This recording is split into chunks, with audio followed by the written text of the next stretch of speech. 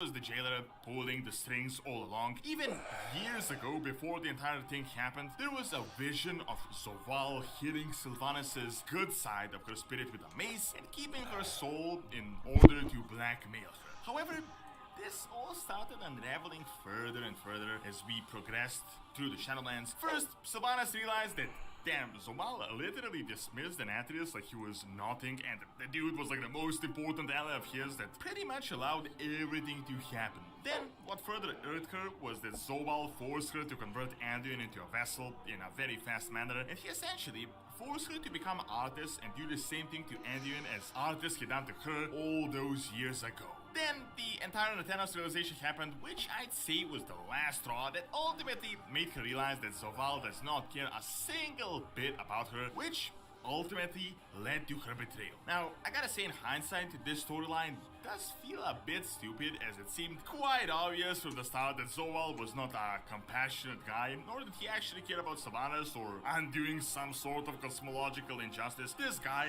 is like manipulation incarnate that lives in a place that is essentially hell. However, the official progression is that quite rapidly Sylvanas started realizing that she's not an ally in any way, and that this plan of breaking the mechanism is not something where she's an equal partner, but that she just had her role to fulfill, as Zoval openly said.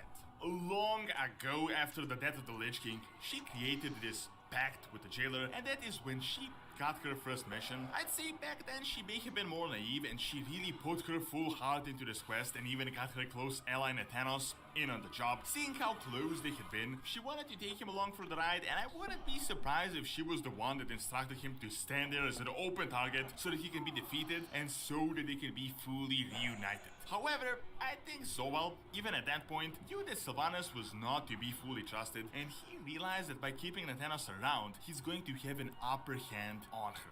I would say he knew if she got her closest ally with her, she would start growing more and more in power, she would gain more autonomy, and really the jailer only wanted to use her to the extent of her worth, and I'd say he planned to discard her anyway, regardless of her betrayal. It would only happen a bit later on. However, you may be wondering, why would he just not end Nathanos and his soul? What is he planning to do with him? I'd say that he's actually using him for blackmail, as Zoval always does. Before, he had the half portion of her soul, which is now returned to her, as was shown in the cinematic, but now he has her closest friend that he can use. Zoval is a master manipulator, and blackmail is really one of his most powerful weapons. I would say Nathanos might actually be his greatest asset for his future plans. See, he wanted Sylvanas to betray him so that she can now reveal all the inside info to us, but he kept Nathanos so that he can use him as a lid so that she doesn't reveal all of the most important stuff. This goes in with my theory of how the jailer is planning to lead us into some sort of a trap later down the line, which he may also be using Anduin for. It is obvious he could have just enslaved Sylvanas and everyone else if she was to reveal information, but instead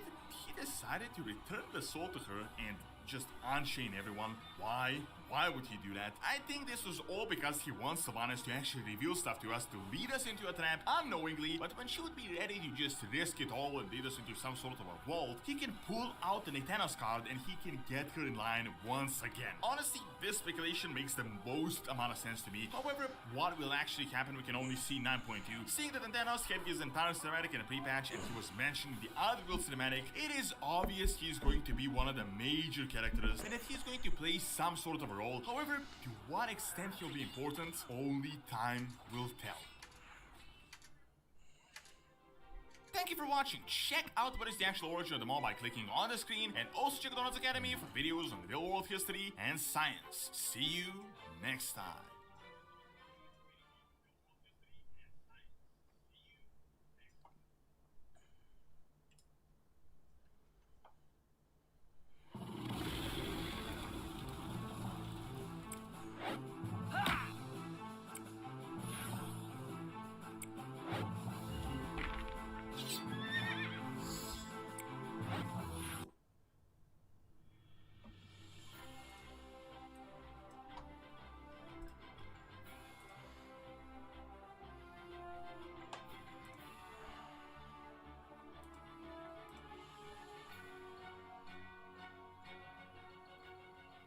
Hello, everybody. Welcome to episode 106 of the Titanforge podcast.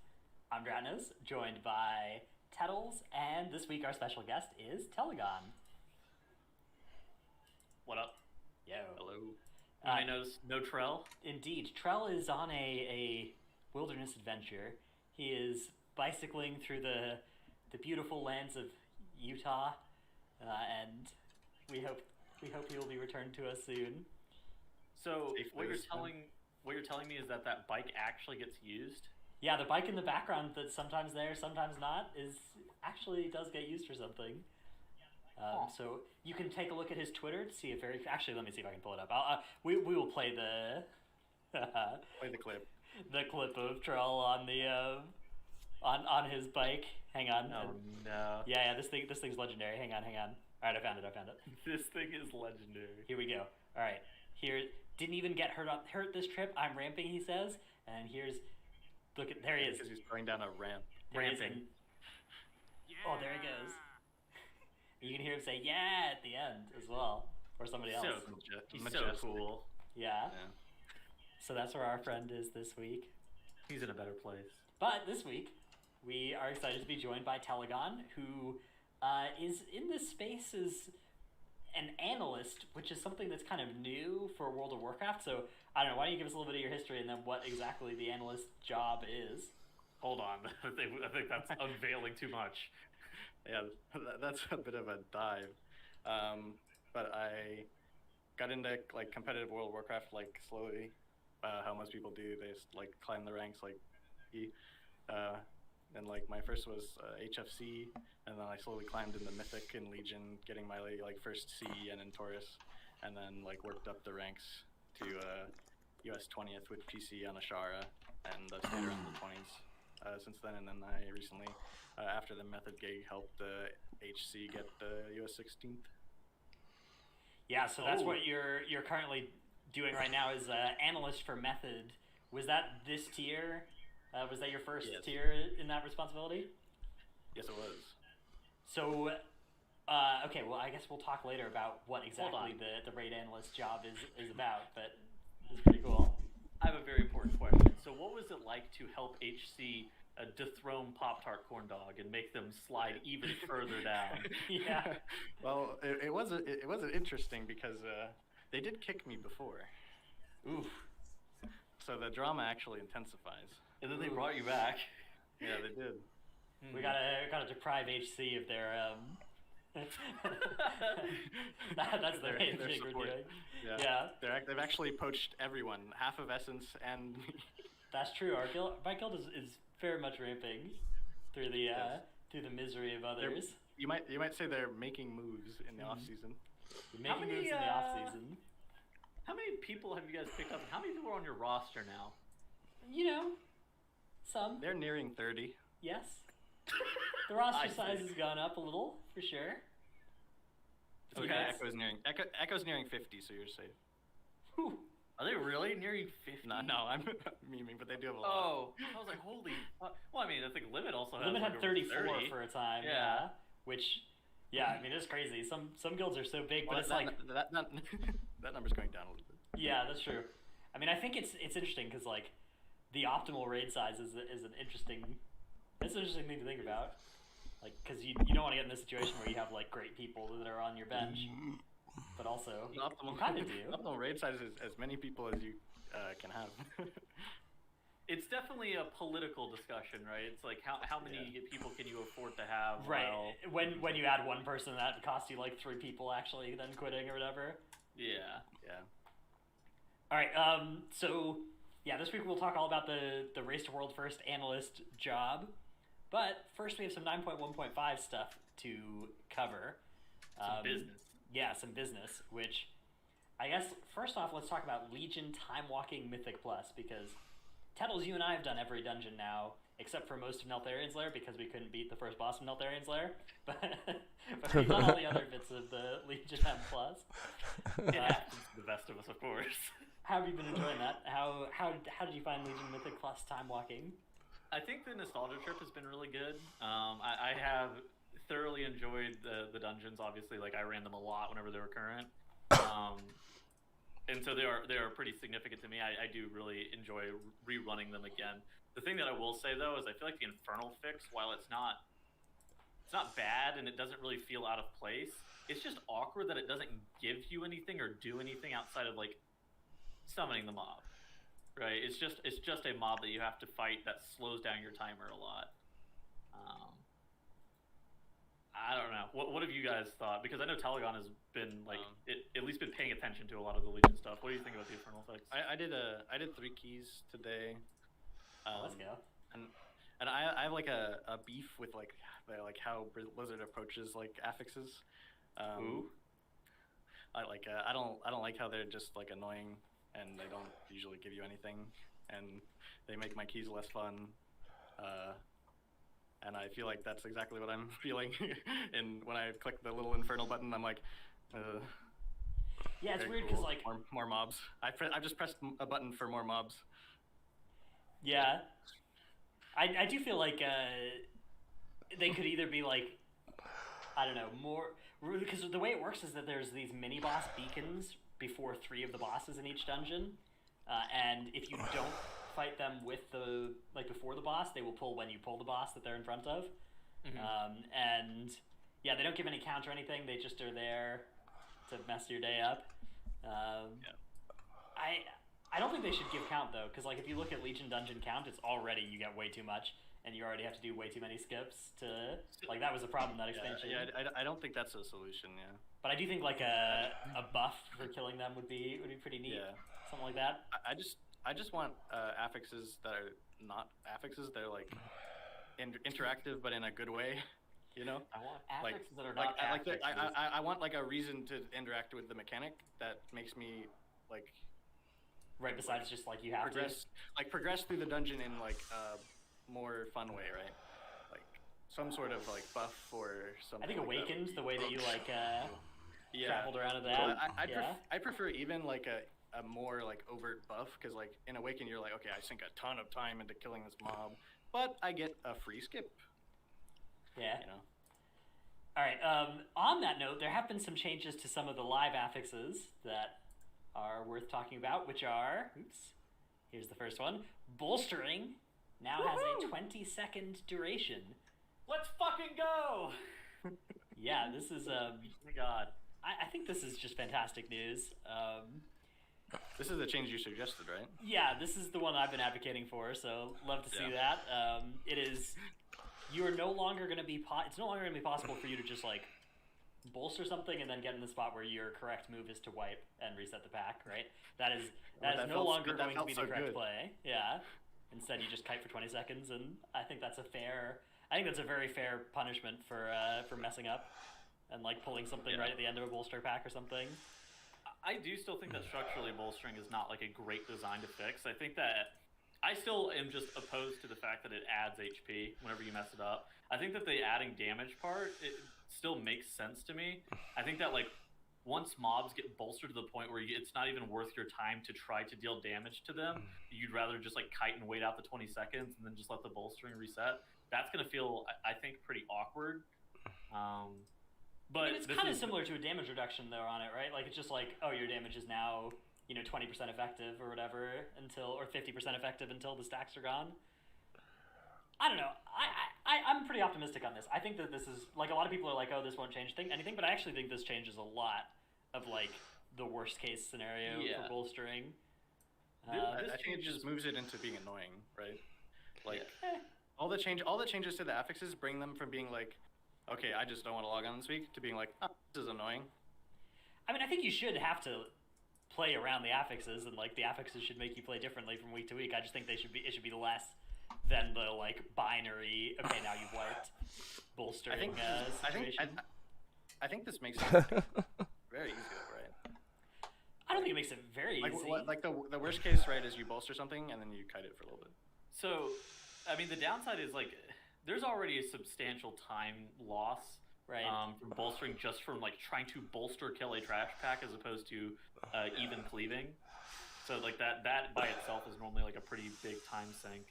It'll be interesting to see as well if people decide to start like just ignoring bolstering on some, like doing a pull where you're going to bolster something 20 times and then just planning to kite it. Good gentlemen, thank you. Walk away. I appreciate that's you. Definitely the play, right? Maybe. Like, I mean, you can just chain it into a new pack. 20 seconds is not a not a price you can pay that many times per dungeon.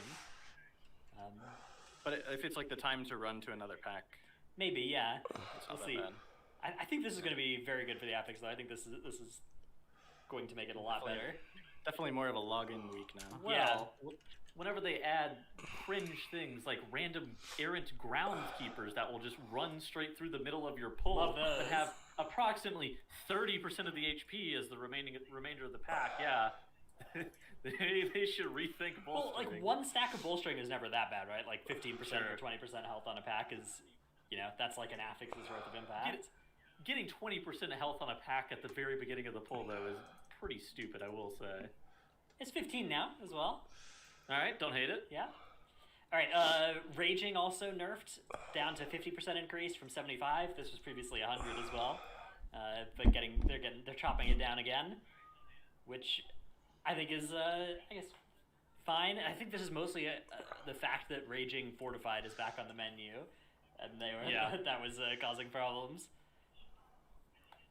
It's weird because it doesn't address like the fundamental part of Raging, where like you're forced to bring a Soothe for some dungeons because some mini boss or like random mobs you practically need a Soothe for, like Shards of Halkias or like the Angels and Spires and stuff like that. You have to have a Soothe for. But this is a good change. I do think that it's aimed at what exactly you said.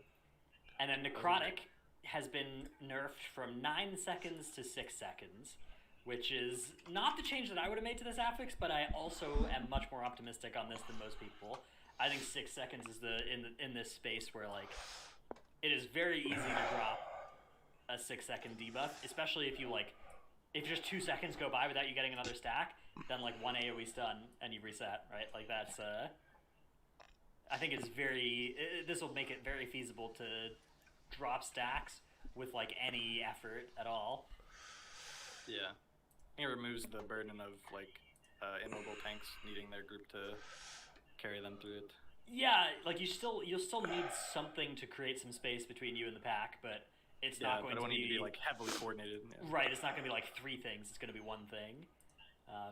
Good change. But as they note here, another thing that is new this season is Fortified Necrotic combo. So that is something that has been kind of rough. Yeah, ultimately, unless they're going to rework Necrotic, like, this is a fine change. I'm optimistic again on this. More optimistic than, like, the response I've seen on this that seems to think it's pretty unimpactful. I think that this, like, as a tank, I think this will be a way easier way to, this will offer you so many more spots to drop the stacks. And also, like, on boss fights, you're just going to drop stacks all the time randomly now. Well, I mean, on boss fights, you already... Like, it was never a problem on boss fights, yeah. Yeah, you get stacks applied every other hit on bosses. But, like, this is actually, like, 1 AoE stun and your stacks are gone, basically. 2 AoE stuns. 1.5. Yeah. If you stand still, yeah.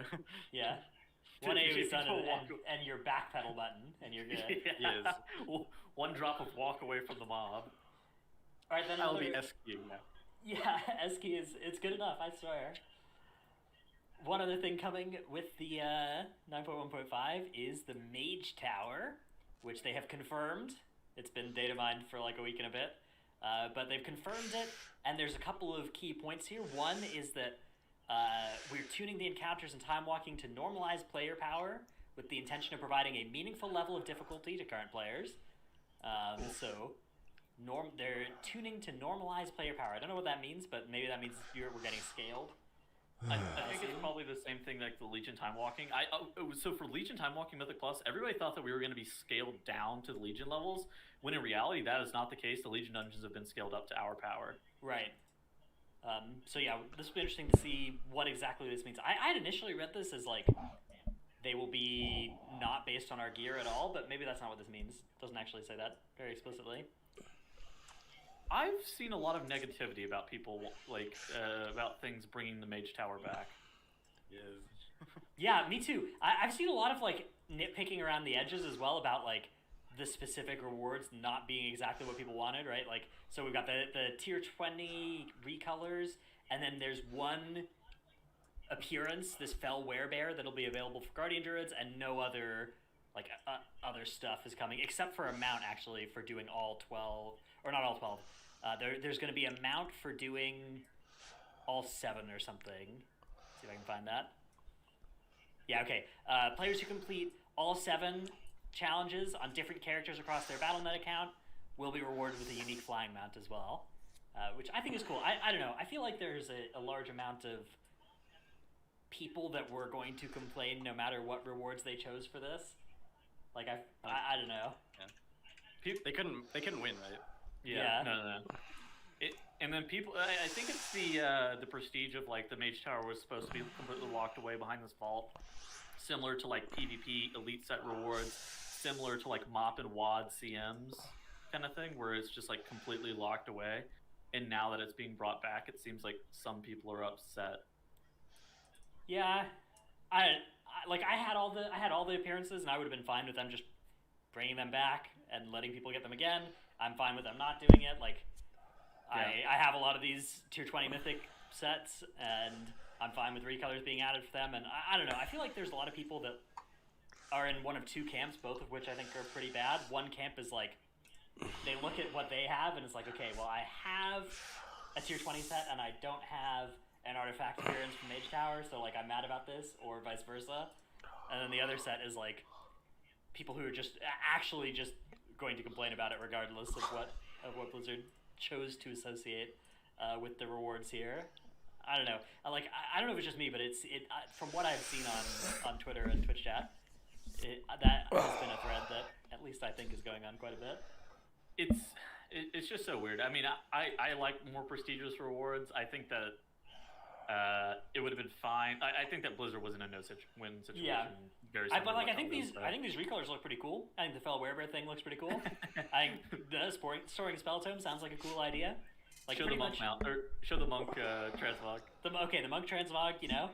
But everybody needs a nice nice climb transmog. Everyone needs a Cheeto bag in their transmog. Dude, this is actually just the monk tier 20, and somebody spilled Cheeto dust on it. That's what happened. And what do we think about the bald human? Yeah, the bald human is definitely... Dude, we had some comments on our Wowhead video about... they're like, why are they flaming Sloot like that? That's so messed up. Bald human. Yeah, I don't know. I think this is cool. I'm excited. I will do these Mage Towers and have fun doing it, and... You know? I basically never care if some kind of cosmetic that I got is like reskinned or recolored or re-released or not re-released. Like, I don't know. These cool exclusive cosmetics are cool, and you know, you earn some of them will stay exclusive, and some of them will get reused, and like even the ones that get reused, you had them for a while before other people did, and like that's what makes them cool. I don't know. I don't think it's something to get upset about. 16. Okay, completely different question. Like completely off base. Yeah. Do you think that they should remove mythic transmog and mounts after Cutting Edge goes away, similar to what they do with PvP Elite set rewards? Don't care. Welcome to Raid Shadow Legends. If you're wondering just what you're getting into, Raid Shadow Legends is a free-to-play game for your PC or Mac running on the Plarium Play platform. Raid isn't just any game. It's one of the world's most popular turn-based fantasy role-playing games, or RPGs for short. You'll collect awesome champions, train them to fight in teams, and send them into battle against bad guys, evil monsters, and rival players. But it's so much more than that. With over 400 different champions to collect and experiment with, millions of players, and dozens of different challenges and play modes, Raid is thousands of hours of exploration, competition, and tactical gameplay, all with drop-dead, gorgeous art and animation. Sounds like a lot to take in? Don't worry. It's easy to pick up. There's a great community to help you out. Please make a very strong stance. Imagine how mad everyone would be if they did. Yeah. Like, I think going back to old raids and collecting transmog is a pretty cool thing to do. But on the other hand, why can't you do that with old PvP sets? You know, why can't you get the old elite PvP sets? You see? I don't know. I require you to make a stance. Lay claim. I guess I tentatively believe they should make it consistent and do the same thing for PvP and for raid gear, but I would probably err on the side of like being able to just earn both. Not neither, but I also just don't really. The status quo is totally fine by me. That's fair. I think people are more attached to like the competitiveness of the PvP ladder and the rewards that they get from it. Mm. So I'm not sure if that would be the best idea. Yeah. But Again, I don't know. For me, like the mythic I gear, don't really care either way. like the current set mythic bonuses are cool while they're current because they're exclusive. Yeah. But maybe they'd continue to be cool if they stayed exclusive, right? And you couldn't just go back and transmog collect them. I don't know. it would mean more, right? But like, does that meaning like provide like anything to your game necessarily? Yeah, I don't really. I don't really think it does. Like, the people that got it because they like rated a lot or whatever would be very happy, and then everyone else would be very sad. I will say though that one of the biggest flexes is riding around on a gladiator PvP mount. Those are some of the biggest flexes in WoW, and most like a lot of that's because it's not attainable. Like, can you imagine if like the Archimond mount or like the Shackle Urzul is ugly, so not that one. The Jaina mount, if that one wasn't The attainable. Gul'dan Infernal, God, that thing's so cool. Yeah, exactly. I would be down with the mount. I would be down with the mount going away. I think that could be good as well, yeah. But what they do right now is they kind of half do that, right? Where they just drop it to a 1% drop chance or something. I think if the mount and the title went away, that would be better than the transmog going away. Yeah, I think Fair. that can make sense. Again, No. don't really mind. Not the Shackled Urzul. They could leave that one. The Shackled Urzul, yeah, that thing's sweet. What, you didn't like it? Fucking ugly. No, that thing is hideous. Dude? Glass houses? Alright. What the fuck? Okay, bro. Okay. Next little question on our list here. Is 9.1.5 the best 0.5 patch ever? I think it's very, very clearly going to be a yes. I don't know. I think it's clearly the best 0.5 patch ever, and I think it's probably going to just be the single best patch ever in terms of like how much better it is than the previous patch. I don't think that's arguable at all. Well, the question is, does Trial of Valor and Crucible of Storms patches, like, are those better? Because those came with a raid. Those did come with good raids. Crucible was a really good raid.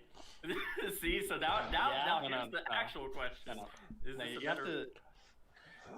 You have to think like, because you're gonna get the raid whenever, and that's fine. But like, these changes didn't have to happen at all, right? Why not? Like none of the quality of life, any of this. Like if Blizzard just went on like they did last 2 expansions, they would have not done this and just left it as it is. Given us the raid. Yeah, maybe you get one of these things, right? Jesus. You can send 40 renown to your alts. Conduit energy. Conduit energy removed. Here's a 2-boss raid. Sure. Yeah, I agree. This is better than that. I'm in. So yeah. Yeah. Odds of 9. Okay, Tettle's put odds of 9.1.5 containing a mini raid. 0%. Really? Ooh. Yeah, 0%. You think they're gonna put a mini raid here, and they I think haven't they told us could. about it yet, and they've already told us about 30 other things in this patch? Yeah, I think they absolutely would do that. What are you talking about? All right, I think Tettles has been given a secret mission to bamboozle us into thinking he thinks this. Bro, they would Johnny gives us these secret missions to trick each other. Oh yeah, into this is a secret mission. This is my guess. This is a $50 There's secret no way mission. this is an authentic belief being held here. I don't know if I necessarily believe that. I believe that they could. No shot. All right, what's the format? How many bosses? I don't know. 3. No shot. No shot. That's an aggressive claim. I would bet 1,000 to 1 against there being a mini raid next Okay. match. I will take these odds. All right. $3. $3 to $1,000 or to $3,000. Yeah, I'm in. Well, guess. $5 actually. Take it or leave it. Do I want Final $5 offer. free dollars? Or have to pay $5,000. All right, let's move on to tip of the week. My tip of the week is a pretty cool site I just saw on the competitive WoW subreddit, which I put it in the notes as well, Tuttles, if you want to like post it in chat. But this is a pretty cool little.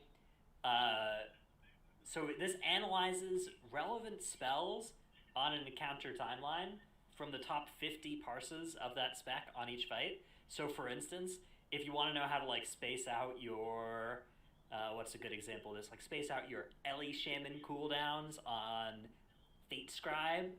You know, you go and you click Elemental Shaman, and then you go up and you click Fate Scribe, and you can see like where all the Ellie Shamans. Okay, you know, everybody who's parsing well is Stormkeepering the. I guess they probably pre-pull Stormkeeper and then they Stormkeeper. The ads. Well, yeah, I don't actually know when the first ads come out. I think it's I actually think it's 45 seconds that they come out, so I think that this is just pre-pull and then on cooldown. And then you can see where all the fire alley casts are, and you could contrast this with something like Sylve, right? You could look at Sylve and see where all the damage is being used, and again, you see if things are staying off cooldown for a while. It's like a cheat sheet, dude. Yeah, which I think this sort of thing can be pretty cool for your spec. So I thought this was a cool site. It was presented in a way that looked pretty cool. Figured This has to be the most important and impactful post that's ever been made to the competitive WoW subreddit, I swear. Dude, the competitive WoW subreddit is cool. Oh yeah, you can even put your trinkets on there as well, and it can show you where people are like IQDing, if they're using IQD. So cool. Wait, you're a big fan of the competitive WoW subreddit? Dude, it's such great content.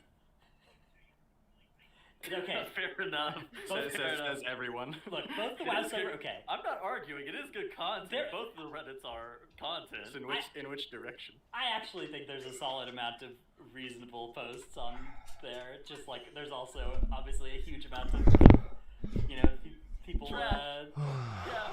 rehashing some weird points for sure. I don't know. Better than the PoE subreddit. True. True.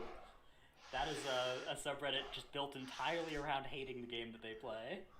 Really? The PoE Reddit hates the game they play? Oh yeah. They hate the game. They hate the devs. They hate themselves.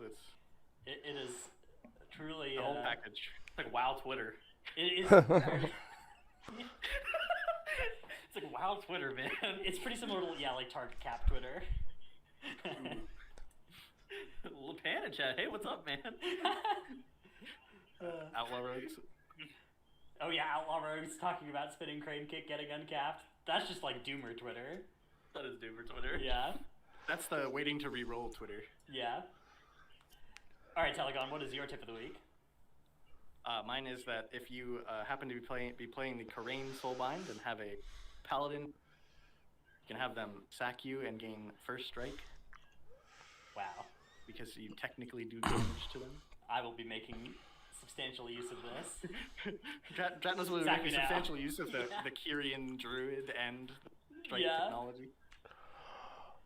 Alright, and then let's go take a look at Tettles' clip of the week. Oh, dude. My clip of the week owns. So this is coming from China MDI Skyline. finals. Yeah, Aster versus Skyline. And we're watching Aster on the left here. And you can see that they're pulling these goops and then Misery Sigil and running through. And normally, so people have tried this, and what they found is that the goops like grip you in, right? They grip your healer back to them. They don't snap to you instantly. They just do that. But what Aster are doing here is their tank has built some threat on those mobs, and it looks like their healer just doesn't heal for a while, and so isn't generating healing threat as much compared to the tank, right? You can see the tank is on top of the healing meters, right? So it's still gaining the FPS threat. And then... It is a Holy Paladin, of course. Yeah, of course, Holy Paladins love not healing. And then if you watch carefully, you can see their Demon Hunter starts getting gripped by these oozes away from the Mana Storm fight here. But like it doesn't actually, you can just cancel it by using Glide. Yeah, so that will happen in the near future once that Sigil of Misery ends up expiring and the mobs start to realize what's happening. You'll see the Demon Hunter start getting bounced around. Yeah, there it is. Start getting gripped towards them, and it has to hit Glide to cancel the momentum of it. There it happens again, and now the users are actually starting to snap, and now they've found a way to pull those users onto the Mana Storms. So, incredibly cool snap with a lot going on there. That I think is really cool. If he doesn't glide, does he just like fly through the wall or die? Stop. I think he's gonna get all the way back. Yeah. He will get gripped all the way back. Like through the texture and terrain and stuff. Lepan in chat says, "Do not try this in your weekly key." Absolutely, do this in your weekly key. It's a good strat. Yes. Yeah. Please send us the clips of you trying it. Yeah. I don't know. I think this is just a very cool adaptation. Aster worthy. They 3-0'd Skyline in this series. Dude. And, okay. Won that bit of a banger qualification. Yeah. Not only did they 3-0 Skyline, they did it in fucking insane fashion. Like, I ended up watching back some of their runs, and whenever like some of the top teams will run against like the 16th seed, and it's not that the 16th seed is necessarily wiping. It's that the number 1 seed looks like they're just like that much faster than the other teams. That was Skyline versus Aster, where it was like Skyline didn't even wipe in Plaguefall, and they were still just like on the 3rd boss by the time that Aster was finishing Plaguefall. And it was just like, what the hell? Same with Spires of Ascension. They hadn't even wiped, and they were on Ventinax whenever Aster had pulled Ophirion, which you're like, what the hell is going on? All right, let's move on to our main topic here, analyzing the analyst, as Tettles has titled the section. Yes. So this is for mostly talking about you, Telegon, here, who are, of course, our special guest this week. Again, for anybody who skipped past the intro, as I usually do on most videos and podcasts and stuff, Telegon is the analyst, currently an analyst for Method, World 5th, in their Race to World First endeavors. So, how did you get started in becoming a Race to World First analyst? Well, like I said before, I was in PC, and then I went to HC, and I actually went to HC and became an officer. So that's kind of where I got the start, I guess, into analyzing and looking into like what makes a guild better, like how to increase your rank, how to like spend less time on every boss, and I made assets for them in Nathria, and we got the US 25th. And then after that, the Method posted a tweet that was like, hey, we're looking for an analyst, you can apply here. And I was like, why not? Let's see what happens. So I took my little resume that I put my math degree on, and I was like, hey, this is what I did. This is all the stuff I did for that. Like that I was using to like apply for like real jobs. And I like adapted a little bit. I was like, this is what I'd done in WoW. And then I sent it over, and then I got to do like the interview process for them, which was 2 parts. There was like an initial interview where they're like, yeah, we're gonna move you on to phase 2, and then phase 2 was like kind of interesting because it was a project. They gave you 24 hours, and they sent you over like a guild's like Knight of Prague, and they're like, analyze this and tell us what you think in this like second interview, which was like a presentation and then a Q&A afterwards. Okay, do you want us to pull up either of these spreadsheets here? Yeah, sure, you can bring one up. Okay. The first one is like I sent over after the tier first list, of course. yeah, after the first interview, he Biff, who's the raid leader of Method, asked me like what I thought of different specs and like for different damage profiles. He like hit me with like 3 questions, and I was like totally yelled it. I was like, this is what I think, and I was like, I didn't feel very confident in that answer, so I like sent over this document that I like looked through like all the logs and stuff, and I was like, well, this is what I actually think if I take the time to like dig through it a bit. And then he emailed me back with like want you to participate in phase 2, and then the other document is like the Jesus. Basically everything I did for the like 24-hour project. Wow. Okay. Okay. So what is in here? What is all this? Yeah. So he sent me a log of a guild that was wiping during phase 2 of Denathrius, and they were like getting to like the 3rd phase by the end of the night, but like their DPS was like really bad. So I like basically just aggregated all the data from the logs, did like a play-by-play of what was happening using the replay, and I made fixed all their assignments and their cooldown usage and put all that in the document basically. Okay, so this phase 1 timing is like this phase 2 timings is all these timings are. Yeah. Like, this is not what they were doing, but this is what you're like assigning for. Yeah, that's what they should do. And like, if they have, so there was a weird thing on Denathrius where, with certain cooldown timings, you had to hold them at the end of phase 2, so that you. Yeah. So that was most of it, and then their Ashen timings were really bad, and their tanks. Yeah, they were like overlapping Ashens and some other really. It was not a very good guild that they had me in as, but. So, Flaming to get see, all their the- names are on the picture. He's so just- messed up. You can't tell. He just grabbed some like. But their names are on the picture. This is so messed up. Yeah. Any guild that can pull Mythic Sire and After is a good guild in my book. Yeah. That boss is hard. Well, that If boss you can was out find for a if you can while. find what guild that was, then good on you, I guess. But their names are on there. Dude, that. You just type in their name to Raider IO, you can find the guild. I'm Telegon sure. is so toxic, so messed up. So okay, how do you go about figuring out like where these cooldowns should be used? So I guess you get the Okay, so- logs, and then what's the process of doing all this? Just to point out, like the reason I said they weren't very good is because like they're making mistakes that aren't like. Right, so it's like a different type of Right. mistake than you're So, expecting out of a race to world first so team. I'm not going to be telling a world first rate like a team that their prot paladin like is doing something like really dumb it was just like very irrelevant mistakes like you're turning your back and getting hit by the boss, or like you're not doing the boss movement correctly, or Yeah, nobody would ever do that on Sire as a tank.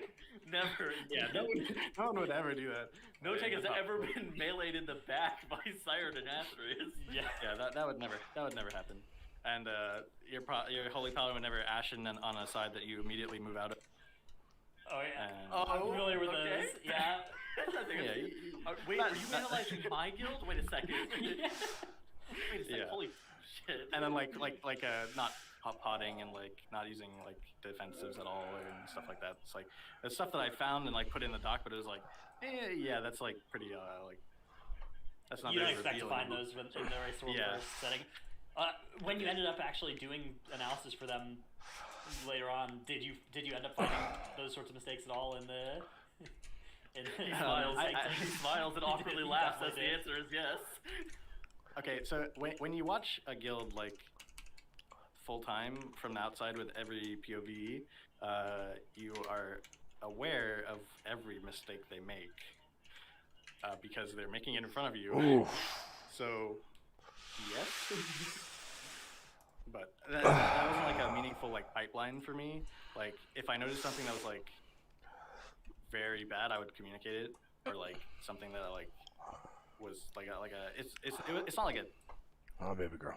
it's not like a silly That hurt. mistake. It's like something that We they tried didn't it though. think of, Right. but they should have thought of, right? So it's like, hey, I'll just DM them over, like, hey, if you use the monk port here, you can get over the balls, like if you pre-place it, and you know. Yeah. It's You're, not you're not there. You're not there to criticize individual. Yeah, mistakes. I'm not there to like flame you in the middle of the raid, like, hey, bro, you help, but you had it up. What are you doing?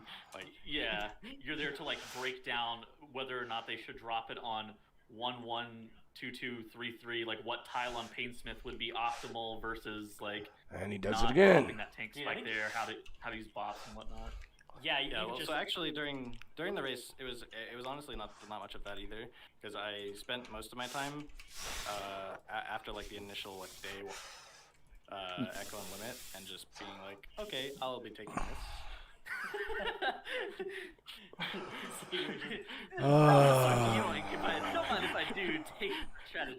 Like we spent so much time like preparing for the raid and being like, yeah, if we were blind, we would do it like this. Like we have all these strats in place. Like we have all these ideas about what we're gonna do, and then we get a little behind, and it's like, okay, I'm going to be taking this and this and this and this and this and this, and I'm going to be moving it over to our raid, and then I'll be sending it over for them to do, and then I I'll be assure moving on to you. the next boss. How was your Guardians prep by chance? Yes, that was. Thank you, Limit. Just a quick shout out, you know.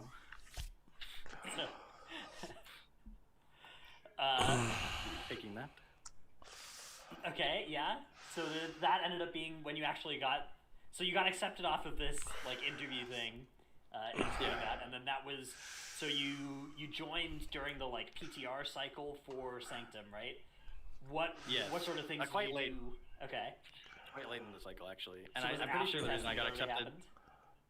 happened? Like halfway through, I think they were like on Mythic when I was there. Okay. So I don't remember exactly. That was like the first day I was there.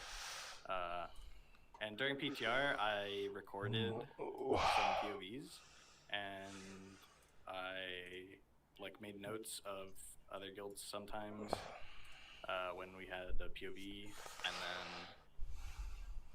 I looked at the testing logs that were public. Okay.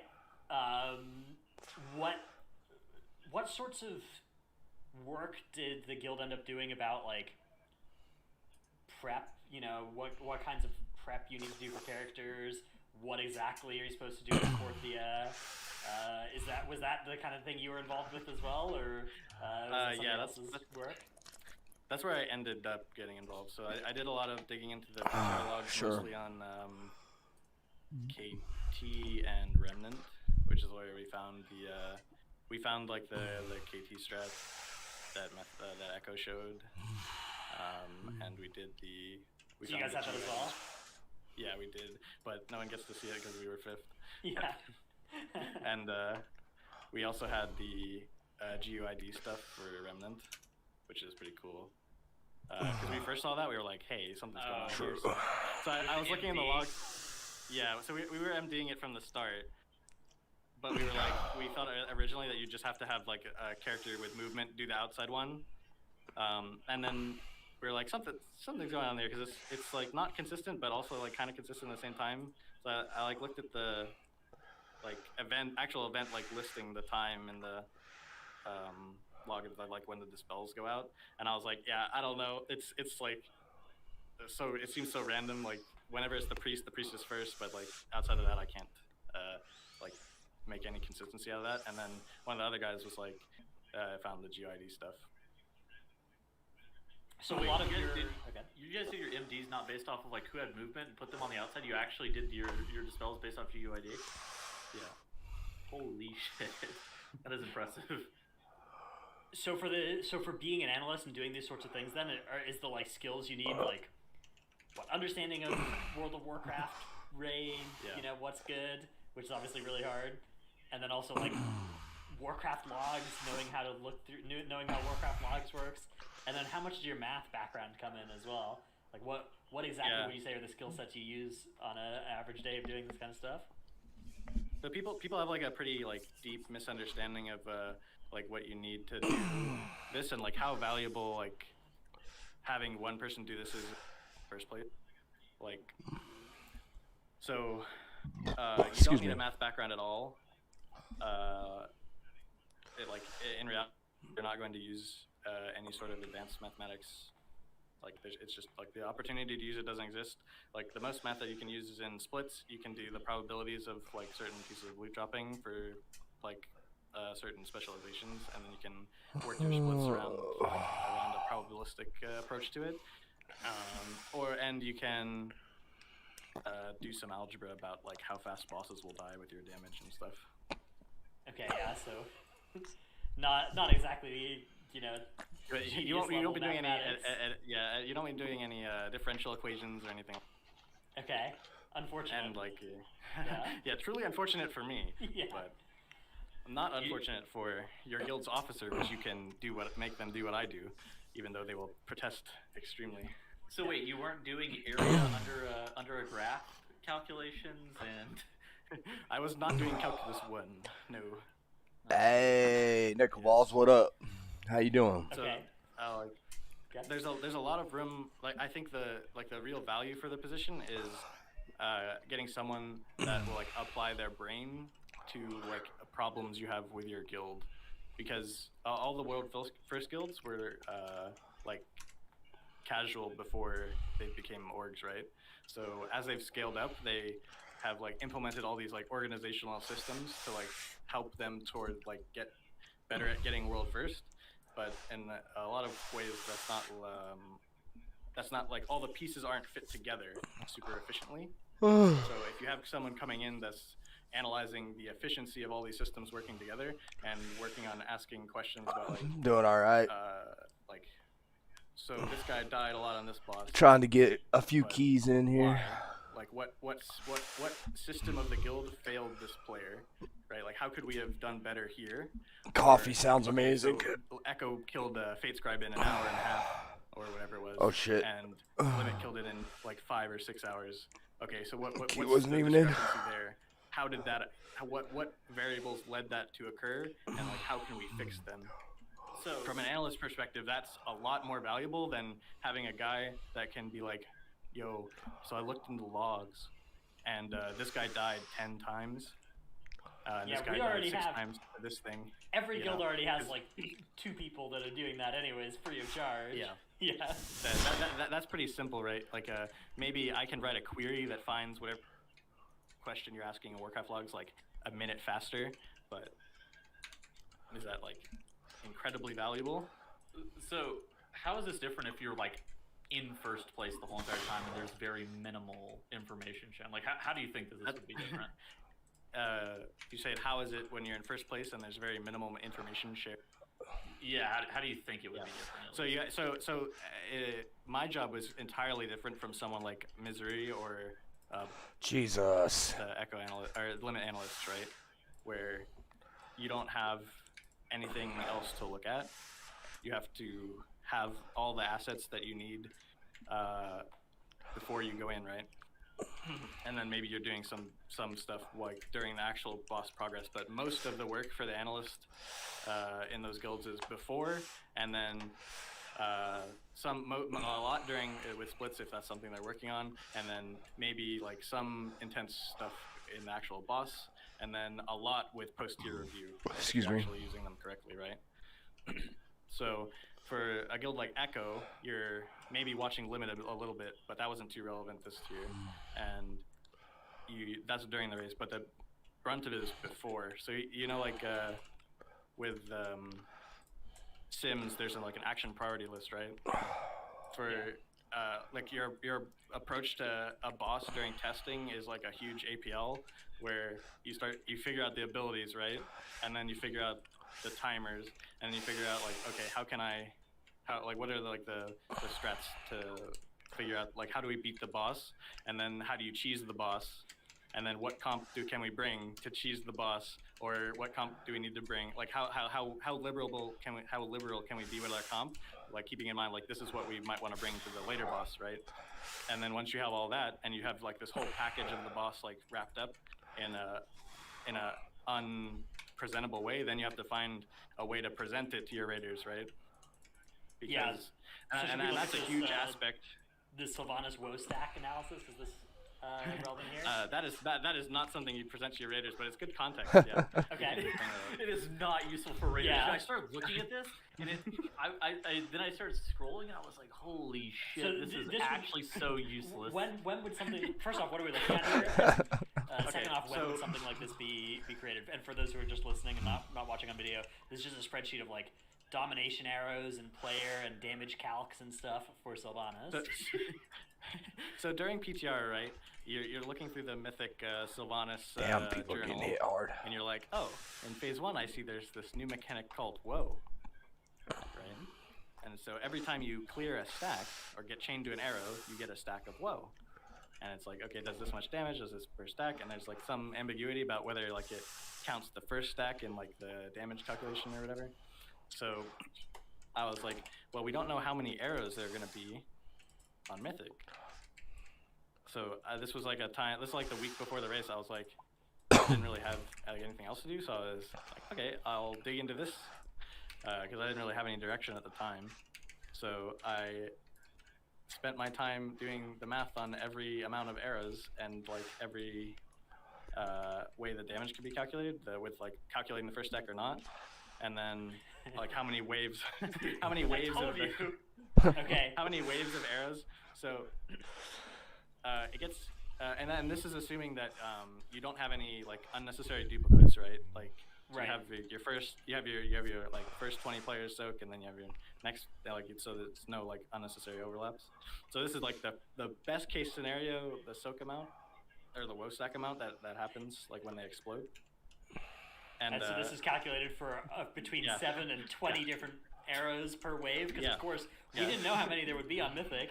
7 and 20, by the way. Yeah, if we got 20, then it would be quite a lot of damage by the 4th set for sure.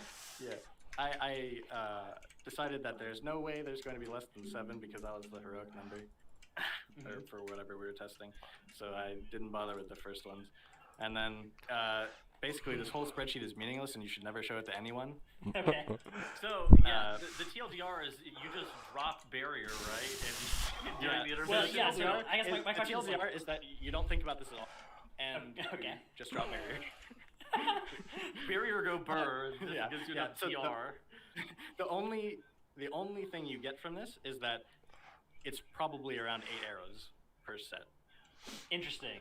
Okay, so that's what you take from this is that as you get Yeah. more than 8, then we start getting this purple color that means big danger. Yes. Yeah.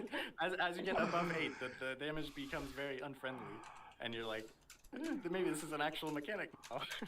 Like you would have to drop multiple raid defensives and shit like that, like a rally, or like Well- no, I guess more than rally, even. Well, on prog you drop more than just barrier. Yeah. Yeah. In the intermission You like as well. barrier slinked rallied, and then So is that all that AMZ. and from yeah, and creating destroy. this? Is that what you took? Like, what did you message on to the guild as a result of the work you put into this before the race came out? Yeah, I messaged that to the healing officer. I was like, yeah, I think it's probably like 8 arrows, and he was like, nice. Yeah. Nice. And I was like, yeah, spend 8 hours on this. Very cool. It's probably 8 arrows. You probably don't have to defense them until the intermission. You're probably okay. Yeah.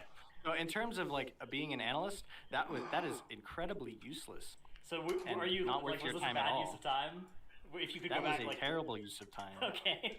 Right. Well, So like as I was saying before, right? You should have your action priority list for each boss, and then at the end you should have like this is our like strat, like this is our idea for approaching this boss, and these are all the like sub ideas. Like okay, this is our ideas for weak auras, and this is our priority for like the weak auras we think are like the most important for this boss, right? Stuff like that, and like ideas about like assignments. Different configurations of like the priorities of weak aura, like what this should make this sound and be like this like important, like this important on your screen, like in this like group, and like everything should be like neatly wrapped up. And then what you have to do and like is really important is that you have to port all this effort you put into understanding the boss into the raiders' brains, right. and that's the really difficult part, because realistically the pre-race should be like a match of chess where you've played everything out already, and you just have to send your little AI in to make all the moves, right? The only thing that should be able to go wrong once you start the race is the raiders making like human error, right? And that should be the goal behind prep, is to have everything as much as you possibly can, like make it as easy for them to play as possible, and they like give them the best chance to succeed, right?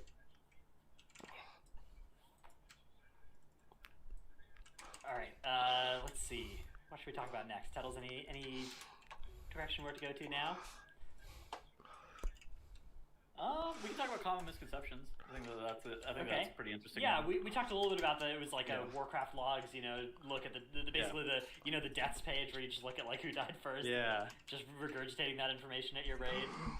Is there any other common misconceptions about what sort of things are useful to do as an analyst? And also, I guess, if this was scaled down to not like a job, but just somebody in their guild trying to make their guild do better. Just what I did. What I did for HC, like for instance. Right.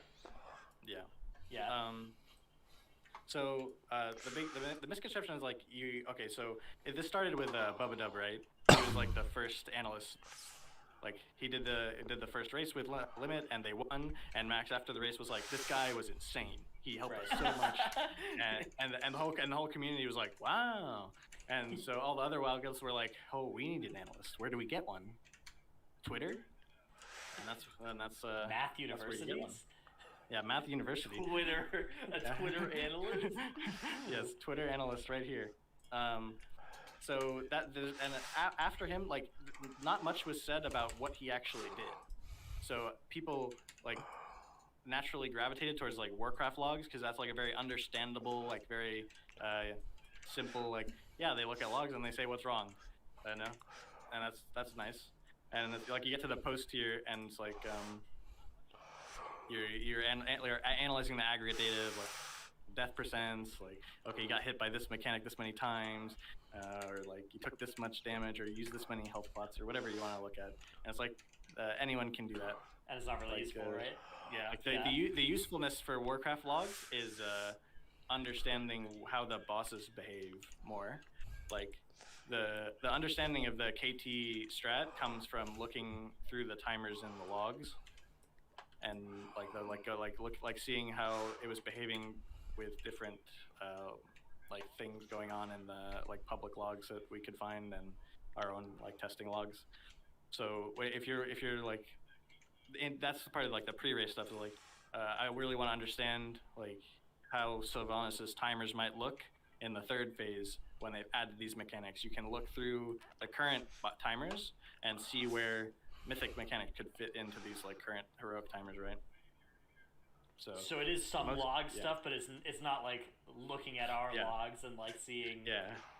If you want to do post-tier review or stuff like player performance review, or even like the guild structures, like guild failures that like cost a lot of time, and like this strat, or like this decision costs a lot of time, or whatever you want to do with that, you need to do VOD reviews post tier, and you need to have as many different POVs as possible and go through like the whole flow of progressing the boss. Like you first see it and you first see these things, and you need to like judge and record like the decision-making process and problematic stuff that happens in the decision-making process where you've spent more time on a boss than you should have, maybe made a bad call, or like stuff is like where communication like broke down about like something happening with a mechanic, like being able to freedom the balls on Fate Scribe, for instance. Like maybe someone said this like 2 hours ago, but nobody picked up on it, and so you've just not had that information for 2 hours or something like that. How much? Okay, so how and much that takes a long time, right? Yeah, that sort of that like that sounds like a whole. Obviously, that's like an insane amount of time. Have you been doing that for like Method? Has that been something you've been doing post tier? I have not been doing that for Method. Okay, but it is something that could be done. That is the best approach to improving your like providing like they talk about it in the data analyst world, like meaningful. Meaningful what? Sorry, you're going. Lost you there. Meaningful insights. Insights, okay. Yeah. So like, if you do a full VOD review of your entire guild progress, you're going to be like generating a lot more like actionable, like meaningful insight that you can be like, you can go to your GM or whatever and be like, yo, we need to work on all these things and this is why, right?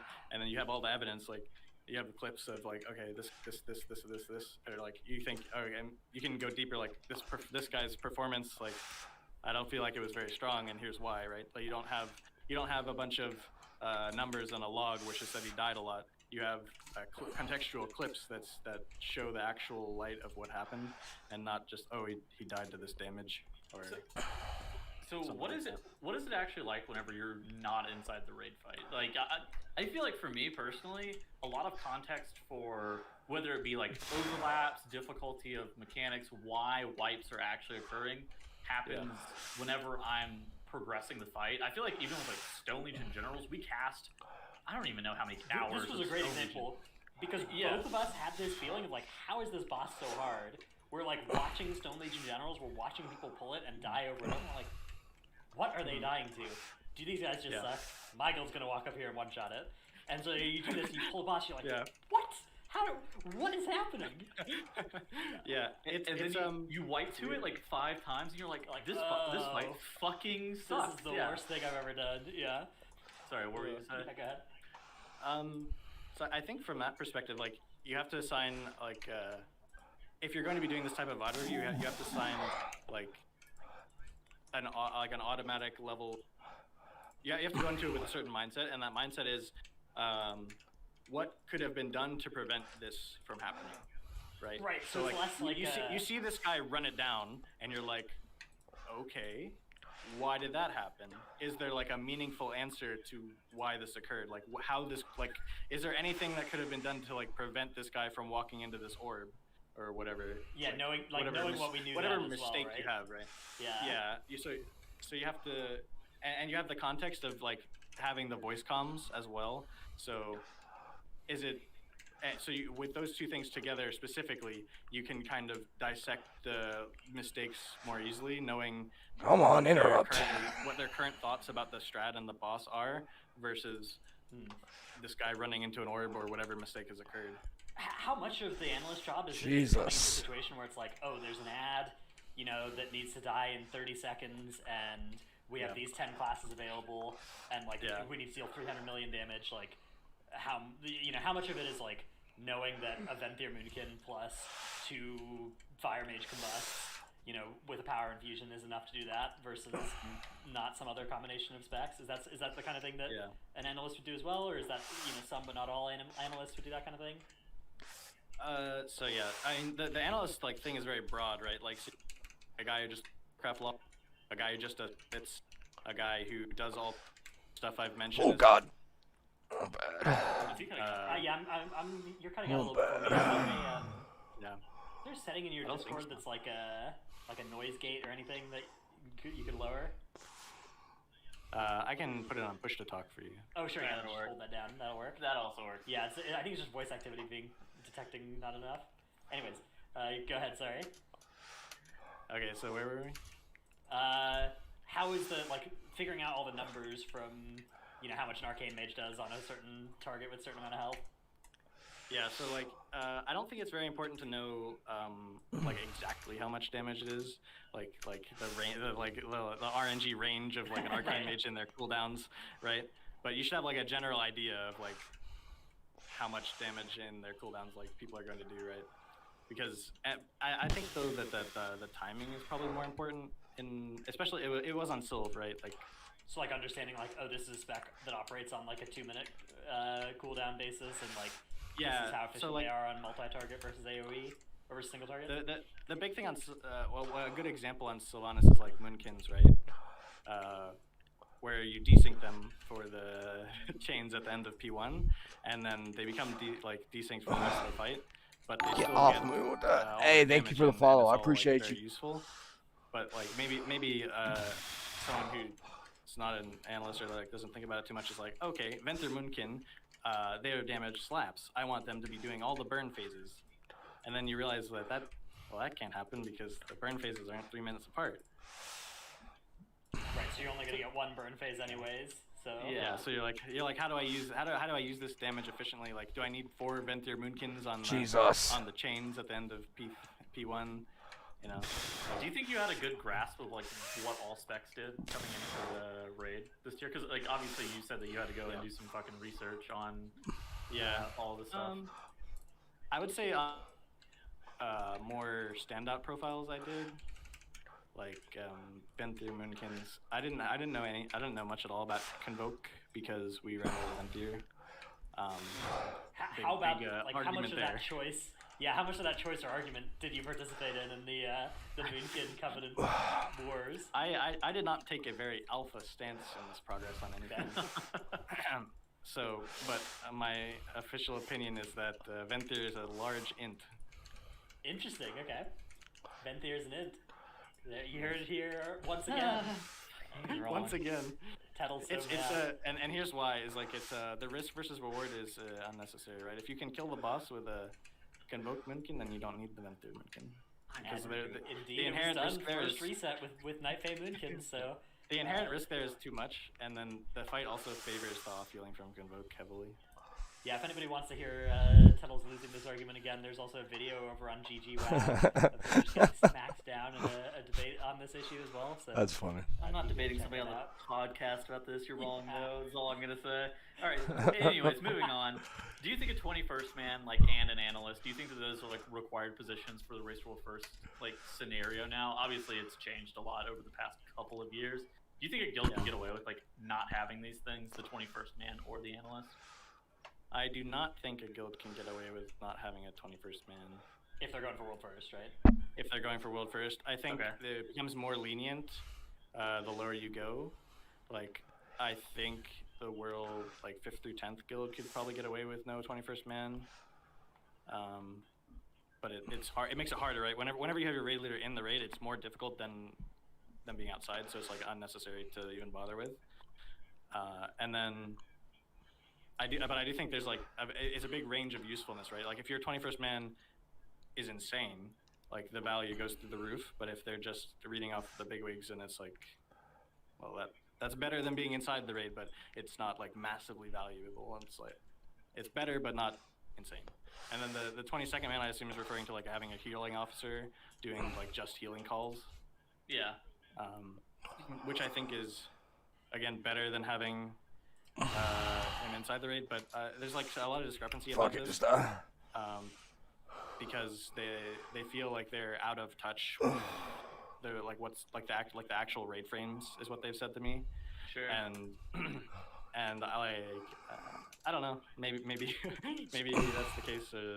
It obviously is for them, but I think that's something that is super hard, is like being out of touch with what is actively going on with the fight. Not even just from like a healing perspective, but even from like the raid leading perspective.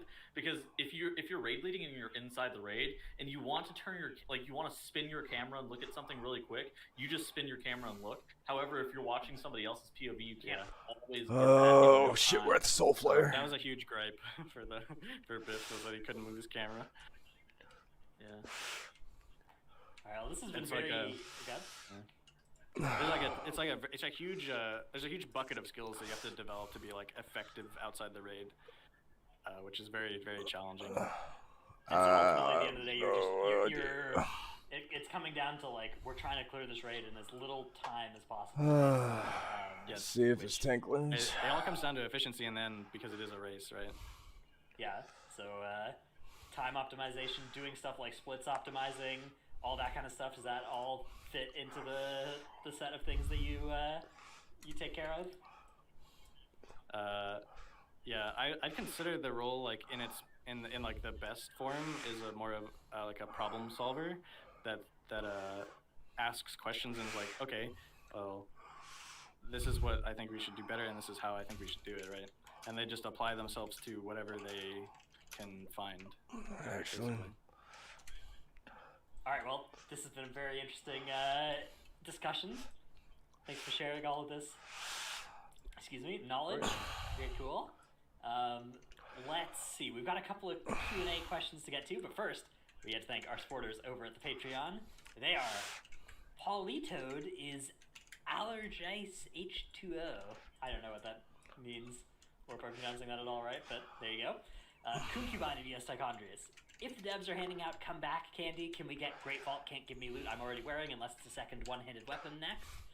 Will Tettles make it through one broadcast without being roasted, or is he doomed to forever be KFC? Ja, Dratnos' Dino Pillow, Chromed, Trekkie, Never Knew, Chewy, that guy on Dratnos' podcast. Delete Dude, the worst timeline is that shit. Whatever. Delete _ gaming, still impacted by flood. Thanks for your continued patience, and see you on stream hopefully soon. Hopefully we'll be back on air in about 2 weeks. Thanks and stay safe, everyone. It's not AMZ, it's AMZ. Salty Senny, Necris, Tank Dill, Nevuk, Brad Ceratops, Sid Mora. Eevee keeps dying to slap against the Mythic Plus. Take Blood to the Protector and Frenzied Regen off the GCD. Trick, I scheduled a Tettles Flame. Dimat. Instead of walking to raid, I glide, die, and release to raid. Loser the Rogue. Nyx. For 9.1.5, can we get a Blues Clues episode where Steve teaches us raid mechanics? Did you guys see that tweet? Yes. Yeah, I guess everybody did. That went very With viral. With Steve. Yeah, that tweet. Gallic, Brusif, Dratnos Rods Abyss. Blast Keys, don't deplete, give your healer time to drink. Sanity, Xena, we are praying Hanny will pump in 9.1. Rogue is now good enough for Prog, but still bad enough to be sat for SLG. Bless up. Red Color, youtube.com/workbringer. Walking Atlas had 2222 dungeon score, but is 9 out of 10 heroic. Ahara of US Proudmore. K to Zay's mythic team is trash cans and not trash cans. Alphabet Soup, Druid Friends of Evolved Gaming. #1 Simski for Trelsky. Hope Trels is doing okay out there. Hope he's not lost in the wilderness. He probably crashed his bike. Hope he finds his way home. Lolari, Lurka upped the degree of difficulty this week by making 2 butt pulls during a single pull, claiming it's not fun unless you get an unexpected plague rock. True. H. Miller, Milk. Nar, the Marsh Hare. Soji is the #1 little green man on US Thrall. That one dude RP walking in Arathi base in Constomp. Dude, that's the strat. The RP walk, and then you get longer on auto run before people see that you're auto running into a wall. Oh no. Yeah, That it's is a trap. so troll. No, it's not the trap. I'm gonna yeah. do that. Also, they'll I notice need your to. RP walking and auto walking, and they'll detect you even faster if you're trying to actually AFK. Dude, Don't AFK. they'll all be at the end. They'll all be at the end, so they won't see you. True. Okay. Yeah. But what happens whenever you lose? Whenever you lose stables and you're right next to it, or farm. I and want to you're call right it next to it. farm, but yeah. It's always farm. They always send like 2 stealthers at farm, and you have some player just lose to the bots. Because he's RP walking. I don't know. All right, our first question comes from Warax in Discord. What are some specs that you think the community is sleeping on for M+? Considering it, you could consider the AoE cap changes as well. Personally, I think survival is way better than most give it credit for. Survival definitely does a lot of damage. Survival does do a lot of damage, yeah. The problem is Survival just in like, the MDI. yeah, that's true. There was a survival hunter in an MDI map. Didn't work out all that well for them, but it did. But Where was is it it? their fault? Yeah. What do you think right now? I think the thing about survival is like, I still don't think you ever would really play it in a top end key, because like you can get as much or more damage out of say a Windwalker, and you're also getting, you know, Ring of Peace and Mystic Touch and I don't know. I think the utility kit of some of the specs, like there are some specs that are just like worse on damage and worse on utility, and even though they're Most now explosives close, there are a lot of ever. specs this season that are like close on damage or even equal on damage. I still think that you're not going to see them in top end groups, but definitely survival in like a weekly key situation is way better this season than ever before. Actually, I think it was sleeper good last season as well in this whole expansion. So this is a weird take, because some would argue that these aren't sleeper, but I think Aflock and Havoc Demon are kind of the... I feel like those are pretty slept on heavily this patch.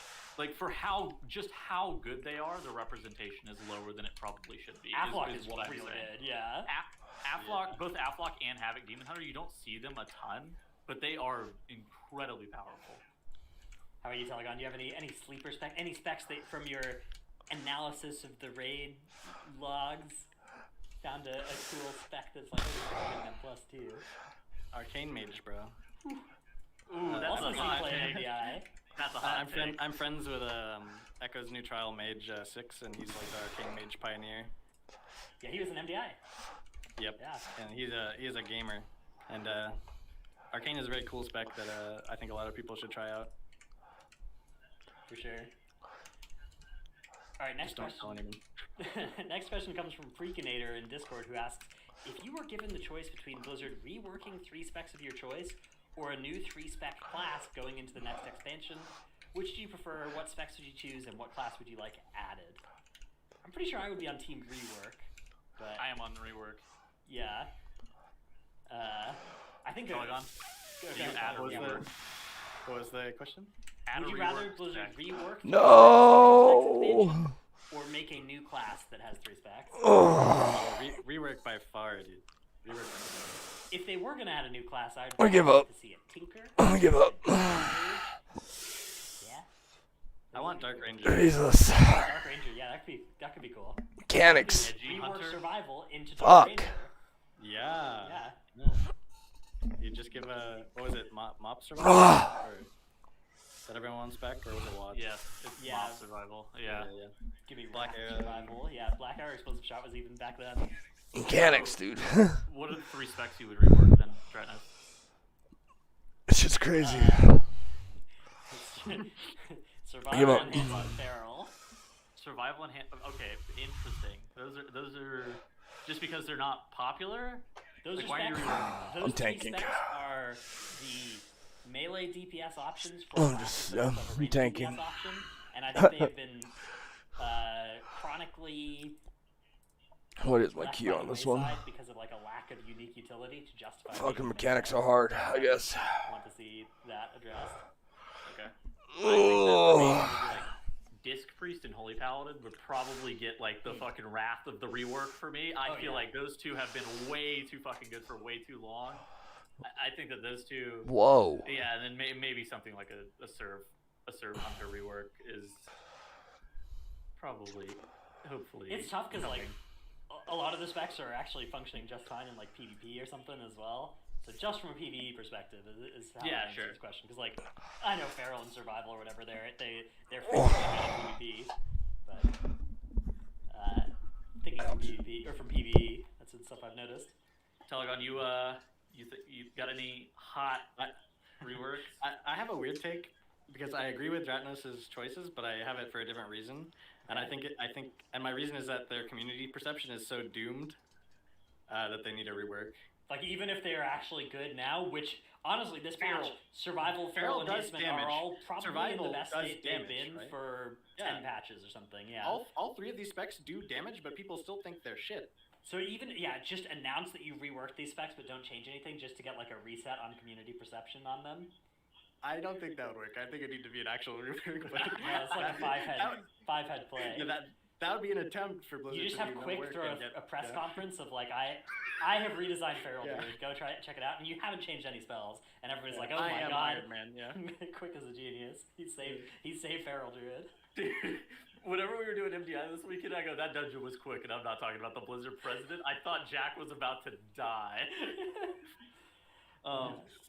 We picked up a Feral Druid recently. We have Hippo I know, now on our roster I know. playing Feral. We picked up an enhancement shaman because I sim 1,000 DPS higher with Wind Fury. Oh, you're king. so Congratulations on your retired cat. yeah. He's not retired, he's active. Yeah. All right. And our final question comes from Lobster in Twitch chat, who asks, "Are you talking to an angel?" Yes, Telegon he's been ascending. He's been. Dude, I have a ceiling light, and it's like the only light I have here. Yeah, he's in Bastion, of course. I needed to get like a ring light or something, but I didn't think that far ahead. When your podcast guest is in Spires of Ascension. Yeah, I actually just logged in to get whatever trinket it is in there. Ooh, yeah, The Bait bell. Yeah. Bell was up a Kinda. couple days ago, by the way. Kinda sus. Kind of sus. I have to Anyways, get my bell. thanks for coming on our show, Telegon. Is there a place that, like, any YouTube, Twitch, Twitter, anything you want to shout out on that kind of stuff? Yeah, I have my Twitter at the Method Telegon, and then I have my Twitch at Telegon MVP. All right. So go check Telegon out there for everybody. We'll be back next week, hopefully, with Trell safely home again. We miss him very much. And Dude, he's gonna come back with a burst appendix or something again. no, dude, you can only do that once. Yeah. And They put the appendix back in after they were done messing with it last time. That'd be pretty troll. Look at us. All right. Bye, everybody. Later. Man, I've been playing for weeks now and I've made hardly any progress in this game. You should switch to Raid Shadow Legends. Yep, and you'll get a legendary champion in your first week of the game. And not just any legendary, but a legendary based on the top gamers in the world right now. The one and Oh only shit, that probably got Ninja. loud. I didn't even think Yo, of that. that's crazy. Ninja the boss slayer? Yeah, Ninja hits super hard and is awesome against pretty much any boss in the game. Having him this early in game will help you level up in no time. Play now on PC and Mac.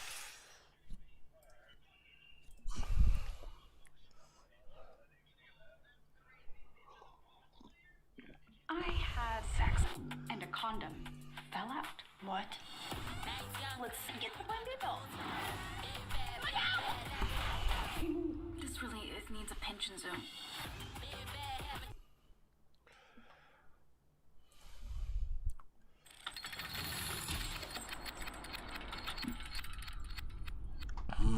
What do I have? Hey everyone, this is Coffee with Coffee with Soul. This is where I kind of hang out with you guys and run the clock. And of course, you can catch me every Tuesday, Wednesday, and Thursday at 8:30 a.m. Over on our channel. And yeah, let's just say hi to people. I woke up a little bit late. Sorry about that. Oh, no. But yeah, let's say hi to That's Johnson. What's up to you, dude? not You get a who I point. wanted. What's up to Fallen? What's up to Forsaken Wolf? What's up to Coffee Fiend? What's up to Tato? First time chatting. Good to see you. Hello to you as well, Vesper, and all the other new folks that may be joining us. What's up to Drago? What's up to Menergy? What's up to Peter? What's up to Grid? Hello. Oh no, he's out of view. Hello. This is my show now. Oh. No, that's not it. All right, let's put. Actually, I was talking with D yesterday, and I was like, yeah, something hamburger. Referring to this guy. And she pointed out that she alternates. Every time she alternates based on what she's craving. And so, but there were only two names that we kind of like settled on, which was either hamburger or taco. And I'm not even sure if she was talking about actual tacos, like, you know, with a taco Maya, is shell that you? and beef and yada yada yada. But I was thinking, but I think she's thinking taco as in octopus in Japan. That's what they call it, taco. Now you've learned something. So yeah, taco or hamburger. I don't know. I kind of like hamburger more because hamburgers are awesome, especially with 2 patties and like double the cheese and. Well, I can't say taco. What the fuck Come on, is dude. I this? can't enunciate. This is taco not what I thought it was. Taco. What's the difference? What? Which was I saying first? Right? Unless I am talking about an octopus shell, then things get weird. Double. That's an In-N-Out reference. I got it. And their animal style fries with the Thousand Island dressing on top. So good. So today, again, we're going to be hopping into Tales of Arise, but first, of course, we're going to do some WoW related talky things. There's been kind of like, there's been a rash of talks with regards to, you know what I would really love to see in like the 10.0 of WoW or the future expansion of WoW and blah, blah, blah, blah. I'm going to jump on that bandwagon very shamelessly because I've been doing so much playing of Tales of Arise that I don't really have a lot of content. So I'm going to settle for this whole little wish list. And instead of doing it as a recording, as a pre-recorded scripted thing, I'm just going to do it live. You know, maybe we can have a little bit of a chat over it. Might be fun. And I do have some bullet points. So keep in mind that, you know, I'm going to present to you like kind of my wish list, just bullet points as to what I would love to see in a future WoW expansion, preferably the next one. You know, and I'm not going to get too much into it. You know, I'll talk up some of these points, and there's going to be definitely things that I'm missing. Like I didn't even type in dissolving factions. I didn't even say player housing.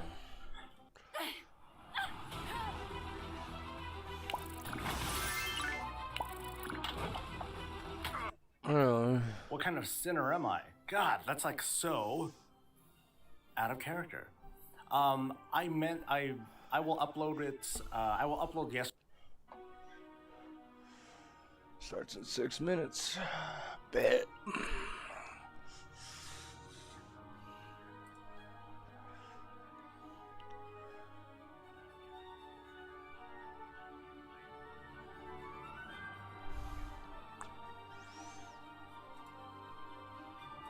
Okay.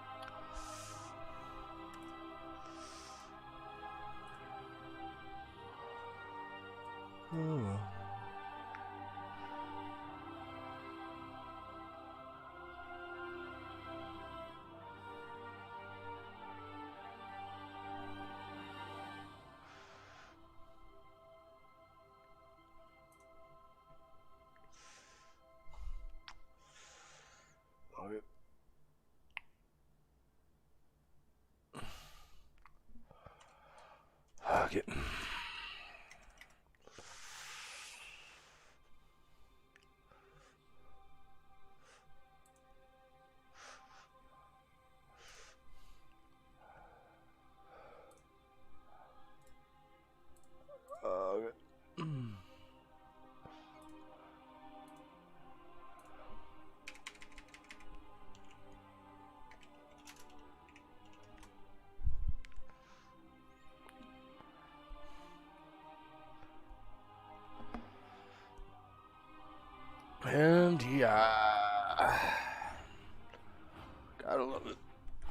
time is it?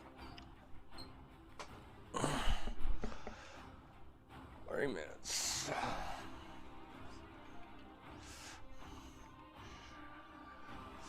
Oh, yes, Group C too. Fuck yes. Let's go.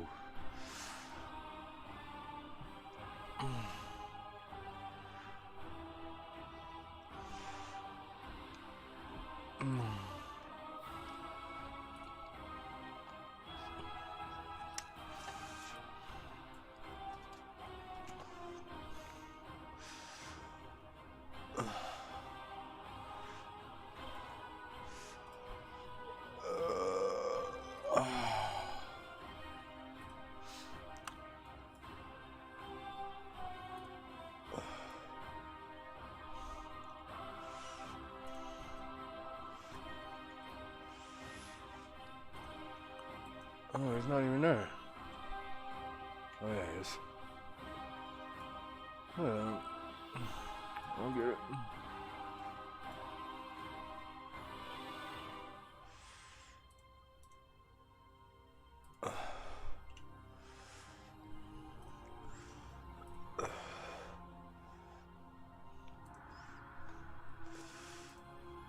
I'll go get it. Okay.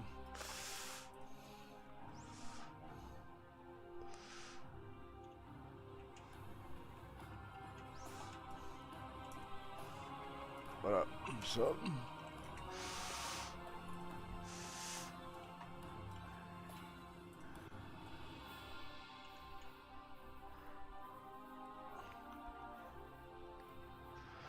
I just need a healer.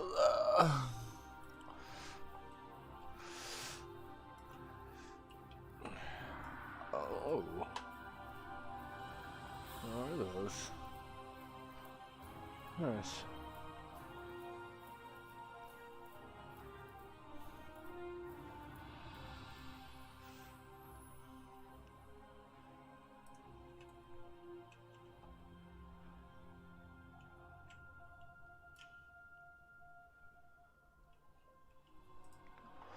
Normal weaponsmith.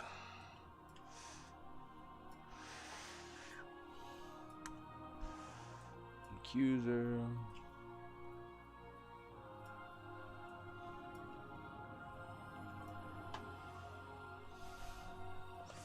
Oh. I don't want no world quest. Yeah.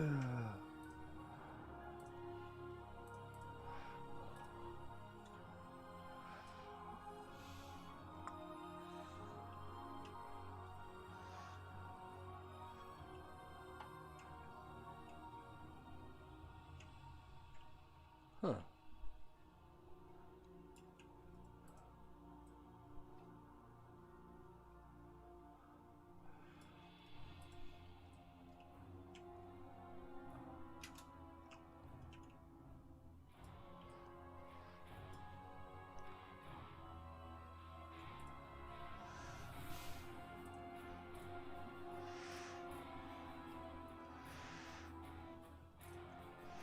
Alright.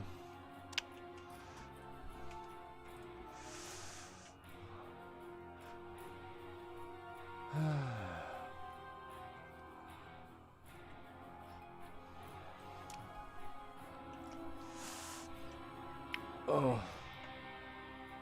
I gotta place banners. Nice.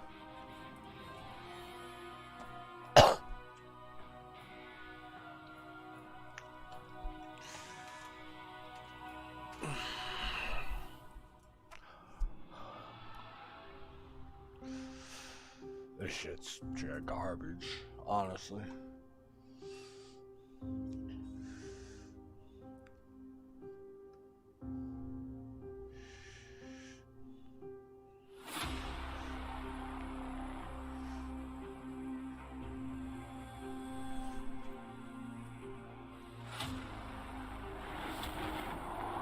Are you 10 or 10, you fucker? Oh.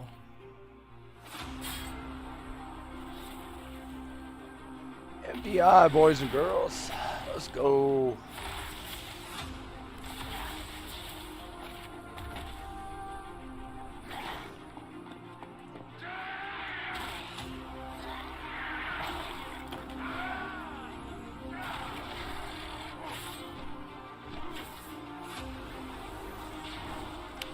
Watch how it goes, too.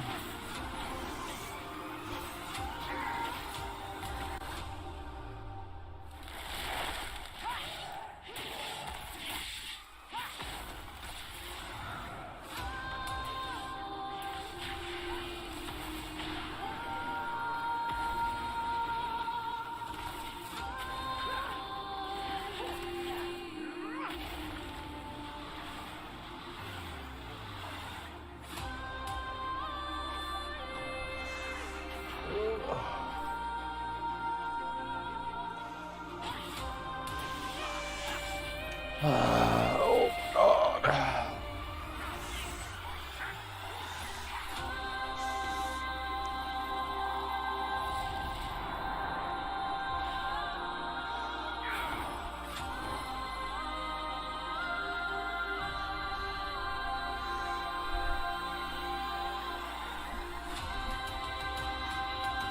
That's really loud.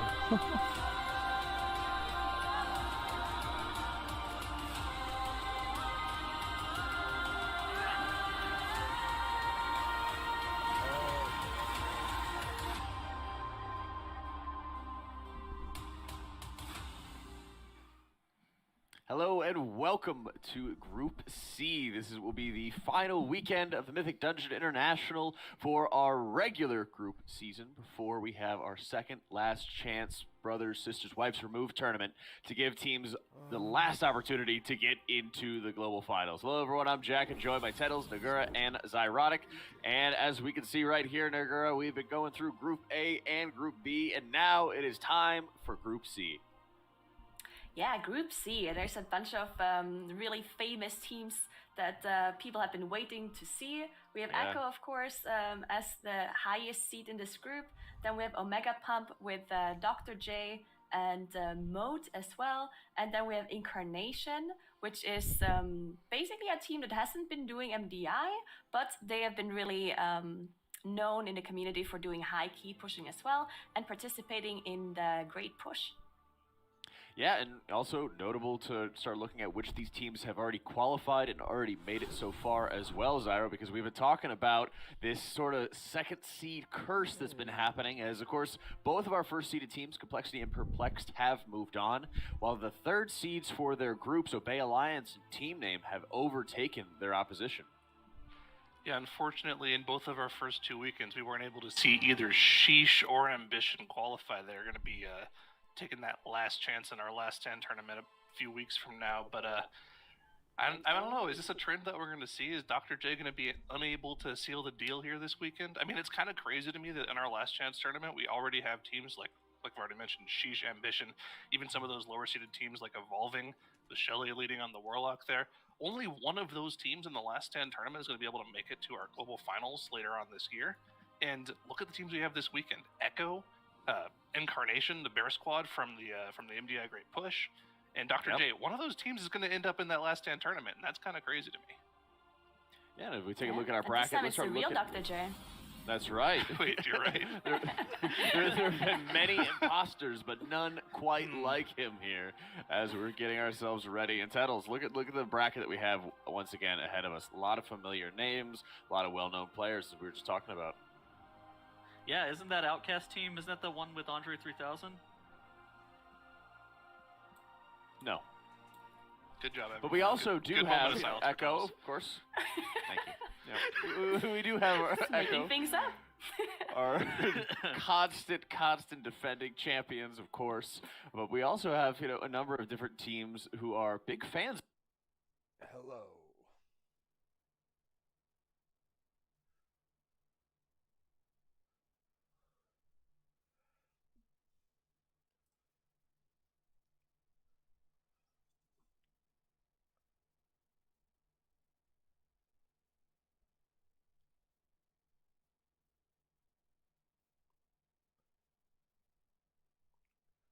Oh, come on, bitch.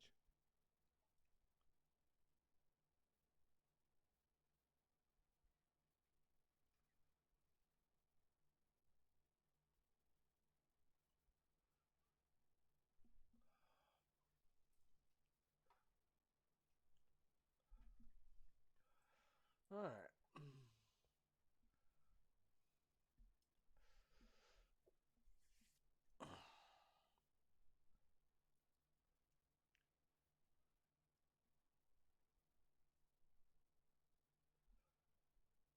that's good.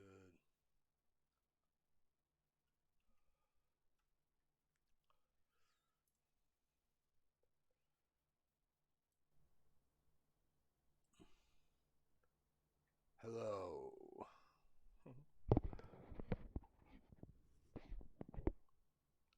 All right.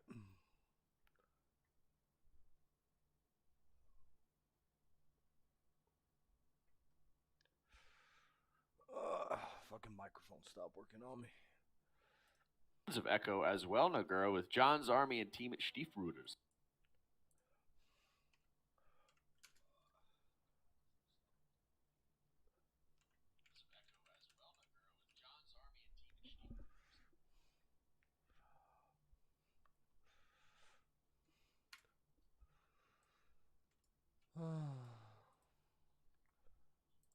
What the hell happened?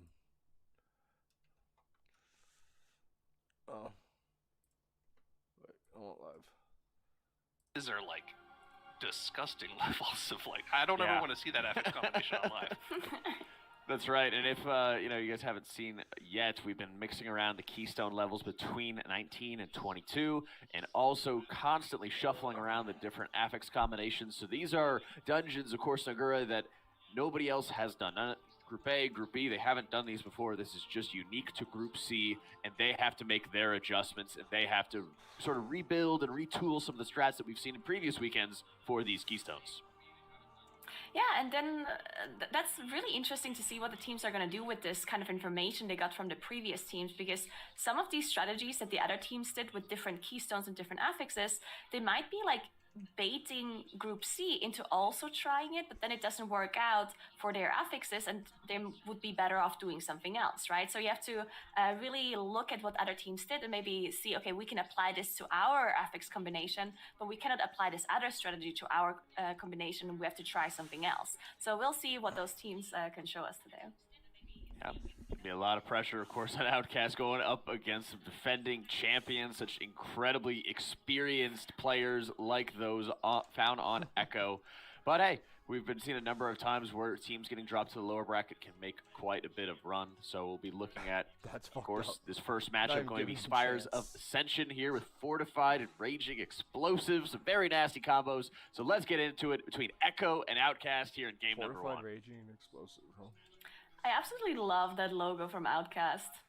So sad though. But yeah, we'll see what they can do in this dungeon. And I wonder if they're also gonna be maybe running a different comp, because I think Spires is a dungeon where we've seen lots of teams run the same or a similar composition. There's also lots of different pools that we saw as well, especially in the second platform with the first boss. Some teams decided to just pull everything on top of the first boss, and some decided to split it up. But I do think that will be really risky with those affix combinations, because Fortified and Raging, that combo, is incredibly difficult to deal with. Yeah, it's incredibly difficult to deal with. It's also it's even more difficult to deal with if the comp you're running is not at all a meta comp whatsoever. Across the board, take a look at Outcast's comp. They just have, maybe that's what the name of the team is for. They take all the Outcast specs and they put them all together. It's kind of cool to see. I mean, I think this is our first time seeing Bear Druid, first time seeing Mistweaver. Yeah. This is our first time seeing Havoc as well. 3 new specs. We've seen Havoc before, Have we seen Havoc? but just once, yeah. Oh, that doesn't count. Wow, and then it's all we also see the Shadow Priest. I mean, Shadow Priest we've seen before, right? But I think he's playing. That's the human racial, right? Yeah, he's playing human. Interesting. Huh. I wonder what the choice for human is there. Interesting. Yeah, I don't really know. Well, they're still dealing with that first section of trash, whereas Echo has already moved on to Incinerator Arcalaph plus the trash pack in front of the first boss. Not going for the bigger pull that we've seen in previous weeks, where teams will pull all of this trash and the Incinerator on top of the boss, but they've saved their lust as well, so I wonder if once Incinerator goes down, they're going to go ahead and pull the rest of the trash into the boss. They might not want to purely because of the affix combination, though. Like, Fortified Raging alone is enough to not really want to pull through the trash on top of the boss, especially just to keep your tank alive, but then also having to worry about explosives. that's something that's pretty nasty as well. And yeah, once most of the trash is dead, only that Goliath is left. They're going to go ahead and pull that in, and yep, they're going to get a nice little amount of cleave damage for their hunter here, to be able to take advantage of trick shots here because of those 3 targets. Yeah, and then, I mean, they also have the Enrage Dispel. They have 2. They have the Hunter Dispel on the shorter cooldown, and then they also have the Dispel from the Rogue. Well, if you look at Outcast, they do have that Guardian Druid, who can also get rid of that Raging effect. Unfortunately, they had a cast go through here on their side, as they popped their Bloodlust for this pull, actually. So they committed their lust for this trash pull. It is pretty dangerous, right? He did lots of damage on the tank, and he doesn't have his Incarnation up just yet, because he has been using it for that first pull. So yeah, definitely gotta be a bit careful with those casts. Lots of casts that need to be interrupted, right? You have the Goliath that needs to be interrupted, you have the Arcolette that needs to be interrupted, and all of these casters as well with the heal from the champion. But yeah, Echo, they are just blasting through this pull. You see Sally actually topping the damage on this boss pull because he was committing that Ashen Hollow, while the rest of the cooldowns from the other players maybe were used for the trash before.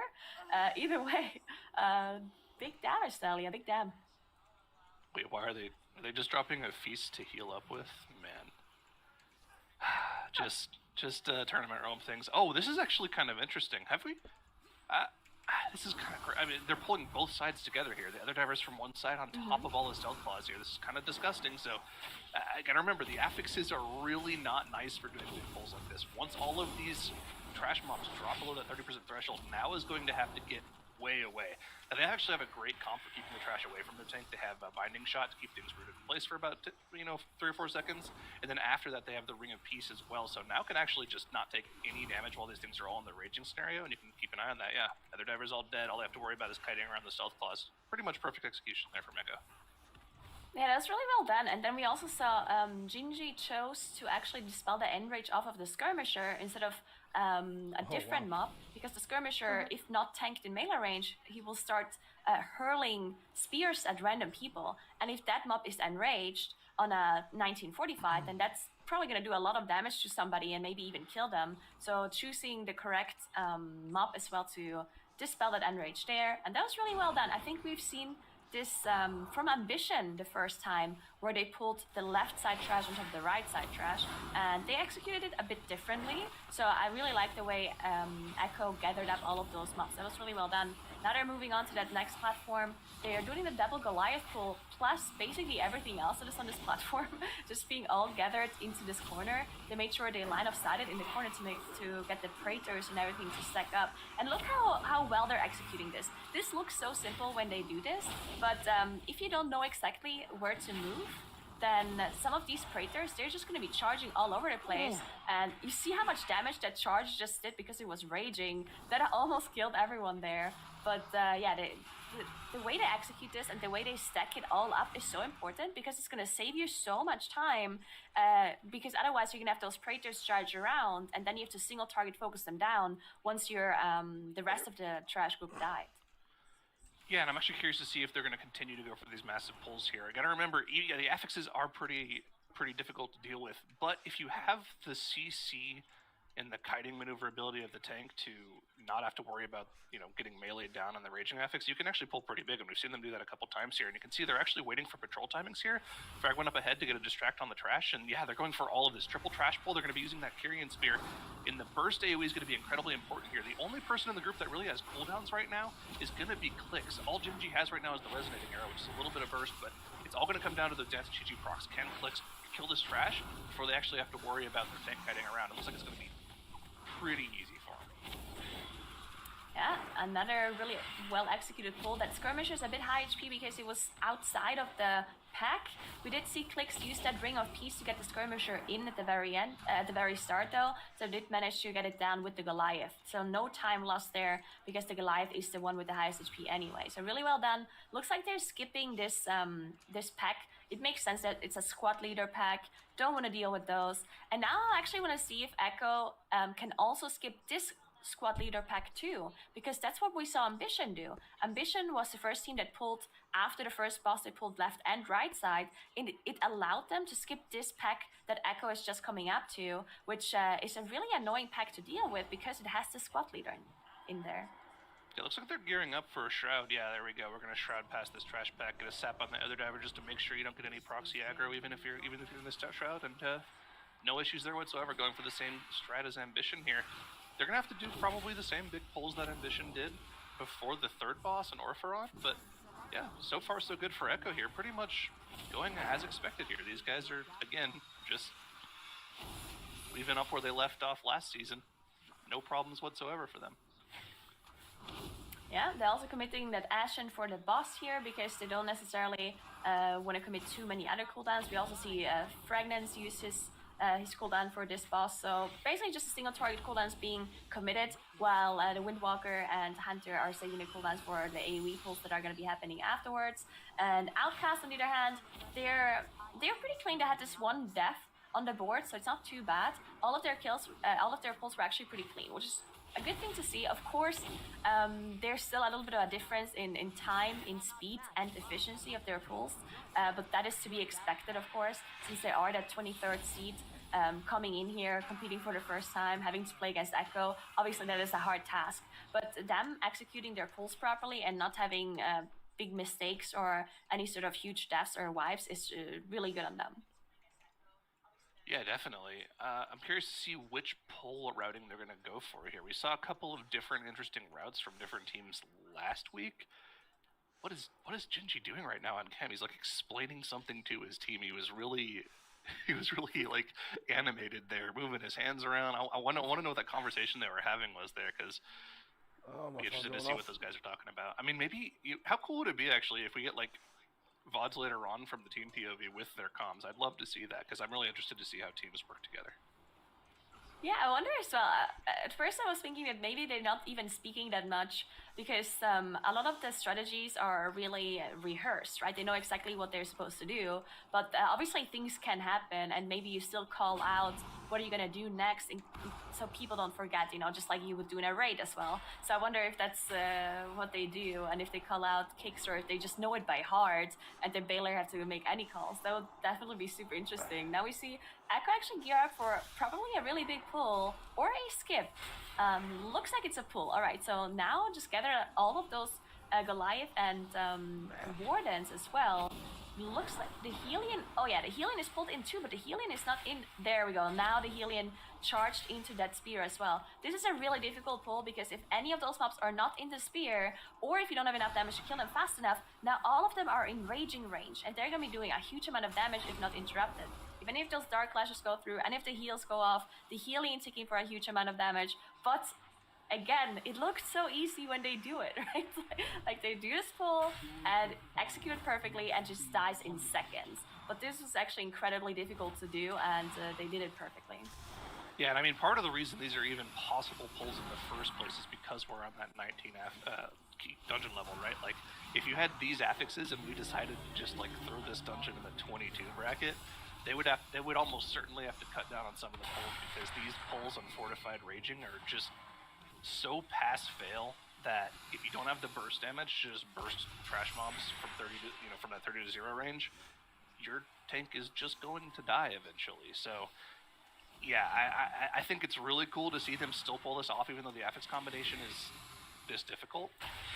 But I think also part of the reason they're able to do it is yeah, I definitely agree. The key level is helping them a lot because of the raging 45 combo that is just brutal, and we've seen that combo before in the MDI, where teams definitely had to do smaller pulls and make sure they commit more offensive cooldowns for whenever the mobs are in the raging range. It looked like that spear, for example, it was thrown really early on. They could have theoretically delayed it to be thrown later, so they are still stunned when they are in raging range. That is always something that we see some adjustments for on those hierarchy levels. We can see Echo actually dealing with all of those usurpers while fighting Orifrion. So they pulled the left pack into the boss at the very start, and now they're pulling the right pack into the boss as well. These packs are actually also really difficult to deal with on Fortified Raging, just because if you don't have the aggro target in melee range, then they're going to start hurling spears at random players, and if they're raging, then that spear is going to do a huge amount of damage, because it already does a lot without raging. But they executed it perfectly again, made sure they have their CC, their Windwalker AoE stun safe for when they're in raging range, and then now was able to move away and to just finish them off. So really well done. It's just almost 12 minutes into the dungeon and they're already on that last platform. So that is actually going to be a really fast time for Spires. Spires, I believe, with the other groups, they had, of course, different affixes and different key levels, but I do believe that the clear times to fastest were around 20 minutes. So Echo being here in this last platform already is actually really impressive. Yeah, I was just taking a look at that. Obey Alliance last week, who is by far the best Spires team we've had pretty much in any of our competitions this season whatsoever. It was a 20 fortified with Spiteful and Grievous, which are way easier affixes. In their time, with 0 deaths, perfectly clean run was an 1849. And it looks like Echo are on pace to completely crush that. Go at least 2 minutes faster here as long as they stay completely clean here. Now, of course, this pull can be very dangerous, especially, again, Fortified Raging, and they have to worry about those explosives. The Kyrian Spear is already gone, and all 3 of these trash mobs are still at 50% HP, now down to 30% HP. Remember, they do have that Windwalker monk in the group to touch of death, the third add, should they need that extra burst damage at the end, and they almost certainly will with how different their HPs are. They really have to make sure they don't kill Lachesis here, because if that mob dies really and the other low. 2 mobs don't die, they will heal to full. And that is the worst case scenario. So gotta kill all 3 of these at the same time here, get some burst, and those stacks across the group are going up and up. And it's just, again, great execution from Echo there. All 3 die at the exact same time. I mean, perfect execution, and now they have 5 minutes to kill the boss to have a faster time than Obey Alliance. Jeez. Yeah, and 1945, the boss, of course, is going to be pretty... I mean, this boss still takes a decent amount of time just because of the intermission phase where she flies away, and you can't really speed that portion up too much, but otherwise it should still be really quick. They did, of course, they committed their Bloodlust for this Triple Angel pull, so they had the Bloodlust at the start of the dungeon, or for the first boss, and then they committed their second Bloodlust here for that Triple Angel pull, which was... Yeah, really well done. Looked like all of them were delaying their defensives as much as they could to make sure that Sally has an easier time healing them up. So we saw the cloak, for example, from Fragments being committed once the mobs were only at already at 10% or even lower. And we also saw the Feign Death being committed by Gingy later as well to make sure all of those debuffs get reset. And now they're fighting that last boss with the triple Tormentor debuff, because they only dealt with 1 Tormentor at the very start with the first boss. They don't have that fire debuff dot ticking on them, but they do have the 50% slow, the 50% physical damage increase, and also the 50% healing reduction, which can be really scary because this boss does a decent amount of group damage, especially with those magic debuffs that are being applied to the group. Exactly, and I do want to focus in a little bit on Outcast here. They've actually been playing very well, like much better than we would expect from a team that is seated as low as they are. They've only had 1 death at all throughout the entire dungeon, and yes, they've been going at a slower pace, but I mean, if you compare the pace that they're going at in this dungeon to what, you know, most live key push groups would be doing on a 19, they are going way faster than that, so they're absolutely having a great showing. And I mean, we've been kind of hard focusing on Echo because, you know, they are Echo after all, but I just want to shout out to Outcast as well. Even with this crazy comp, and even though they are going up against Echo, they're still playing really well. I definitely agree. Still only this 1 death on the board, so they are doing an incredibly good job. Excited to see what they can do in the next dungeon as well. Echo, though, they're almost in the last phase here. So LA is struggling a little bit with mana just because there's just so much healing that needs to be done because of that 50% healing reduction, but they should be fine. They're actually dropping incredibly low. They just keep dropping and dropping because Alias is completely He does have Lay on Hands available in case someone needs it, and we also see the defensives like Cloak being committed now to make sure they can finish off the boss, and there it is. 15 minutes 53, Spires of Ascension clear by Echo. What a time. That is absolutely insane by Echo there. Almost 16 minutes for a dungeon that we always talk about as having just a lot of downtime, a lot of time between platforms to be able to get there. very long hallways as well to be able to run to and group up a lot of the different mobs. So extremely well played there by Echo, taking game number 1 here in Spire Stettles. Yeah, I think that it comes down to it being a 19 fortified. So whenever it is a 19 fortified, you're going to see some of the absolute fastest runs that like theoretical max time wise. The biggest downside of Spires is definitely going to be that raging, and Echo having 0 deaths just end up playing that dungeon, and even Outcast with their very limited amount of deaths, they just end up playing that dungeon in a way that it is very fast, but at the same time, you're going to get punished in, like, whenever you get punished, you're going to have a full team wipe, because it's more likely than not going to be due to raging, and it's not going to be one of those time battles. It's definitely going to be more of a consistency battle between the two teams. Yeah, no question. And look at how few interrupts. As you take us through this replay, Tettles, they had so few interrupts on the side of Echo. I guess because they just killed everything before it could cast.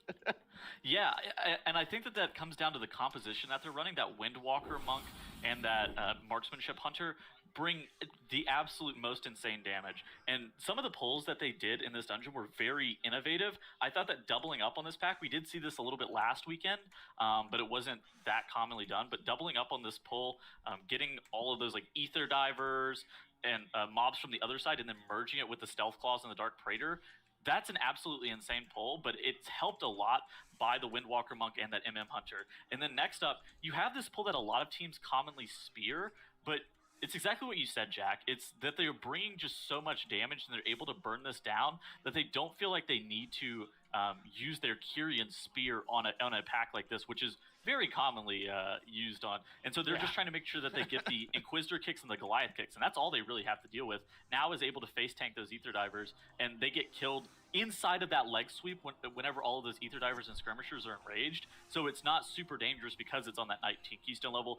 And then whenever they do that, that enables things like this, where this pull was absolutely bonkers with how much trash they ended up pulling into this one spear.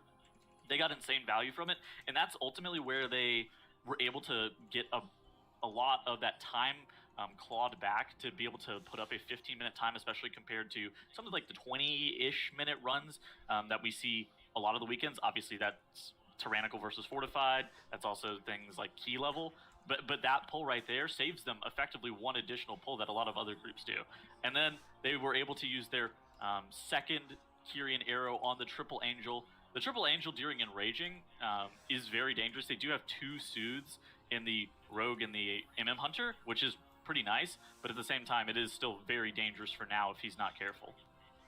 Yeah, absolutely. Did you notice that they dragged it out of the Ashen because one of the mobs was really low, and they basically dragged it out of the Ashen to make sure it doesn't die. So that's also like a really smart move. Yeah, it's a really good heads-up play.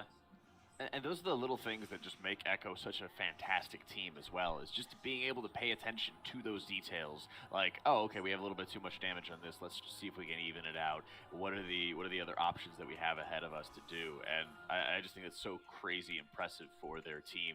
As, you know, they take game number 1, like we mentioned before, Zyra, pretty expected because they are that number 1 seed. But also, you know, shout out to Outcast, because there's been a number of times where that lower seeded team doesn't show much practice at all for their first matchup, struggles mightily on some of the pulls or anything, and I don't think that was the case with Outcast. They just, you know, they're not Echo, and nobody is. Yeah, I mean, it's always a daunting matchup when you qualify for the MDI and you look at your first round matchup and it's like, oh, well, yeah, we're playing against Echo here. What do we want to do here, guys? We have to hope that they just don't show up or play they play Mistweaver. the worst they've ever played in their life. And I mean, yeah, they played a fun comp. They played it really well, and they had a good showing. But it's kind of the Echo show right now, and they showed us why they're Echo with the run that's 3 minutes faster than any other run we've seen. And that brings us into this Mists of Tyrannus Scythe as well, which, again, we talked about this at the end of the show last week. These affixes are not necessarily the most dangerous affixes, but they're definitely one of the more time-consuming affixes in this dungeon, right? That Spiteful affix is going to prevent you from going through the maze portals every single time they're alive, so you either have to use combat skips by having, like, your rogue vanish and then run through the door, since he's out of combat, or maybe, like, you can use Hunter Feign skips while the rest of the team is dealing with trash. I'm interested to see what Echo's solution for this affix here is. I think that... Sorry. Last week, real quick, we had Spires, and it was the same story with the Spiteful that was kind of bogging down teams here, Tuttles. Yeah, and the Spiteful definitely does slow you down, but the thing that I was going to point out is I feel like Outcast is going to fare a lot better in the higher Keystone level dungeon, because like their strategy for the Spires of Ascension, they ultimately got punished because they were doing like very live key-esque routing, and Echo's not going to get punished like really heavily in a 19. However, in a 22 Mists, like with the Spiteful, like you were talking about, with the ability to just like wipe at that Keystone level, I do think that Outcast and their composition and like how they're playing the dungeon is going to be a lot more viable than some of the other strategies that we've seen. And ultimately how they played, like Zyronic said on the cast, it was slow and steady. They were still going to 3-chest that Spires. It was not exactly a slow run by any means. And I'm most interested as well for this Mists, Nagura, because, yeah, it's going to be the first game and everything like that for Echo in the first bracket, but it's also going to be the second dungeon in our upper finals. And we've already seen last week how teams poorly handled the bolstering in Mist of Tierna Scythe, right? They struggled with it. We saw it in particular on the side of Ambition, just eating up a lot of extra time. Now we have to work on Spiteful, which, similar to bolstering, they got to make sure they're killing everything equally so they can have that like little 1-second combat drop before they're able to go through the next door of the maze. So this is just a discipline game to be able to see how well Echo can execute in this dungeon. Yeah, I definitely think this is one of the most difficult dungeons to execute when it comes to that to an MDI style clear because of all of the reasons you just mentioned. And then on top of that, Grievous is also an affix that can definitely slow you down if you don't want to deal with Varuth. Because if you have Varuth and you have Grievous, then that's going to create a huge problem on the last boss. So I wonder if they actually want to do that. It's not tyrannical, but it's still at 22. So the last boss will still take a decent amount of time. And if they have that 50% healing reduction, then that's going to be scary. We'll see what Echo and Alcas are going to do. I'm dead. Oh. Yeah, that's right. We've had a number of times where teams have been very aggressive, bringing those extra tormented debuffs into the boss, sometimes with punishments, and many times very successfully. So let's see what we have here. Game number 2 between Echo and Outcast starts right here in Mist of Tierna Scythe. All right, so we have another interesting comp by Outcast here. We have the switch to the Vengeance Demon Hunter. We also see a Fire Mage, Havoc, and to the Holy Paladin. So they definitely switched their comp up a little, while Echo also switched their comp. They switched to that full physical damage composition. So they have the Prod Warrior, they have the Windwalker, Hunter, and Rogue. So full physical damage with the Shout from the Warrior as well, and that extra physical damage that the Monk provides. So huge physical damage comp. They looking to do a really huge pull already from the get-go. They're pulling the Arcaleth here with those with the higher HP mobs and that trash pick as well. So there's lots of interrupts that are required here. And you also have that double AoE that is going to come out from these mobs as well just in a second. What is that Windwalker Mog? That is so obnoxious. Look at him spinning. Yeah, I mean, this is a crazy, crazy pull. A lot of the difficulty of the pull goes down once Incinerator Arbaleth goes down. And the whole point behind this pull as well, just to make sure Zaylee doesn't have to worry about popping anything other than the wings at the start. One of the things you can do is open up those thorns, go inside and get a full heal on the group and clicking on the mushrooms, but Echo has decided that they don't even need to do that. Zaylee is just going to heal through double Furious Thrashings without having wings available, without popping the Ashen, and they're going to be totally fine. Now they all can get those full heals by clicking on mushrooms. That's why you can see everyone's instantly topped off. They also get their damage buff now for the boss, and it's going to be pretty easy pickings to finish off these 2 Boundbreakers before they go into the first boss. Yeah, I think I really like this strat by them here because they can actually drag these mobs around without really losing much of any damage at all, right? Because they have that full melee comp. The only one that's going to lose a bit of damage is going to be Gingy on that MM Hunter, but even he's not going to be losing that incredibly much. So dragging them around to pick up the mushrooms while finishing off the mobs is actually really smart. And now immediately they go into the boss here. It is not tyrannical, so it should be a little bit easier for them to one-phase the boss, but it's still at 22, so the boss does have a lot of HP. It looks like they're really just completely focusing the Droman though. They're not really cleaving the boss lower, which is something we've seen from other teams that had different affixes before, to make sure they have enough damage on the boss. But it looks like they really do focus the Droman a lot here. Ingra drops to 93% at this point. Ashe is already being popped, so we'll see if they can one-face the boss here. Yeah, this is the first time we haven't seen a Tyrannical miss this entire season, so I'm curious to see, even on the highest key level we have available, how fast this boss is going to drop and how easily they're going to be able to one-phase it. And check out the damage here. Ingram Malik already below 50%. And you have to remember, one of the biggest changes they made in patch 9.1 is that this burn phase is now 15 seconds instead of the 12 seconds it was before, so it's a lot easier to get that one phase off here. And of course, with Ingram Malik below 5%, that's going to be a very clean, easy one phase from Echo here. No problems whatsoever, and we're into the maze. I'm dead. Yeah, this is going to be the most interesting part to look at in Mists. See how Echo deals with this maze. It looks like they are... Oh no, they're not skipping Varuth. Okay, interesting. Alright, so they actually deal with Varuth here. Again, this is probably a choice they make because of Grievous, right? Having that 50% healing reduction on the last boss, that's going to be really difficult to execute if you have a 50% healing reduction or a plus Grievous. So it looks like Echo just chooses to deal with Varuth here. They got him a bit lower first, and now they're pulling it into the trash that they had previously CC'd. Then they also pulled the trash from the right side in as well, which they probably used Gingy's pet for that one. And now they're gonna try to execute them at the same time, so they can make sure that they can activate the mace without still being in combat. They also have a lot of Night Elves as well. You can see Clicks, Fragnance, and Gingy. They're all Night Elves to make sure they can Shadow Melt and de-aggro, so they can activate the mace. Yeah, and it's really finicky too, right? Because you have to, if I remember properly, the way the Shade aggro works is you have to wait for them to all spawn, then you drop aggro, and then you can run in. Yeah, so you can see after all of the Shade spawned, Fragments on the Rogue there popped his Vanish and ran through instantly so that they could get through. That's pretty much what they're going to be doing the entire time in this maze. They're going to be using Vanishes, Feign Deaths, and if both of those are on cooldown, they'll be using Shadow Melts to drop combat so that they can still get through the door and not have to worry about the Spiteful at all. That's going to be the big thing that lets them not lose any time from that affix, and it'll let them just speed through the maze. Yeah, that's definitely the strat that they're going for here. You can also see that there's a marker down, that cross marker. That's because the maze in the MDI is still RNG, so that means they have to figure out the exit of the mage every time, but it's the same for both of the teams. Click's actually going down here to a frontal from one of those mobs, so he immediately releases because they actually did activate that nut. That's interesting to see that they actually clicked it, because sometimes we see them just go past it for a time save to make, because they think, oh, we're just not gonna die. But they did activate it, and Clicks immediately manages to get back to the group. That was actually very greedy. They just decided not to use any stops on one of the stalkers there, and he got bit at the last second as it died and just went down instantly. But no big deal, able to release and come back instantly.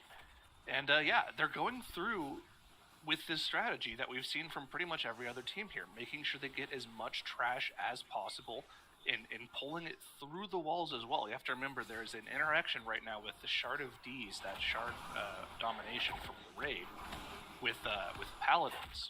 If they have Maraud's, which I believe Zalia obviously has on because that is the damage legendary, if you target a mob while you have Maraud's and you heal, your Shard of D's will hit the mob you're targeting, even if it's through a wall, even if it's 50 yards away, and that'll pull aggro on it. So they can essentially pull up multiple trash packs through walls together and more efficiently cleave down trash that way.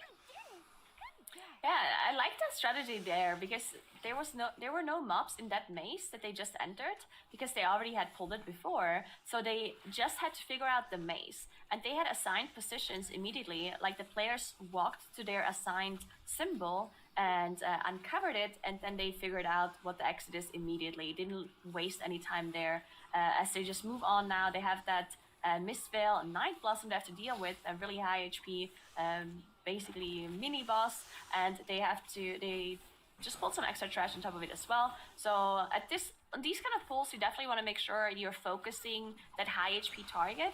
And you can see that's probably what Fragnance is doing. If you look at the damage meter, of course, he's doing a lot less damage than the Windwalker does, but that's because the Windwalker is just full AoEing, while Fragnance on that Rogue is just full single targeting the high HP target to make sure that Trash dies at the same time. So really well executed. There we go, they found the exit to the maze as well. Had some shades to deal with, but now they're moving on. Up to 50% Trash already. Yep, already up to 50% Trash. Not pulling any extra Trash packs with this pack, it seems. Looks like they're just going to be trying to go straight into the boss afterwards. I'm curious what the decision-making was behind that. I mean, usually, you can see there's Trash off in the corner there, but they just decided not to pull it for whatever reason. This is already a 5-pack. Maybe they already have the Trash that they need for their route, so...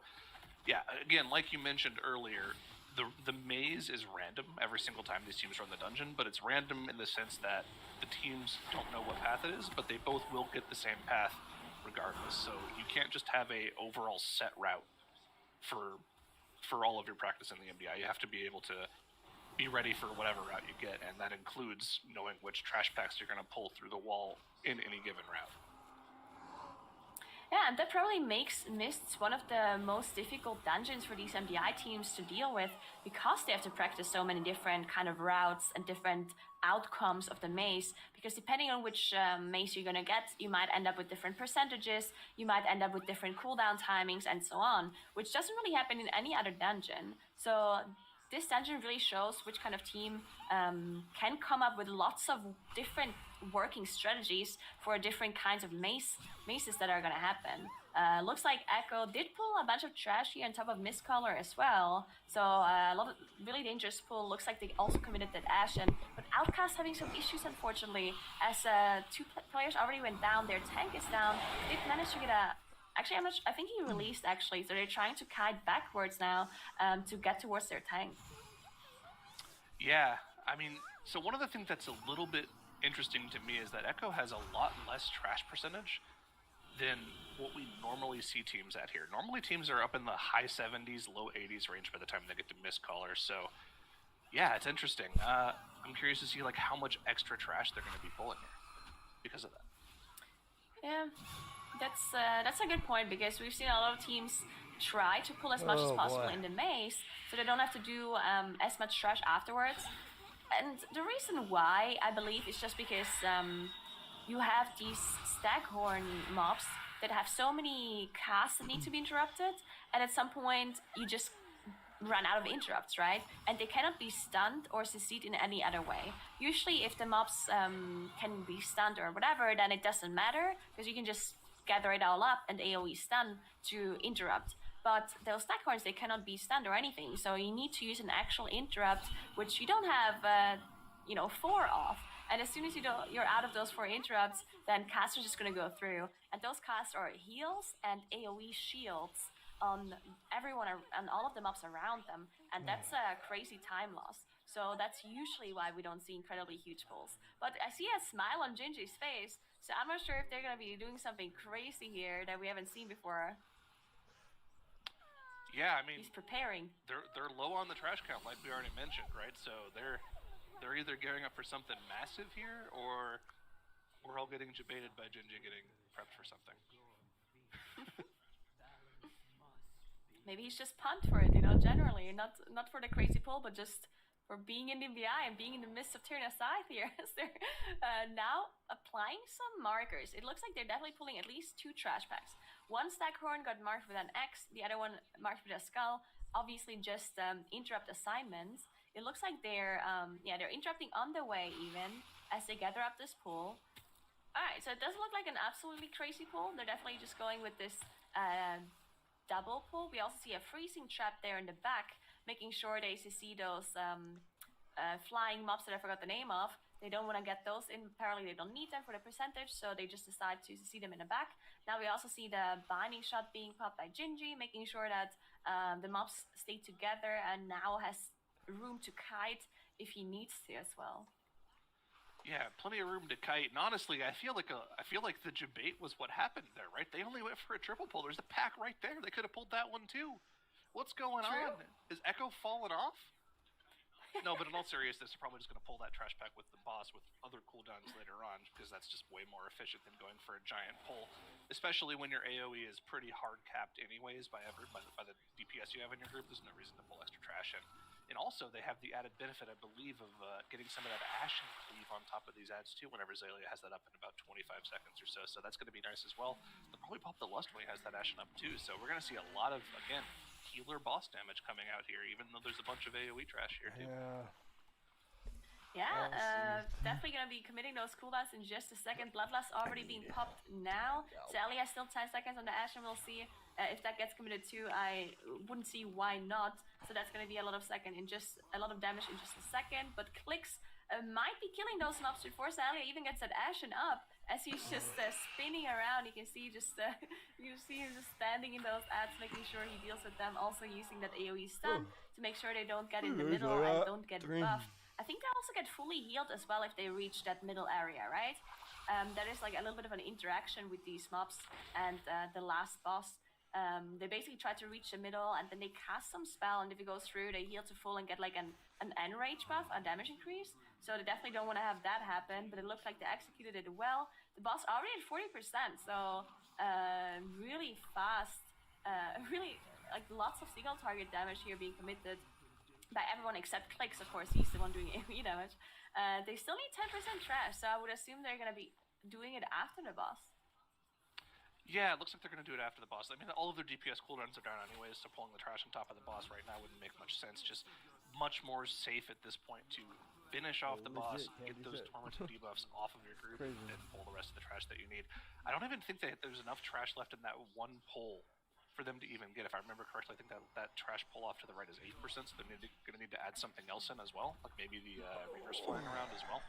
So yeah, this is going to be it. Boss is down. All they have to do is get a little bit extra trash down.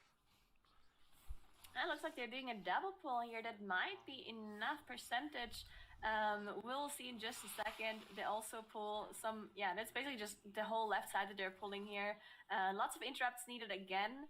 And yeah, as you mentioned, a lot of the offensive cooldowns are down at this point, so we'll see if they can handle this. Might take them a little while longer because of those missing cooldowns. Zalia also a bit low on mana because he's now actually going down here. As they do have a Battle Rest available. Some of the casts went through. You can see the shields on everyone, so struggling a bit here as Fragments goes down too. They're just trying to cut it out, but Zalia is dropping incredibly low, goes down as well. I'm not sure if they can finish this off. They're just missing interrupts at this point. All the Gorger casts are going off, the Stackhorn cast, with all the shields on everybody and the heals going through. So Clicks is trying to just, actually he de-aggroed, he Shadow Melted, and is running away. So they might just be resetting this pull. Come here. Yeah, that looks like it's going to be a reset as well. Gingy is still trying to kite it out, even though Clicks is just waiting dropped for Shadow combat. I mean, technically they could kite this forever, right? I mean, the mobs are slow. And yeah, they're gonna get stimulates off. They have Tiger's Lust. They have the speed increase whenever Gingy disengages as well. They could just kite this out and wait for their tank to come back. It looks like that's what they're doing. I mean, it's not exactly the most efficient thing in the world, but also just wiping is the most efficient thing in the world, right? And you could kind of see that this was something that could happen. It was in the realm of possibility because they went into that double AoE pull with literally no damage cooldowns. Everyone had their stuff off cooldown from the end of the boss. But once everyone gets back together here, they should be all right. Just gotta keep an eye on Gingy because he does have that 4-stack of Grievous here, and that can be a bit of a pain to heal off. And they didn't activate the Night Fae respawn either. That's why it took them so long to get back. They had to run all the way back from the maze. So that's why they were cutting out for so long. Now they finally got back there. We also saw a hard to see on those Reavers in the back. And there we go. They did get the 100%. Definitely not a clean run by Echo, but they still won that miss. And they won the whole series against Outcast 2-0. And no matter how invincible and maybe how comfortable you are with the dungeon, you always want to make sure that you have a backup plan in case something goes awry. And right there, Echo, they got kind of called out a little bit for not, of course, clicking the nut, the extra respawn timer and everything like that, or extra respawn point for them. But they still take that victory 2-0, and I was at least pretty pleased, Tettles, at how they executed on the maze in particular. That was the big thing we hyped up going into this. Yeah, the maze and then that like triple bug pull after Mistcaller. Yeah. Those are the two absolutely like immaculate bright points for Echo here. On top of that, I thought that the incinerator pull with the bow breakers and stuff was kind of scary. That was an insane pull. Echo did. Okay, the most dangerous pulls from Echo, they executed perfectly, and the pull at the very end of the dungeon, which is like the least dangerous, they turned their run into a full fiesta at the last moment. It was fine. Like I think that Echo, they need to make sure that they don't make that mistake against a team that is going to punish them super heavily. Outcast had a couple mistakes of their own, but ultimately it wasn't.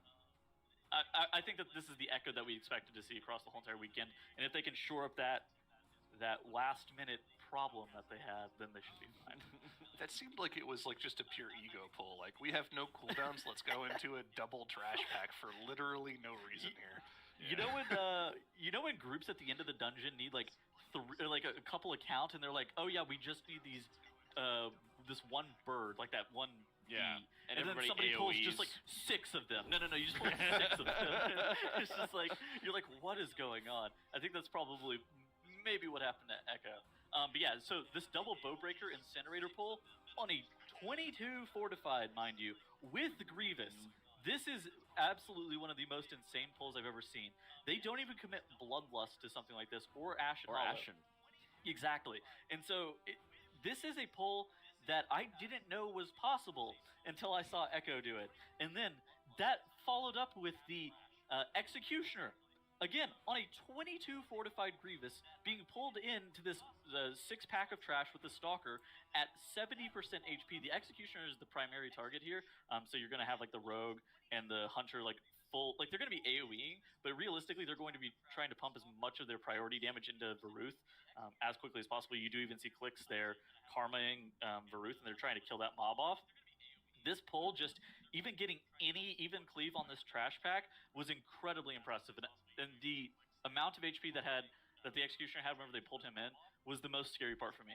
And then here's that triple bug pull that I was talking about with all these Gorgers, Acid Gullets, just all of this. I was convinced that they were going to pull this into the boss at first, with just how long they were pulling this. Obviously, with the Saga on debuff, it's probably a gamble to pull into the boss. But their pull into the boss wasn't small either. They end up like grabbing the last trash pack at the end of this area, and they pulled that with that Saga on debuff. So that it's very scary for now to be tanking the boss with all of that trash on top of it. And so like all of that on top of the boss was pretty spooky. But this was the pull that killed now. It's just a very unfortunate situation on his end where he gets killed off. Then a stimulate goes off and everything is shielded, like you see. Almost got it. Frag almost gets now up and dies. Now Zalia almost gets back up and dies. And then Clicks and Gingy are playing a soundtrack and running away. Yep. Poor guys. It's just like me healing Dranos, you know? He's like, I'm dying, can you heal me? I pull him now. No. Please heal me. Please heal me. Nah, I'm good. With Echo taking that victory 2-0, of course, they are going to be moving on through our upper bracket here, and Outcast is going to be dropping to the lower. So, of course, today we are going to be watching four of the first matchups, and then tomorrow we'll be having our elimination. So Outcast isn't out of this just yet, and it did show that they were able to mix up some of their compositions as well, Nagura, although they never really embraced what we've kind of come to know as the meta of like, okay, we'll have a pure melee type of composition, Windwalker, Rogue, Hunter, let's go, and then sometimes we've seen some of the different like heavy magic compositions. They never really embraced that as much. They kind of just like split the middle. Yeah.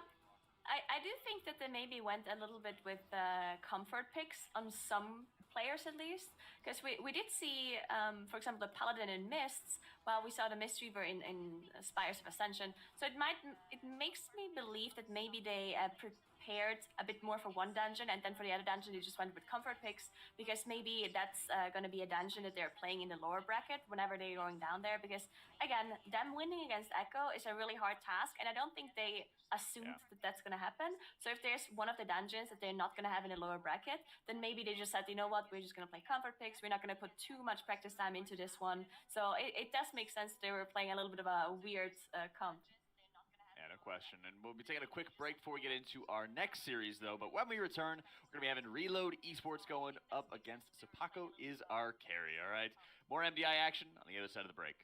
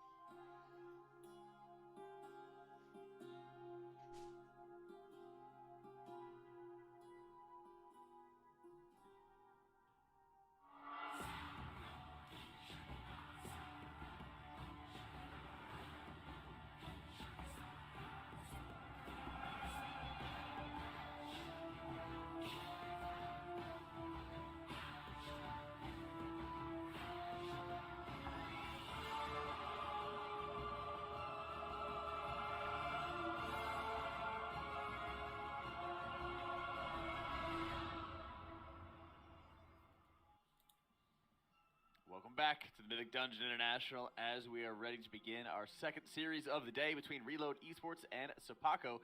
Joined right now by Dratnos, Nagura, and Tettles. And Dratnos, to start with you as we're getting ourselves ready for our next series. You know, Reload Esports has been quite a common name that we've seen a number of times in MDI and also in like the Race to World First.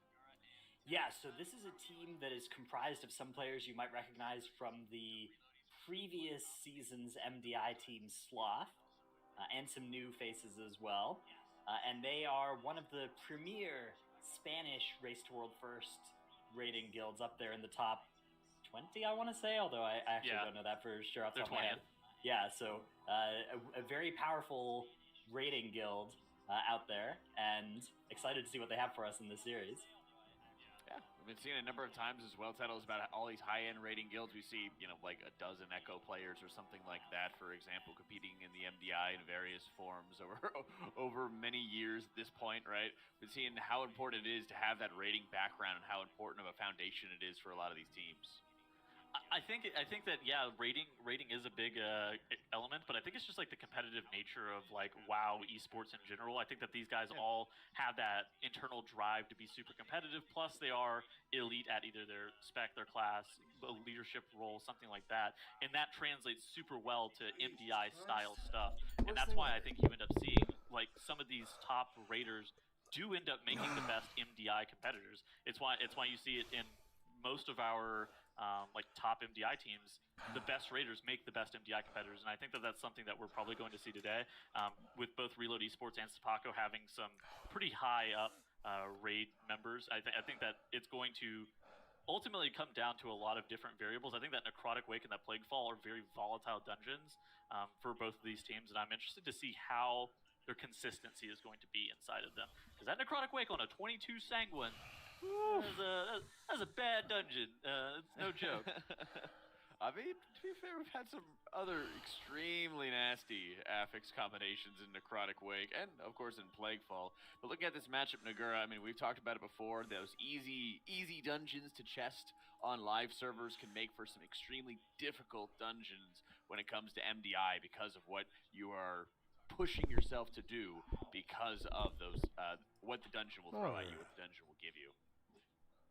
Yeah, and the first dungeon, we have Halls 21, Tyrannical, Inspiring Quaking, which at first glance doesn't seem to be that difficult of a combo, but I do think it is going to be difficult because of the fact that it's Halls. And Halls is a key where we've seen teams do such insane pulls, so many mobs being pulled on top of each other, and so many mobs also being pulled on top of bosses. And if you have an inspiring mob in there preventing you from interrupting some of these like really hard-hitting casts, then that might be an issue. So we'll see how they deal with this inspiring affix. We've seen some teams before basically just focus them down really quickly to make sure there's not too many casts going through, and then other teams seat them off to the side and then dealt with them afterwards. So we'll see what Reload Esports and Sepako are going to be doing here.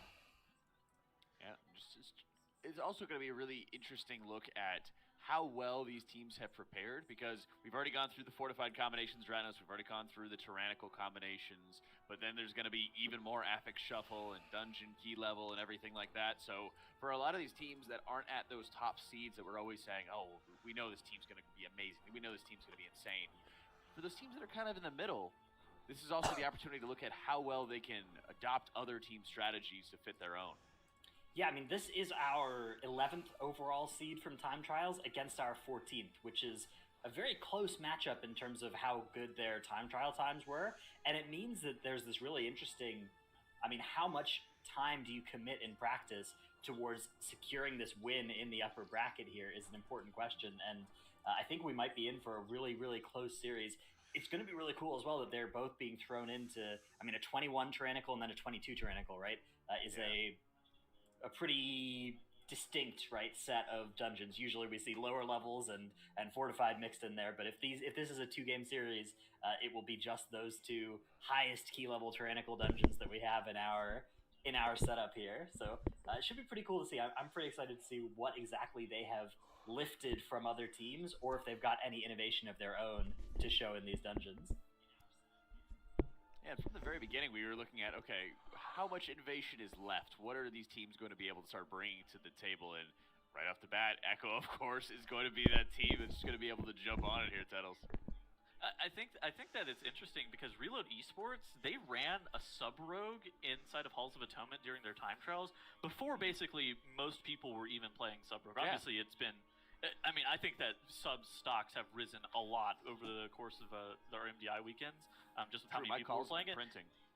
And they were playing it with a Fire Mage and that Night Phase Shadow Priest. So I think Reload Esports is going to have a pretty good composition for this Halls of Atonement, a pretty good meta pick. And ultimately, it's going to come down to can they kill the trash before it kills them. That's right. We've seen a number of pulls in Halls of Atonement that just, if you lose the momentum, if you have their cooldown start desyncing, the problems just arise through this dungeon so easily. I mean, especially people taking frontals and all the other cleaves and extra damage that can happen to the teams. So Halls of Atonement, very unforgiving dungeon that both of these teams are going to be starting off our series here. We've got Reload Esports and Sepako is our carry starting here in Halls. All right. I'm also excited to see the comps that they're running here because you mentioned the Rogue, right? And we've also seen some interesting picks for Halls of Atonement specifically. For example, we've seen DKs here, and we've also seen Elemental Shamans. But it looks like both of those teams have the same idea, as both of them are running a mirror comp with the Frost Mage, the Shadow Priest, and the Rogue. Oh, and they're both going to the right side. So a lot of the weekends we've seen teams go and pull double Shard as their first pull in the dungeon, using their Bloodlust on that. Ooh, but Reload Esports and Sepako both pulling Incinerator Arcoleth into this Shard of Halkias. Did Reload Esports just have an Incinerator cast go off? Is that what I just saw? Yes. Oh my goodness, they're all still alive. If they're able to recover from this, then that will be okay. But now Incinerator Arcoleth's Inferno going off again. They pop a bunch of defensives. It makes me wonder if they were intentionally letting it go off, since you did see they end up getting into that ice block and whatnot. Yeah, they had the Inspiring Mob in there, weren't able to interrupt it. And Sepako actually did see the Inspired Houndmaster in the back.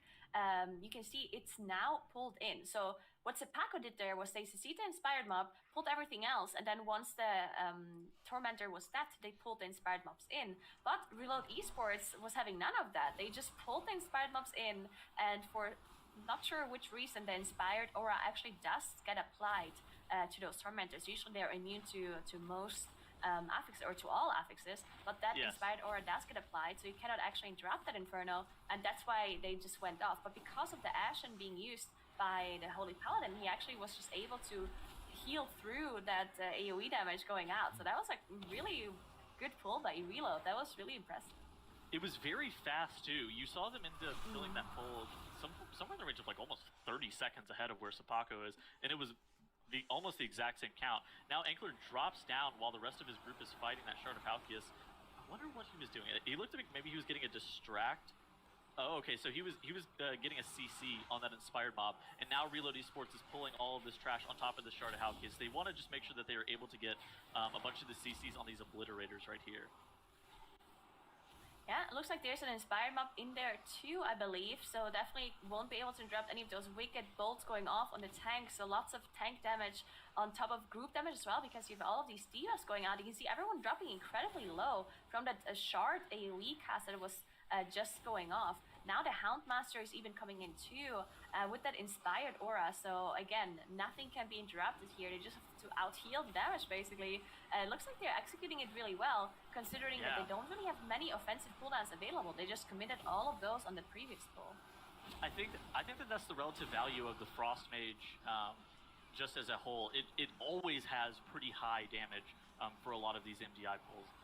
Just with their cooldown reduction from their Blizzard, from their Frozen Orb, their Icy Veins almost always being up, they seemingly almost always have damage in some form or fashion.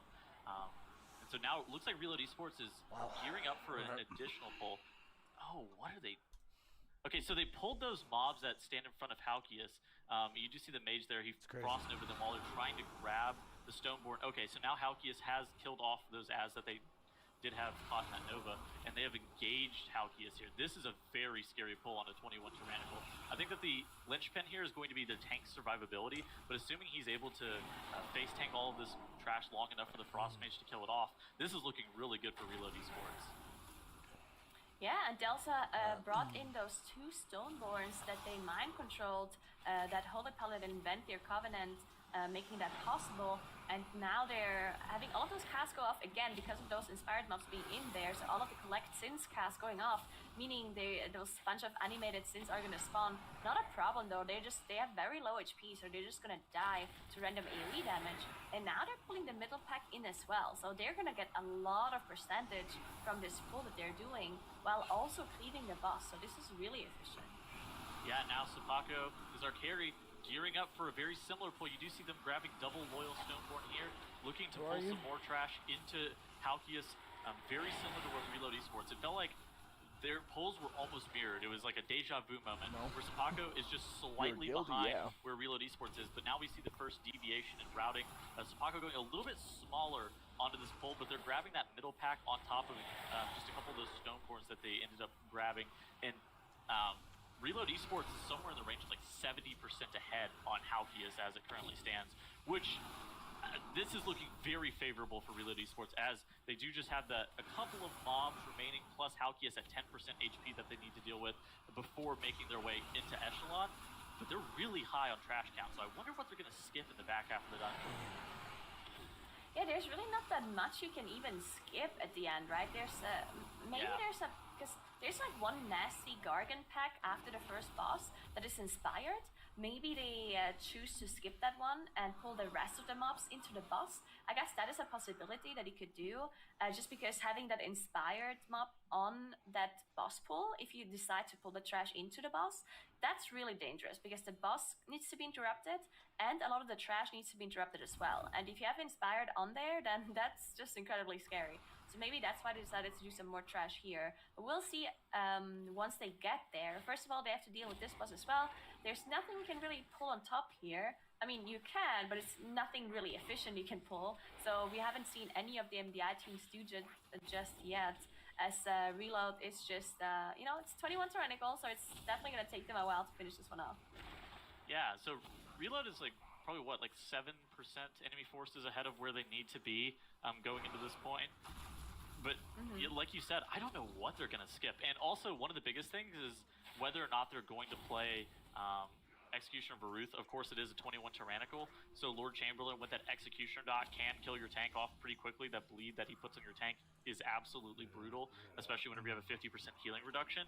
I think that's going to be a major decision point for Reload Esports. Now Sepako here, grabbing a little bit more trash into the very last tail end of Halkias, while Reload Esports already at 50% on the next boss in Echelon. Sepako has 0 deaths on the board, and they're doing very similar pulls to Reload Esports, but I for the life of me, cannot tell where they're losing a lot of time. Maybe it's just damage? I'm pretty sure their pulls were just generally smaller, right? Okay. Like the first pull on the right side, they Sisita inspired, while Reload pulled everything in, so Sepako lost time there. And then the other pulls they did afterwards, also they did one additional pull before they pulled the boss, I think. So that one lost them a lot of time as well. But I mean, Sepako is still very efficient. Like they have 0 deaths, so I like their route. It's just Reload Esports is just going slightly crazier with their pulls than Sepako. And then we also see them go to 80% trash here, so they're not having this additional 6% that Reload Esports has. So Sepako needs to do all of the trash after Echelon to be able to get to 100%, while Reload Esports can skip something. And I still think it is going to be that one Gargan pack with the inspired, I'm not sure if it's a Gargan that is inspired or a Houndmaster, but that pack probably what Reload Esports is going to choose to skip to still be able to pull the rest of the trash on top of the boss. But yeah, I think it's really interesting to see if they're going to skip the Tormentor, because some teams did skip it, but look at this, they're skipping it. It looks like they are. Wow, okay, that's going to be dangerous later. So they drop a cage on that inspired Gargan like you were talking about, and now Reload Esports is making their way into the third boss room. Again, I cannot express this enough how much count they have. 86% enemy forces is so high relative to where you need to be inside of this key. And they continue to pull more trash on top. They pull like a very standard amount of trash on top of the boss, which makes me wonder, maybe they body pulled an additional pack at some point and they just had way more count than they end up needing, because Cigar by himself also gives an insane amount of enemy forces. I think that Reload Esports may even be at 100% enemy forces after this pull. If they're not, then it's going to be something that's pretty close. Yeah, I was thinking that maybe, if they all would be Night Elves, they could theoretically just shadow melt off the inspired mobs that they see in the back, and maybe that's why they pulled extra, but they're not, right? They're dwarves, so they can't really do that. Now the inspired mobs are coming in from the back. There's one Collector and a Houndmaster, and a Gargan and a Collector that they have to finish off here still. So 2 inspired, and yeah, then they're gonna be close to 100%. So these bolts are going off on the whole entire party now, Nagura. You have the bolt volley. Yeah, you got the bolt volley, and then you just have the general tank bolt. Ooh, and now since the Gargan and the Collector are both up, they have inspired one another, and you see the Collect Sins just spawning all of these little Sin enemies. This is really good for funnel damage, but not great for your tank, I will admit. This is a lot of damage. Your tank, everybody on Reload Esports dropping so incredibly low. Oh my goodness. Yeah, they have to finish off these inspired mobs, or they have to somehow get the group to a healthier point, because all of these volleys are just going to go off the boss because they're not interruptible. It looks like they managed to heal everyone up because there's a little bit of a breathing room because the boss cast this anima fountain. But now another volley is going to go off in just a second, but they're looking good. They know exactly... it looks like they really were focusing the boss and just cleaving down these inspired mobs. So that's really, it's really good to see. They know exactly that they can just let all of those volleys go off and out heal it. And it looks like they're pulling Sagadon. That's very interesting to me. Do you like that? I don't like that at all. Do you think that Varuth is better at this point than pulling Sagadon? Yeah. Like I definitely think that because Sagadon only increases the statue damage that are being thrown at you, but just dodge them. While the 50% healing reduction aura, that is not something you can dodge. There's just so much damage on the group with the AoE coming in, and then you also have that tank dot. So I do definitely think that Varuth is a lot worse than the last boss than Sagadon. Also, Varuth gives you an offensive buff, a damage buff, while Sagadon gives you a defensive buff, right? So that's a very weird choice to me. Yeah, it definitely comes down to where the mobs were placed. I think that at this point, seeing how far they are ahead, it's not a bad play. But again, I hate to keep harping back on this. They're at 99% enemy forces count. They were so far ahead of count that now they're pulling this loyal stoneboard. They have it mind controlled. They just have to kill off Cigar. What is I don't know what Cigar's count percent is, but I think it's over 5. And them being at 99%. They're definitely going over count, so I think that there may have been a body pull at some point in this dungeon that maybe put them a little bit ahead. Now Sapako here has pulled all of their trash on top of High Adjudicator Elise. It looks like they have one of the inspired mobs actually in the party as well, and they're popping all of their CDs, trying to make sure that all of this trash dies off. High Adjudicator is looking pretty low as well, about 60% HP, and all of the trash is being dealt with pretty reasonably. But Reload Esports ends up downing Inquisitor Cigar, and they're making their way towards Lord Chamberlain. Only 2 of those tormented buffs active. It's the Executioner Varuth healing reduction and the Aura's Cold Heart slow, which we talked about earlier.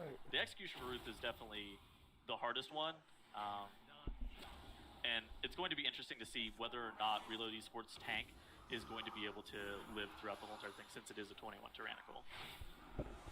Yeah, we're gonna have to take a close look at Reload here with those tormented debuffs. It looks like they also pulled the boss into a corner to make sure they see if their statues are being thrown at melee range or if they're being thrown at the range. So they have an easier time dodging those because they also have that 50% slow. So it makes it a lot more difficult. You saw the Lay on Hands has just been used on the tank, and it healed very little because of that 50% healing reduction. So they're definitely struggling a little bit here to heal the tank because of that dot that the boss keeps applying. And now we're gonna see basically the face as well. You can see all of the statues are gonna be dragged in and then pulled out, and then we're gonna see that AoE damage that is gonna go out in a group. You can make sure that your immunity players are soaking it. If they're the closest ones, they can soak double. And I think that's what Ankar is doing here. He's popping his cloak to make sure he's absorbing as much damage as possible. And now the Bloodlust is being used. I think they were just waiting for some of those offensive cooldowns, maybe also the Ashen as well. Press the Ashen. All right, here it is. All right, so now they do have that Ashen and that Wings available to them. They're going to be able to push through. This is also going to be a really good point for their tank to get as much healing as he's going to reasonably need. You do see he also has a massive absorb on himself from that trinket. Oh, there was almost a quaking catastrophe for Reload Esports there. Sepako as our carry does end up dealing with the third boss and is on to Inquisitor's Cigar, but it kind of feels like it's almost too little too late as Lord Chamberlain dips increasingly lower for Reload Esports inside of their Bloodlust. It has just finally finished as that second Ritual of Woe is going off, making sure that everybody stays stacked up and is soaking that Ritual of Woe. You even have the mage from Reload Esports popping that ice block to make sure he doesn't have a quaking disaster where he's cleaving his tank, and everybody's making sure that they get backups on those beams during that Ritual of Woe as well, and is assuming that the tank can live here for Reload Esports. This one's looking as good as done. Yeah, both teams incredibly clean. 0 deaths on the board for both of the teams, so really well done. But Reload Esports just a bit more efficient with their strats and a bit faster. So they now finish off Lord Chamberlain, and they're going to be winning that first game against Sepako. That's right. Reload Esports taking the victory, and of course, well played. Not having any sort of big unnecessary deaths or any sort of, big catastrophes. One of the biggest things that we're looking at here, especially in Group C, Dratnos, is how well these teams can execute upon their strategies and not have any sort of big catastrophes or anything like that. Because it's been 2 full weeks of all these dungeons at varying keystone levels, and they've had the time to study up. So very well played by Reload Esports to take that victory, but also, both credit to both these teams not having any deaths. Yeah, it's definitely something that, these runs that both teams put out could have beaten almost any other team that we've seen in the tournament so far, right? We have seen these runs both are better than any kind of one wipe run. And one wipe runs happen all the time when you're doing MBI-sized pulls, which both of these teams were. Reload Esports, they were able to come up with the padding through this dungeon that was maybe one less pull than Sepako was up to, but still both were doing absolutely ambitious strategies. And definitely 2 very well-matched teams. Can't wait to see next game between them. That's right. Well, let's zoom in as well on some of those pulls. Where was that extra pull there for Reload? Where was the extra pull for Sepako that Reload didn't have to worry about? Yeah. Okay, so let's start by talking about the first pull of the dungeon, because as mentioned here, you've got that cast coming out from Incinerator. Again, as Nagura mentioned during the broadcast, the Inspiring Aura does affect the tormented mobs, which is really toxic. And so you can see here an option for you that is maybe slower but safer is to crowd control the Inspiring mob and just leave it outside the pack. This is what I would recommend for 99.9% of players to do if you're going to attempt anything like this. But if you happen to have an Ashen Hallow and a very brave tank, you can try and do it the other way. This is just such a huge pull, though, onto boss. Look at the number of nameplates that we have involved in this thing here, and they're beautifully being grouped up and managed. They're actually letting this Collect Sins cast go off because that one is not a particularly deadly cast. Just add some extra targets, a little bit more funnel, a little bit more icy propulsion procs. Don't mind if we do. And then, of course, this big pull onto the third boss as well. The fact that this works out. Actually, you know what? Once you've done the earlier pulls in this dungeon, this one is one that is very much easier than the ones right at the start of the dungeon. So you kind of get to the spot where you're like, oh, okay, phew, we just got to make sure we don't throw it away here, because it's still a big and scary pull. But if you can manage 20% onto the first boss, you can manage 10% onto the third boss easily. Yeah, obviously. Do you know why they were at 99% enemy forces count coming out of the third boss? Because there was that there's that interaction for a little bit where you can skip Inquisitor's Cigar by using a trinket to pull the boss through the wall, but the teams aren't. They're not allowed to do it, and they got it fixed. Yeah, and it got fixed on 99% is not enough, right? They would have needed, if they were planning to skip Cigar, they would have needed 100%. Yeah, I didn't quite catch exactly where it happened, but I suspect that an extra Houndmaster, an extra dog waddled its way into pull at some point. I don't know. Definitely they were a slight bit overcount, yeah. Or maybe, you know what? Maybe their mage was just like you guys. I know we don't need the count, but my icy veins cool down. All right, my damage. You see the ice lands just zoom out at a mob. Like, what? I would believe that. I would believe that. 6% over. It's like Legion times, where before MDT was even a thing, and it's just like, yes, they were just a casual 6% over. Not a bad time. Yeah. All right, well, with that victory, it is going to start moving us into game number 2. So we start setting our eyes here, Nagura, up on the Necrotic Wake, which, again, we talk about some of the dungeons that are like momentum-based, that you need to have all your cooldowns for this specific moment. And we've seen tons and tons of wipes and mistakes for this dungeon. It is challenging, and now they have Tyrannical and Sanguine to worry about. Yeah, I also think this is one of the really difficult dungeons to execute for these teams in Group C, because Necrotic Wake is just one of those dungeons where you can do incredibly crazy pulls, and whenever that is a possibility, then those teams want to do it. But it's so difficult if you have Sanguine, and on top of that, you also have Tyrannical, right? Because if you use these weapons that are that you can use in Necrotic Wake, if you use the Anima Orbs and the Spears, then the mobs die so quickly, and all of a sudden the Sanguine pools are underneath the mobs that didn't quite get one-shot by the Spear or by the Anima Orb, and it makes it really hard to not get any of those heals off, especially if you decide to pull trash on top of a boss as well. And if it's a 22 Tyrannical boss that gets healed by Sanguine, then you're really sad. So I definitely don't want to see any of that. Yeah, and I think a lot of this, similar to Halls of Atonement, is when you're setting some of these pulls up as well, Dranos, as a tank, you kind of have to rely on the patience of some of your DPS to allow you to be able to get everything in together. And I think that also kind of goes further as well with Sanguine, because you don't want to just be having certain mobs just getting killed off way too early when you're having all the mobs stacked up, the tank's trying to get in his damage before he has to start kiting.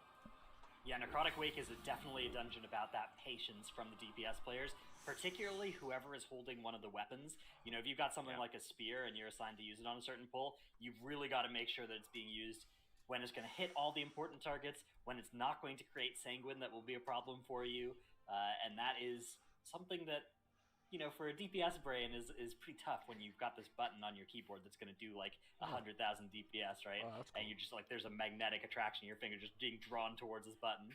You've got Just to wait. Yeah, I gotta just add Tettles next time, all right? I gotta Sanguine the whole pack, bro. Hear me out. If you Sanguine the whole pack, they live through the entire dot from your weapon as well, and you get even more overall out of it. So. Plus the mobs are alive longer, and everybody knows that more AoE equals more overall damage. Should we just say, tank lol? Guys, save these tips for the Titan Forge podcast, all right? You're just giving away gold here, man, I tell you. Here's some for free, we would never tell them that on the podcast, of course. We are a lot more reasonable there.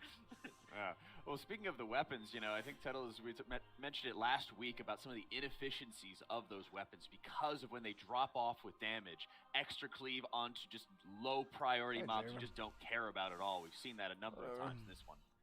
Yeah, and so in Necrotic Wake, the Blightbacks, fortunately enough, don't do on-death affixes. It's just the soldiers.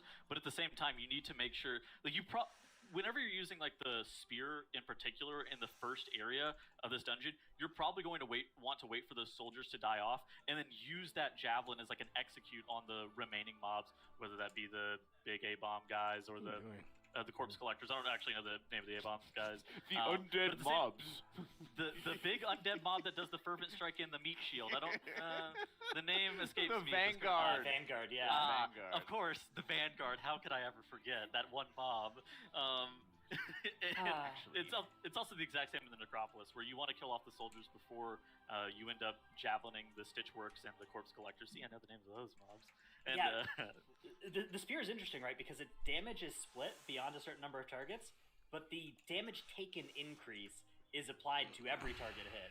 So there are some situations where you actually do just want to hit 20 things, right? And it's not so much about the spear's damage itself, and it's more about, my mage is going to deal 20% more damage to all these targets if I can hit them all. So, and then Sanguine really does complicate that further, because you don't want to be killing low health mobs with your spear and healing the mobs you're trying to actually focus. So huge conflicting incentives in this dungeon.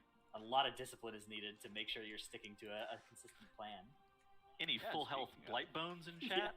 Yeah, we've seen that before. This also, thanks to that little transition there, Dranos, that also has been a dungeon where we've been seeing a lot of disciplined priests coming into play, right? We've been taking advantage of that mind control tech in the Necropolis as well. So that execution, that discipline, of making sure you're just Yeah, keeping I that get it. mob Execution, around to be able they to have get the Shadow cover. or Death, right? Execute. I'm following. I'm glad Jack someone's is taking stunned. notes on this. I'm glad someone's taking notes on this. No, this priest doesn't have chastised titles. Come on, you silly. Game number 2 between Reload Esports and Zapako is our carry. Is getting ready to get underway here. Game number 2 is going to be in Necrotic Wake. Tyrannical, Sanguine, all kinds of nastiness going to be coming around the corner on this one. Reload Esports is up 1, so we'll see if they can make that clean 2-0 sweep or if Zapako can come back in this series here in the Wake.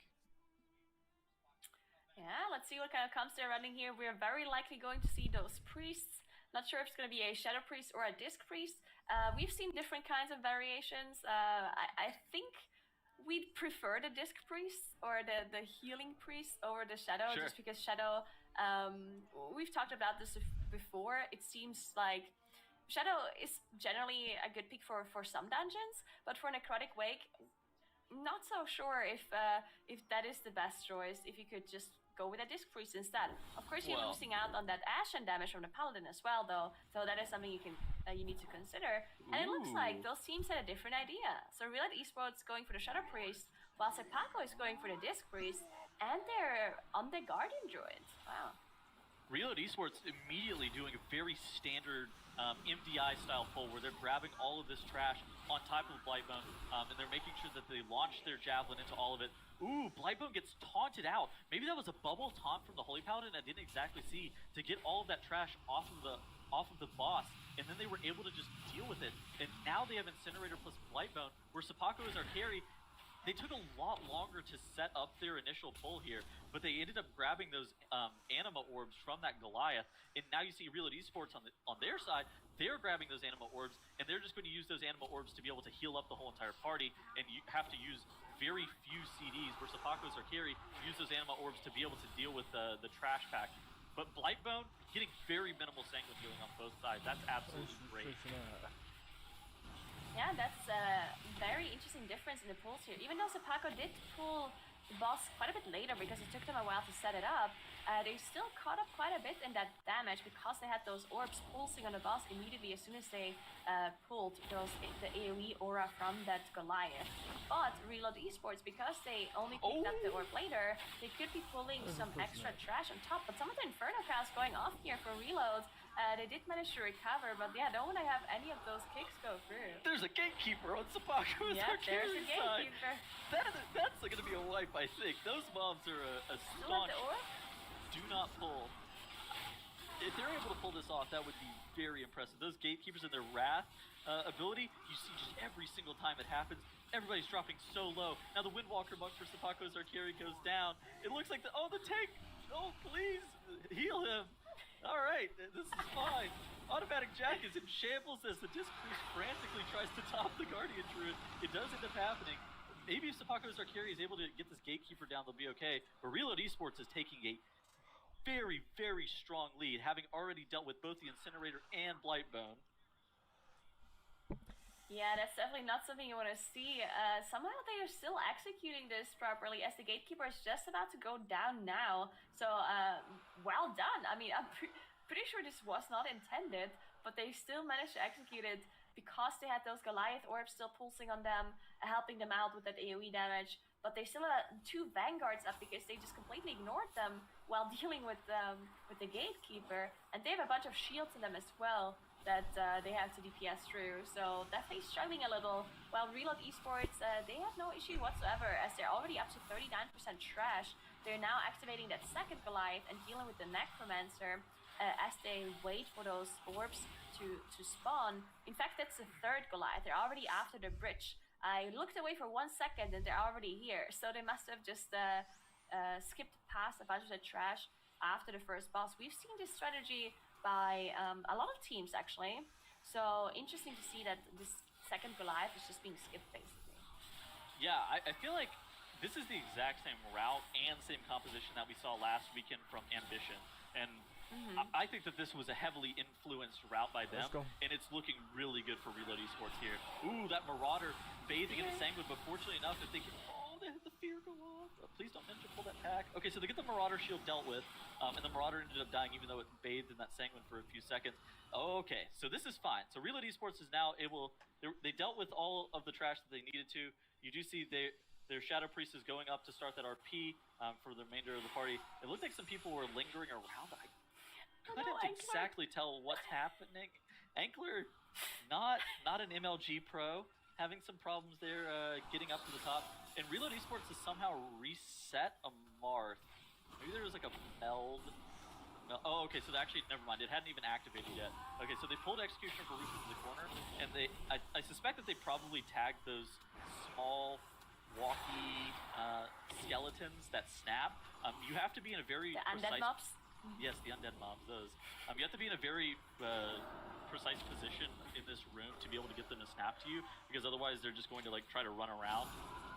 But if you were nearby them, standing basically where Reload Esports is, then they can't absolutely snap through the wall onto you, as you see on screen, right here. Yeah, I'm just looking at Sepako trying to finish off this boss. They're still struggling. But there we go. But Marking goes down for Reload here, actually, almost immediately in the pool. So they're gonna have to commit a battle rest with one of those engineering rests they have available. And they need to be... There we go. So they got him back up. Thankfully, they should be able to be... But he lost a lot of damage. So we'll see if they have some issues with this boss. It is at 22, and it is tyrannical. And we know how dangerous a Marth can be if you don't... there's a lot of group damage. You have all of these ads that you need to deal with. If you miss time, they're hard to see in the ads. When the boss cast goes off, that's going to be a disaster. So we'll see how they deal with this one. But yeah, Sepako finally did manage to move on. And I just saw that their Guardian is actually playing Venthyr. I just had that moment too whenever I saw him Door of Shadows that he's playing Venthyr. I mean, it is really strong damage on a 3-minute interval. Ooh, Sepako's Windwalker Monk goes down immediately as soon as the Incinerator is pulled. I feel like that Gatekeeper, whenever it got ninja pulled, has put Sepako in a very precarious position. We talk about issues that will like wipe your group and you lose like 5 minutes in Necrotic Wake. I felt like Sepako virtually had a wipe with how much damage they had to commit to that Gatekeeper to not like actually full wipe to that. They're still stuck in that first boss room area. Reload Esports they're all dipping so incredibly low as they have multiple stacks of that crossbow volley. The harvest goes off and kills off multiple members of Reload Esports. You see Ankler hanging on by a thread but ends up dying. Now you have Simkins in that pod tender, and now Reload Esports tank is trying to reset a Marth. Gracious. Maybe it's not possible to reset because the mage is still in the pot. Looks like he did manage to survive, but yeah, that's just issues for them there because their Shadow Priest going down at the start. They were just missing single target damage. The boss took longer than they maybe thought it would, and yeah, they didn't manage to kill off the ads before the final harvest went off.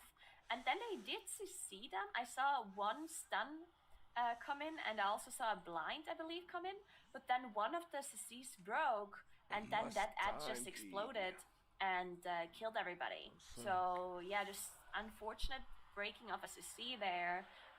And you know how this happens, right? Because in case you guys don't know, the final harvest, when it goes off, if there's any ads that are still alive that are not hard to see it, then they're going to explode in a group and do a huge amount of damage. But you can prevent it by just using any sort of like stun or any hard to see that your group has, like Shackle Undead they can use, for example, and they also can use what else do they have? They have Shackle Undead, Turn Evil works as well.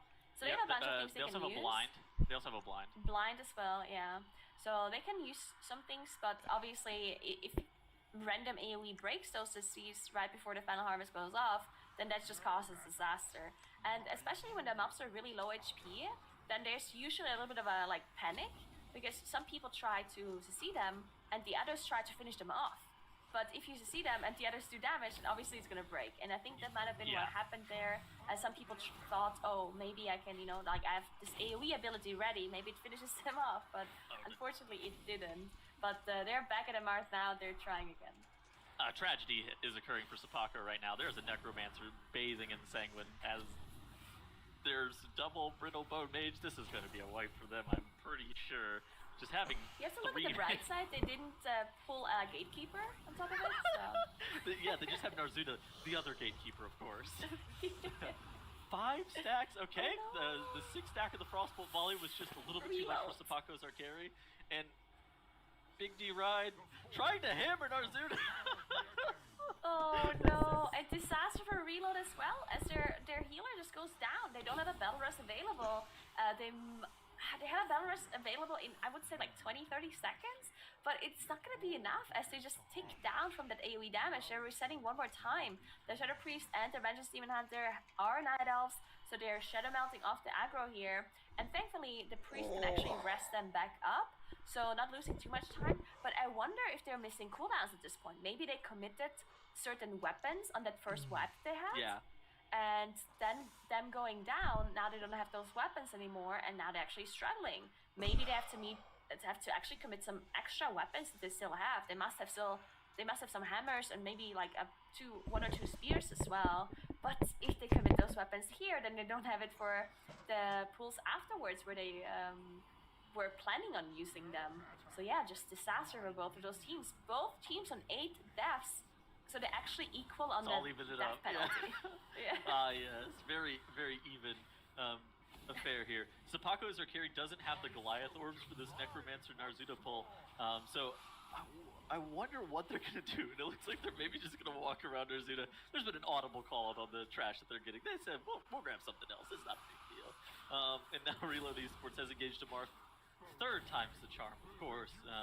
Whenever at first you can't succeed, try again. And it looks like they're okay. They have that shackle on that mage, but Amarth is a boss that, like you mentioned earlier, can go so wrong so quickly if you have that final harvest go off. I think they're probably only gonna have 1, maybe 2 more of those final harvest casts. So ultimately, it's gonna come down to whether or not they can get it dealt with. Wonder where they're gonna use their lust though, because it's come up probably a lot earlier than originally routed. Whenever they were running through this dungeon without any mistakes. So it's going to be interesting to see if they commit it as an audible call or not, as everybody on Reload Esports drops incredibly low. Committed, everyone drops so low, just press the bloodlust at this point. Oh, combust? I definitely would bless, yeah, there's a combust coming up, a bunch of cooldowns. The mobs are still alive, the final harvest is being cast. Oh, there we go, okay, they managed to finish them off. Thankfully, as, oh, now the final harvest comes up, never mind, I thought it was before. But, Sepako, having another wipe. They're up to 13 deaths at this point. So what? And they're just improvising their strategy. I think what is happening for them is that they pulled that gatekeeper and all of a sudden they have more percentage. Maybe they tried to adjust their route and pull different, but then it just didn't work out. I'm not sure. But Reload finally did manage to finish off that boss without having to commit the bloodlust. So good on them. Still have some weapons left even. They even have that anima orb that the tank just picked up. Yes, I wonder what they're going to commit now. You see Sapako using that mass res to grab the rest of their members. Now they are a full boss behind, as Amarth, like you said, was dealt with by Reload Esports. I wonder how big Reload's going to go in this room, because last weekend we saw a lot of the teams end up pulling basically the whole entire Necropolis in one singular pull, and it seems like Reload Esports' decisions for their routing in this dungeon was heavily influenced by Ambition, at least early on. But I wonder if they're going to be setting up this whole entire full boss room pull, and right on cue they do that. You even see the bop coming out on that Shadow Priest to make sure he doesn't get knocked out of his out of his MC, so he could get that one Corpse Collector all the way into the pack. But there still is a Corpse Collector off to the side. Ooh, and it gets interrupted by that Shadow Priest with that silence. Now the Corpse Collector bathing in sanguine with that throw flesh, kind of a modern day tragedy. Ooh, the mind control coming back out. Great moves by Reload Esports. There is a full health Corpse Collector, but all things considered, not the worst state of affairs that could have happened here. Of course, you would have rather have had just that Fleshcrafter left alive so they could advance the RP of the room. But with just this one mob, it really could have gone a lot worse, I think, is the general point there. I mean, just imagine you would have a Disc Priest and a Shadow Priest. They could mind control both of these mobs and get the next event started. There's a flaw in their strategy. I do think they should be running 2. But they did manage to finish off the Collector now, and the mind control has been casted on that Fleshcrafter, and now they do pull those assistants. Those assistants can be, they can be a little bit unfortunate if you get the double cleaver on the same person, and that's exactly what just happened to them here. So they unfortunately lost one of those cleavers, just went into one of the players basically instead of the mob. So hopefully that doesn't happen again for them, as both the cleavers come out, and again it's on the same person. Wow, they're just being really unlucky at this point. Yeah, I think the mage got an Keep invis going, off on boys. that fixation as well, which helped keep the mobs grouped up. That's actually a really important aspect. Ooh, okay, and so no sanguine healing on this assistant. That would have. I've been in runs where these mobs have been sanguined all the way to full, and it is a sad day whenever you just have to wait for effectively 20 seconds before you kill the mob that was low and got healed all the way to full. And now Gore Grind has been summoned. It's important to note that these bits, they do on death affixes, even though they don't give count. So you really want to be focusing down Gore Grind here. He's pretty easy to move, especially in comparison to Rot Spew, but it's not the easiest mob to move because he does that Gut Slice and that Tenderize and that Mutilate cast, so he can stop and will start casting for periods of time, so you have to be very cognizant of how you move him, how you kill the bits. Yeah, definitely don't want to have any of those heals go off on the Gore Grind. That would be pretty nasty. You can see, there we go, moved out of that Sanguine. There's a little bit of a bracing time, so even though you see the mob, when he stands in Sanguine, he's gonna turn red, but the healing doesn't go off immediately. So as long as they drag it out really quickly, it's fine. And it just becomes really scary if it's a boss, right? If you see a boss turn red because they're standing in Sanguine, then you really quickly want to get that boss out of there. And now they are dealing with that last pack. Anko actually dropping really low. I'm not sure, was that aggro, or was that literally just That was all bad. the spew, the pool that was being thrown at him? I'm not sure. But if it was the pool, then this is doing a lot of damage for a Tyrannical 22. It may have been a combination of the leftover leap plus the Rot Spew spew. Okay, so now the cleaver, so the Fleshcrafter got broken out, and you do see Simkins here had us cauterized proc by the cleaver, and now the mob is polymorphed out in the middle of the room. You really do not want it to be polymorphed out in the middle of the room like that, because now it's getting broken by Ignite. Now there's some dots on it. They are going to be able to deal with this fairly easily. It's not going to be the end of the world, but it's not exactly where you would prefer that Fleshcrafter to be, just positionally in the room. Yeah, it looks like they did manage to get it out of the Sanguine. It doesn't necessarily matter anymore now, as long as it doesn't go down, because they do want the Fleshcrafter for the last boss as well. So at this point, it's okay if it's being healed to full HP. It's actually being stamped by Simkins with sheep. I'm not sure why. It looks like they just don't want to get the cleaver off just yet. There we go. Now the sheeps are being... he stopped casting sheep because they want to get the cleaver off on the boss. Not sure if they threw a weapon. The boss is still really high HP, so maybe they are not committing any weapons here. But then that boss is actually going to take them quite a while. Ooh, no weapons, no lust on a 22 Tyrannical. That is a very scary endeavor. Okay, so now they break that poly and get another... Okay, so they're leaving it polymorphed whenever the throat cleaver is off cooldown, because they don't want him to just throw flash or do any casts or anything like that. They would rather him just sit inside that polymorph, and then whenever that throat cleaver is available, then they break him out of the poly. But now Reload Esports has two of these creations up at once, and this is really dangerous as it's going to start doing group-wide damage. There is the double hook here. Oh, you see Simkins lobbing a hammer into Surge and Stitch Flash. I think that may have been an audible, that may have been a practiced call. This is very dangerous here, though, because you see the whole entire party just taking insane amounts of damage on them. If they get a third creation, it can all be up in the air. And now you have Surge and Stitch Flash leaping onto the platform. One of the meat hooks may connect with the other creation. Here's a third creation for Reload Esports. This may be a wife nigger. This is really bad. They're this is really dealing bad. Unhealable amounts of damage. The problem is that it's so hard to get the boss down when there's so many creations up, because they're hooking each other, and I think that's what's going to happen again. I'm not sure if they get the boss. They didn't get the boss. This is exactly what happens if you have so many creations. You try to hook the boss, but they're just hooking each other, and they're not going to make it. They're going to have a full wipe here. They're going to have to go again. This went so wrong on so many levels at the very end there, just because they were missing a bit of damage on the boss to get him to below 5%. He doesn't actually jump back onto the platform anymore, but because they didn't get him low enough, the boss jumped up, did all of these creations, and even though they have so many hooks, none of them actually went onto the boss. The only way they could have done it is by having somebody taunt out one of the creations, maybe the paladin taunt out one of them before the hook goes off, to make sure that creation is away from the other ones so the hook can go into the boss. But that's just such a hard task to execute when there's so much damage going on onto the whole group, and the tank is just suffering because he's taking so much damage from these creations. But this is the time for Sepako to actually catch up, as they're unfortunately wiped again. The Benny Hill music intensifies as Sepako wipes to their Necropolis full. This has turned into a modern-day fiesta. Reload Esports has dueled up and engaged Surge and Stitch Flush again. Are they going to commit lust? Are they going to commit more weapons? I don't know. I don't know if they have any anymore. I don't think they do.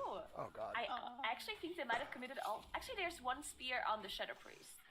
So at this point, I feel like they should just use it, because the last boss is difficult, but I think it's totally doable without weapons, right? It's gonna take you a long time, but it's doable, right? What do you think? Definitely. You want the hammers for the last boss is the biggest thing. Yeah, you absolutely can do it without weapons. It's a 22 Tyrannical, so you kind of want a lot of different things. This is the key that is most resembles a live key for a lot of these teams. However, Reload Esports is doing very large trash pulls, but the bosses are virtually the same level of difficulty, and they're not committing any javelins to it. And now they have double creation again. They have to use it. They actually have to use the spear because the creations are a lot. I mean, it's gonna be the same issue again. They don't have enough damage, and the hooks are not gonna go on the boss.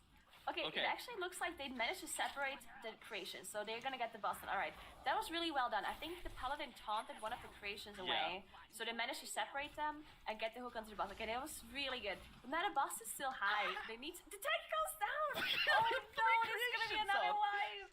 There's too much damage on the tank. He doesn't have cheap death available. Doesn't have any of those defenses available. They have to commit something. Sepako, on the other hand, still fighting the trash in the Necropolis. And they're actually still at the early stages of the trash. They're still at the creation pool here. Who decided to take Volcanic Plume on Sepako during Sanguine Necrotic Wake? Tell me. Announce yourself to me right now. Wait, did the Windwalker Monk forget one of his... Multiple members of Sepako's DPS have forgotten a power, it looks like. Oh, pain. Oh no. Sometimes it is possible that it doesn't pick it up, because I've seen this before. It looked like JPC didn't take a power, but then he actually did have one. So sometimes it is possible that the observers just didn't pick it up somehow because they weren't close enough to those players. I'm not sure how it actually works. But yeah, their Windwalker did take that Volcanic Plume. Jesus. Interestingly enough. Yeah. Reload Esports has pulled Surge and Stitch Flush third try. 3 times. Let's go for it. I believe in them. They can do it. Third try. Will they have to pull Nalthor for 3 attempts as well? I don't think so. I do think that the last boss is probably like a lot easier, right? Than the other 3. Consider like the last boss, takes a long. I do think so. I mean, the only thing that is really annoying is the exile, and that's why we usually see so many weapons committed. But the shield, it can be broken if you have a coordinated group. I think it's gonna be fine. But yeah, let's see if we can finish off Surge and Stitch Flash, because they're still not committing the Bloodlust. And did they commit the spear? Is the question. No, the priest still has it. Priest still has the spear. Yeah, he still has it. But we only have 2 creations up at this point, so there's no possible way we would get a 3rd creation and potentially wipe. Surge and Stitch Flush is dropping pretty low. The Morbid Fixation doesn't get canceled, but there's an Ignis that goes off. The healer died. The Surge and Stitch Flush is at 6%. Please, God, kill this boss. Please, please kill him. They tried their best, and it looks like he's going down, but the tank died as well. Oh my god, that was so close. Both the paladin and the tank went down there at the very end, but they did thankfully managed to finish it off. The spear is still under priest. He didn't commit the spear. So we still have one weapon for that last boss. I do think they probably committed all of the other weapons though. Are they looking into pulling Sagadon? Okay, it looks like they're pulling Sagadon. Probably just because they had to commit so many weapons. At this point, they just want to do this for safety, to make sure that their tank doesn't go down. Lots of physical damage onto the tank on that last boss, and they just want to play it safe. I assume they know just how much Sepako is struggling here, and even though they have 19 deaths, they know that they're still ahead, so they can actually do this for safety. Necrotic timer. Oh, what is the timer in this dungeon? Looks like Reload Esports is still going to get the +1. No I want to say Yeah. what is it? 38 maybe. Can't find it. It's 25 minutes in, right? So they're definitely still timing this key, unless they're wiping in the last run. boss, which. Please. Okay. Yeah, they there's can no make it possible way unlimited. to deplete. It's a 36-minute timer. They would have to wipe 3 times now through the Rhinebinder, and we have definitely not seen that today. As Reload Esports has engaged their Bloodlust, they were saving it for approximately 16 minutes. 16 minutes for this point. So not too bad for them. They do have this Fleshcrafter into Nalthor, and Nalthor is getting absolutely chunked by the use of that Javelin, like you were saying. They lob all of the hammers that they have remaining as well, if they had any, I don't really know. And then they also have the Fleshcrafter doing an ample source of their damage. And you see Reload Esports here, they're trying to juggle who's getting picked for that Dark Exile. You saw the Rogue pop his Vanish here, and now the Mage gets picked and sent off into the ether. A very sad day for our main character, the Fire Mage. And now Reload Esports, this is the dangerous part of the fight. Whenever Nalthor gets like his shields up, he's putting a lot of group-wide damage on the party. However, with a team like this, I suspect that on a 22 Tyrannical, it isn't the easiest thing, but it's not going to be like a super big challenge for them. Additionally, they have that Fleshcrafter to be able to get through a lot of these shields as well. So it shouldn't be too terrible. Not sure why Simkins didn't actually just die downstairs, because he didn't have Cauterize ready and he didn't have the pot ready, so it would have been really easy for him to just suicide and come back up, because they have 2 battle rests available, but actually decided to finish off that mob. So he does have that buff though, which is nice, I guess, but he's got combustion, so yeah, not the greatest value there, I guess. But now they have the Ashen back up, as their Holy Paladin is committing that offensive cooldown. I'm just going to call it offensive, even though it is a healing cooldown as well. It's an offensive CD, you're right. Nalthor is about to go down. They have to kill off that Fleshcrafter as well for that 100% trash, but they're doing it. The boss is dying. This is happening. Reload Esports. I was here. Not a very clean run, but they Please don't wipe did down. it. Okay, it's fine. They lived. Well, sometimes the Necrotic Way goes that way. Sometimes just one wipe makes everything worse and makes everything harder. I'm kind of surprised that we didn't see some extra emergency weapons just to make sure that they didn't have that wipe, especially considering they had the cleaver on hand. But you know what, Reload Esports, they got the win, and when we look back on this, 30 years from now, Dranos, we're just going to see the win. That's it. There are 2 types of Mythic Plus players in the world, Jack. There are Okay. people who have necrotic wake runs that look like this, and there are liars. That is True. Yep. Real and true. Been there. We've had our time where we got our big necrotic wake for some sweet Blizz IO, and then we just completely ran it down on the high level. And then we go to like a lower level, and we have no problems whatsoever. So you're absolutely right. Let's go through some of the highlights and lowlights, especially on this one, Dratnos. Yeah, so things started out fairly well, especially for Reload Esports. First pull, looking pretty good, looking pretty well honed, looking like their last map in Halls of Atonement, where big pulls that had a lot of danger were working out well, were being played carefully. Sanguine was being managed well. Meanwhile, over on Sepako's side, we had that tragic Gatekeeper joining the party, and then Blightbone, Sanguine healing, players going down, all kinds of stuff causing them problems on that very first boss. This pull in particular is one that I wanted to highlight as being pretty impressive. Out of reload, look at Malik's health there, and then bang, there's that lay on hands coming out, saving him entirely from 7% all the way up, and the Sanguine was beautifully managed there. But then we entered the disaster part of the dungeon. We have that AoE cast going off from the boss with the mob not being crowd controlled, and just everything starts going wrong from here. And then just this tragedy on Stitch Flesh. Not enough damage to prevent him from going up again. And when you have 3 creations out, not many of them are going to land their hooks, right? Because they're all hooking each other. And the one that actually does go free, goes long, goes wide, ends up not hitting the boss. Man, that is rough. And that is one of the things as well that then sort of starts to cascade in this dungeon. Because then you're coming back to this 21 tyrannical boss, or 22 tyrannical, as the case may be. Yeah, which is, the highest level and hardest bosses we have in our tournament.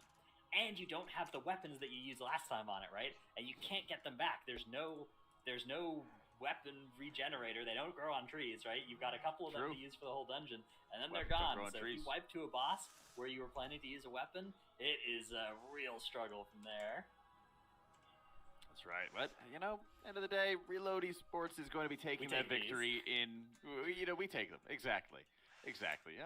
I think that there's always been dungeons for every single team, Nagura and the MDI, and certainly for live key pushing, where you just want to forget that it ever existed and that it ever happened and just move on from it as best as you can. And that's what Reload Esports is going to be doing, because they don't have to worry about Necrotic Wake when they move on into the upper bracket against Echo. They have other things to worry about, but it will not be Necrotic Wake, I tell you that. I think they would maybe prefer playing Necrotic Wake instead of playing as Echo. So I'm not sure about that. You might be right. True. But yeah, so we'll see how that game. We'll see that tomorrow. But the next 2 games are still gonna be the round 1 games. We're gonna see Omega Pump versus John's Army coming up, and then also Incarnation versus Team Stiefbuders.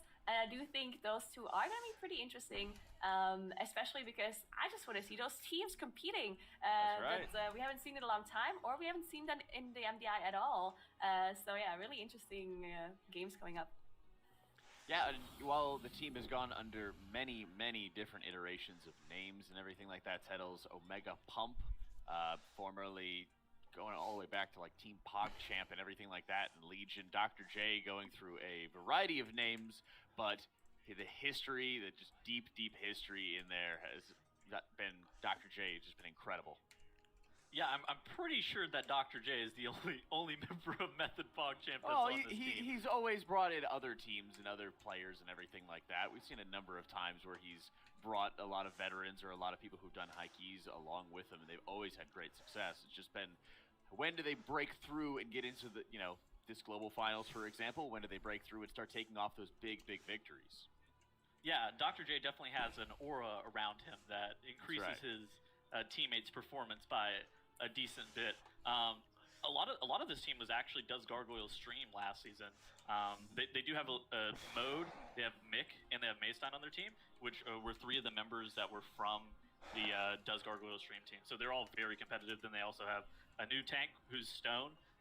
He ends up playing tank a lot with Dr. J on stream. I don't think that he has any MDI experience, although I could just be making that up. And then of course you have long MDI veteran Dr. J coming from the Manor, way out in Transylvania, some would say. Chris Manor. And, exactly. And I think that Omega Pump has just a team that has so many veterans that they know what the MDI and MDI pulls should look like. So they know how to practice really well, and they know how to set up things that are going to be successful long term. And so I do suspect that Omega Pump is going to be a formidable foe for both the Incarnation team, which we're going to see later, and the Echo team, which we already saw. That's right. So when we come back, Omega Pump and John's Army are going to be facing off. Winner moves on, and the loser drops to the lower bracket to fight for survival tomorrow. More MDI action on the other side of the break.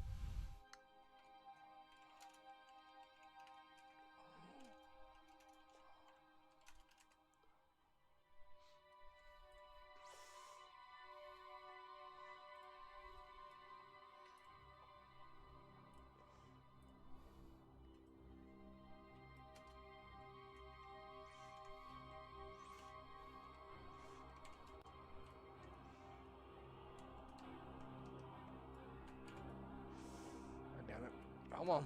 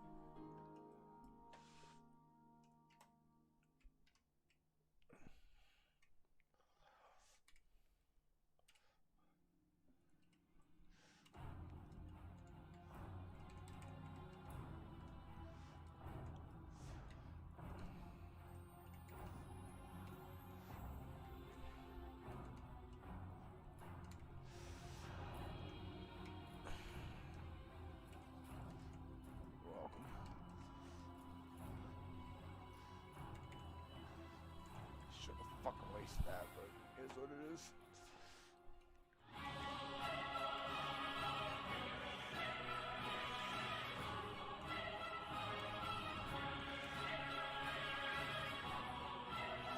Oh my god.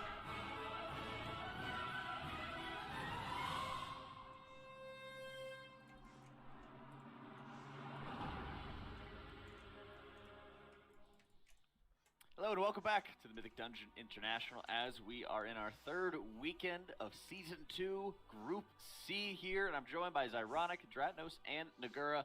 And while we, of course, will be hyping up Dr. J's Omega Pump Squad, let's not forget, Zyronic, John's Army. This team has called out Echo from the beginning, and they said that they will, quote, destroy them, especially Gingy. Yeah. I know, I was speechless too when I saw it. Very rarely have we ever seen a team just completely call out the #1 seed in their groups and, just say that they're going to dominate them. And, they've also got a pretty far way to go, Zyro, if they're going to make it to Echo in the upper bracket. I mean, if they wanted to go against Echo, they should have just played worse. Zyro's little... Wait, we got it? No, it was fine. I was talking to the stream and not to you because the things you were saying were completely outlandish. But yeah, no. Why I never. If they wanted to play against Echo, they should have just played worse in time trials, and they would have gotten to play against them then. Why? Is it? Are they going for the slow burn here, or? That's right. You know, they're gonna. They say that they're gonna go to the lower bracket. And they're gonna make a run. They're gonna go for an entire revenge tour and meet them in the grand finals. Okay. Sure. All right.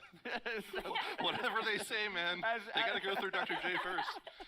That's right. You know, and Dr. J, and of course a lot of the team from Does Gargoyle Stream to Guro returning for MDI, and they're going to be starting it off in the other side with Fort, Inspiring, and Grievous. Yeah, definitely excited what apparently both of those teams have to show, since John's army is taking on a pretty big task. So we'll see how that goes. But first, yeah, the other side, 45 Inspiring, Grievous. It is a 20 key, so definitely not the highest keys we've seen, but the affixes can be dangerous. I think we have already seen Inspired the other side from another group, actually, and it didn't cause too many issues. I think it was Group A that had Inspiring. They just didn't care, basically. They just pulled all of those Inspiring mobs onto their normal pools, and they just tried to focus them down. So we'll see what Omega Pump and John's army are going to be doing here. And then it's also fortified, so that can make it a bit more dangerous. But most of those teams are trying to get almost all of their trash in that Ardenweald area, and those Ardenweald trash mobs, they really don't do that much, except to the tank. So as long as the tank stays alive, they should be fine. That's right here. Oh my gosh, I love these. I love these logos. These are fantastic logos. Omega Pump and John's army are ready to roll. Let's get into it. Game number 1 here in the other side. Both teams heading off over to the left to get started, using the slow fall to avoid that first pack, so we'll probably be seeing those later with the last boss. Interesting, though, to see both teams deciding on that left path at first. I think this is the better way to do it as well, because I think this gets you the better early lusts, but definitely we've seen teams using both sides, and they are now both getting started with this really big Ashen Hallow. Oh, no, they're not. John's army are electing to skip this pack for now, whereas Omega Pump have decided this is an opportunity to get their Ashen Hallow on cooldown. Yeah, that's... I think I kind of like the John's army approach here, just because I don't think this pool is that super large, right? You can see the Ashen is still down for Omega Pump here, so definitely not getting all of the uptime from that Ashen. While John's army, maybe that's the reason why they skip it, because they want to commit the Ashen and the Bloodlust maybe as well on one of those like early Ardenweald pulls, because it's fortified, right? So we definitely have a lot more damage with that Ashen, and getting a bigger pull in, which is not really possible, and that pull that Omega Pump did there, because they only have that Oros, the Ice Tormentor there, and you don't necessarily want to deal with that anyway, because it's not really a big deal to have to slow on the last boss, and it only gives you defensive power, so most of the time those teams just end up skipping it. But John's army do pull Baruth on top of some other Ardenweald trash, and Omega Pump looking to do the same thing without the Ashen though on their side. This is so sketchy with Grievous and that healing reduction aura from Baruth as well, especially without access to Ashen Hallow. Very impressive that Omega Pump have looked like they're able to survive this so far.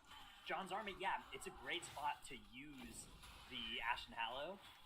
The problem is that you don't have your Ashen Hallow on cooldown for the 1 minute of running time where Omega Pump's was recovering. So that might mean that Omega Pump will have access to it on, say, the pull of the boss, where John's army might still be waiting for it then. And the teams are under some pressure then to fire off their Bloodlust at right around that time, right? You can't really hold the Bloodlust for a future wing if you still want to get 2 in this dungeon.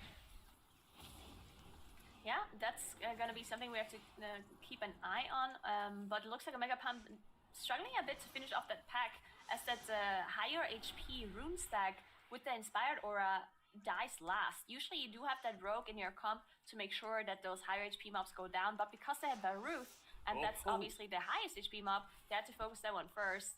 But what did you see? So Mace Time was going to sap an Inspiring mob, but I think he broke out of stealth. I don't know if it was intentional. He was definitely getting autoed, and things were a little bit scary there. But he did end up tricksing all the mobs over to the tank, so it may have been intentional, but it looked like he might have gotten broken out a little bit early. They've got this big pull for Omega Pump, and because of that sap, it's not going to be affected by Inspiring, but Stone, look, he's taking so much damage. Oh, this is sketchy. They do have a bop, actually a lay on hands that went off from Moat here onto Stone, making sure he can stay alive, trying to kite this out, but Moat seems to be having some aggro almost, as he had a debuff from one of those mobs, and they're just cutting it out with that Grievous TP on everybody. It really looks like they're not having too much damage for this pull. Maybe something went wrong. Maybe because Stone had to start kiting, the damage just fell off a little because the mobs started to spread out, right? As soon as your tank starts kiting, you just get so much less damage onto the trash grab. And Stone dropping incredibly low as he keeps getting hit by those mobs. He still has the cheat death available, so still one of those safety nets that he has going on for him, but still it's incredibly scary. And the mobs just don't die. Yeah. Everyone just has so much Grievous stacks, and there just seems to be some sort of lack of damage, maybe miscommunication with cooldowns, or maybe someone didn't get as much damage off as they should. But yeah, definitely really scary on a Mega Pump side. Yeah, Mode nearly going down to his own blessing of sacrifice there. He's going to be able to miraculously keep everybody alive here for Omega Pump. Meanwhile, though, John's Army, they've gotten this pull finished. Their pull was slightly less count, but they are now a little bit more progressed through the dungeon. About the same, actually, as now both teams are walking towards this next big pull. This one, you got to be really careful of that Bladebeak Hatchling. You can see it's casting that cries, and a great Hodge is going to come out on the side of John's Army, and on the side of Omega Pump. They're going to make sure that does not get its cast off. If that thing casts, you start getting the Matriarchs added to this pull, and things get extremely, extremely scary.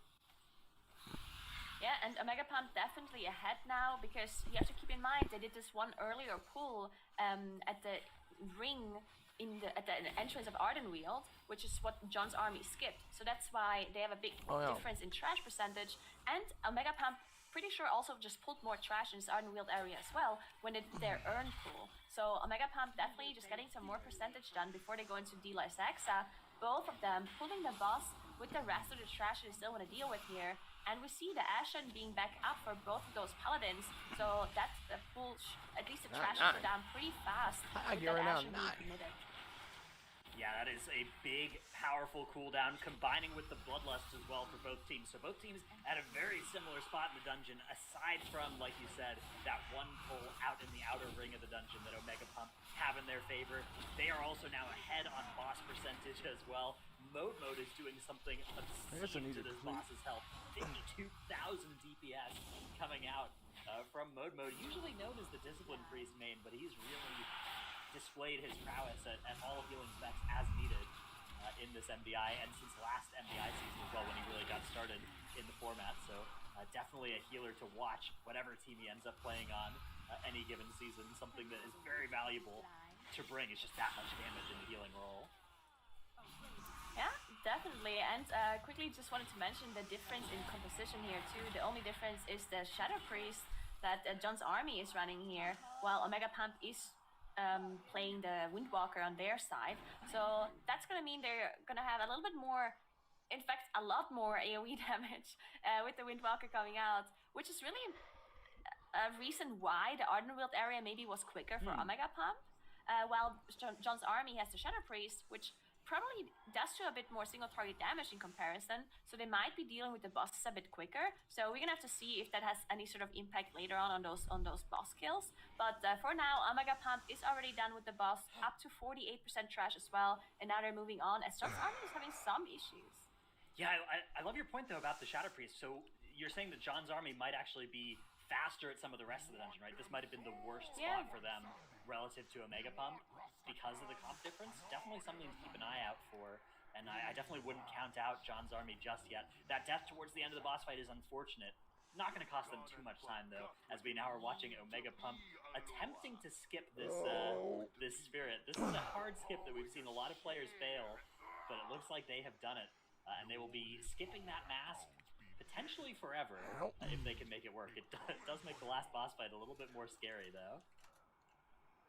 And now it looks like they're doing another skip here, as Stone was aggroing these Warlords and he pulled them to the side, shadow melting off the Warlords, but they're still in combat with those Bone Soldiers and the Raptors because they want to pull them into this next pull. So I really like this. This is something we've seen by Complexity, I believe. They did this very same thing where they pull the drill onto the side, they wait for the first AoE to go off, then Maesting is going to use that cloak to still DPS through the Haywire, and now the Raptors and the Soldiers arrived. They're gonna pull them into this next trash group with the Arf, and while Maestan is dealing with the Dental Drill, they're just dealing with the rest of the trash group, and now the Dental Drill is in the pack as well, and now they just have to finish it off before the next AoE cast goes out.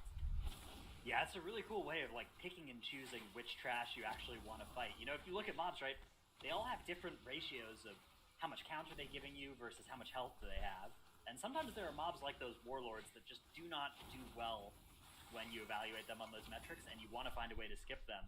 But it can be hard to do that. And so the way that Omega Pump there got combat on some mobs on all their players, and some mobs only on their tank, and then Shadow melted off those mobs, really clever way of choosing which mobs they wanted to fight. As you can see now, they have dealt with this pull. They were on a bit of a timer there. They did need to kill that, as you mentioned, before that next cast. But they have beaten that timer, and now we will probably be seeing a skip through the rest of this section. Let's see what they've got in store for us. Yeah, it is going to be the Shroud to get through this slime section. Yeah, so it looks like one of their players is activating that engineering button to make sure those slimes disappear. Hopefully not pulling a Shakib here and killing Moat on their way. But it looks like they executed this properly, as both of the lubricators are being pulled into the Sentinels here. The Ashen actually being committed. That's interesting, because we've seen this very same pull by some other groups, and they kept the Ashen for the boss. But because it is fortified, I think it does make sense, and they might just get more of a time save out of this pull here with the Ashen instead of saving it. And this pull actually can be really dangerous because at some point you're just running out of interrupts, and there's so many things that need to be interrupted. And these oils, they do a lot of damage if they go through on the same person, especially since it is fortified and Grievous as well. Yeah, beautiful use of their AoE crowd control effects. And you can think of Ashen Hallow there as basically interrupting all of the essential oils, right? Because it's like, it's going to heal through them. Unless all three target the same person, you're probably going to be fine. So as long as you're looking out for that, it means you actually have enough interrupts then to kick the lubricators, which definitely needed to be kicked on that pull. So yeah, good use of the Ashen Hallow, making that pull possible for Omega Pump. They are now almost done with their count, right? They just need a little bit more, and then they will have it from the last boss, Trash, that they're going to pull there. As they get started with the Mana Storms. That's a boss that you usually don't think of as being one of the hardest ones in here, but with Grievous active, it actually can start to be a drain on your healer's mana if they're not careful. Yeah, definitely. There's also some overlaps that can be dangerous when you have the stun go through at the same time as the boss is casting that AoE, and if you have a lot of stacks from soaking the crystals, it can be dangerous. But it looks good for a Mega Pump just now. John's army, though, took a little bit of a different route. First of all, they did deal with the trash pack in the outer ring that they skipped before, and now they're dealing with these warlords and this raptor pack that Omega Pump basically skipped. Well, they only skipped the warlords and dealt with the rest, but John's army just dealt with both of it together, and now they're entering the Mechagon area. Still a pretty big difference in trash percentage that John's army has to catch up on, though. So we'll see how much trash they're pulling in this area.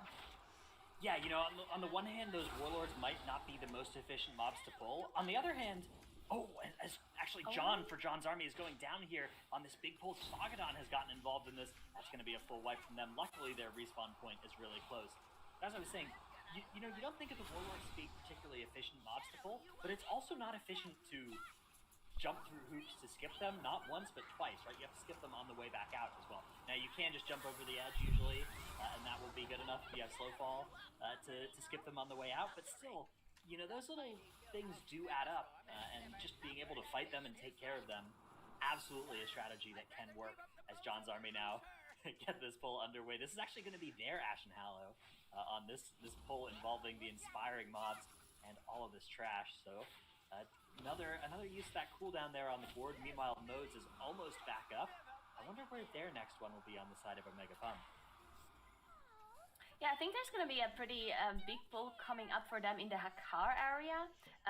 We'll see how big they're going to be going, because it is inspiring, so that can be incredibly dangerous in the Hakar area with the trash, having so many heals that can just go off. Basin actually, unfortunately, pulling Sagadon here. Looks like he doesn't have Vanish available, so he's just going to go down. Unfortunate proc of Cheat Death as well, so he can release, but yeah, definitely not something you want to see. But they're moving on. They're probably skipping this Enraged Spirit that they still have here. They don't want to deal with that one. And they also have a lot of trash still in that outer ring. So that is something they could deal with as well. And they only killed one Tormentor so far. So there's still a few Tormentors that maybe just one Tormentor they still want to deal with, because they don't want to have that fire dot on the last boss. Yeah, that is a nasty, nasty effect that even in the MDI, where you usually expect kind of crazy strategies to happen, we very rarely see the Incinerator ignored and fought with the last boss as an aura, because it is so much damage, especially with these affixes, right? You really would not want that to just be keeping you all permanently in 4 stacks of Grievous as well. So definitely makes sense to kill it, although, I'm always excited for opportunities to skip it. The thing is that this is also one of the best mobs to kill because it gives some of the best anima powers for your damage dealers too. So the decision of which ones do we want to leave for the last boss, Incinerator is usually the last one you would consider doing that with. And Dr. J actually proccing his pot tender there. It looked like he might have gotten hit by, not sure if it was the frontal of the Death Speaker or if it was the fire zone of the Tormentor. Either way, he did proc that pot, and they committed the lay on hands as well to make sure that he stays alive. And they also had to seat the Raptor off to the side, because the Raptor is the inspired mob, and the inspired aura does get applied to the Tormentor as well, so you cannot interrupt that Inferno cast. We've seen some teams actually just pull the Raptor into the pack and let the Inferno cast go off, and then they just focused it down to make sure that there aren't multiple casts that go off. But that is obviously very dangerous if it's a fortified key and the Raptor has more HP. So they just decided to seat on the side, deal with the Tormentor first, and then they pulled it in to the rest of the group that was still alive.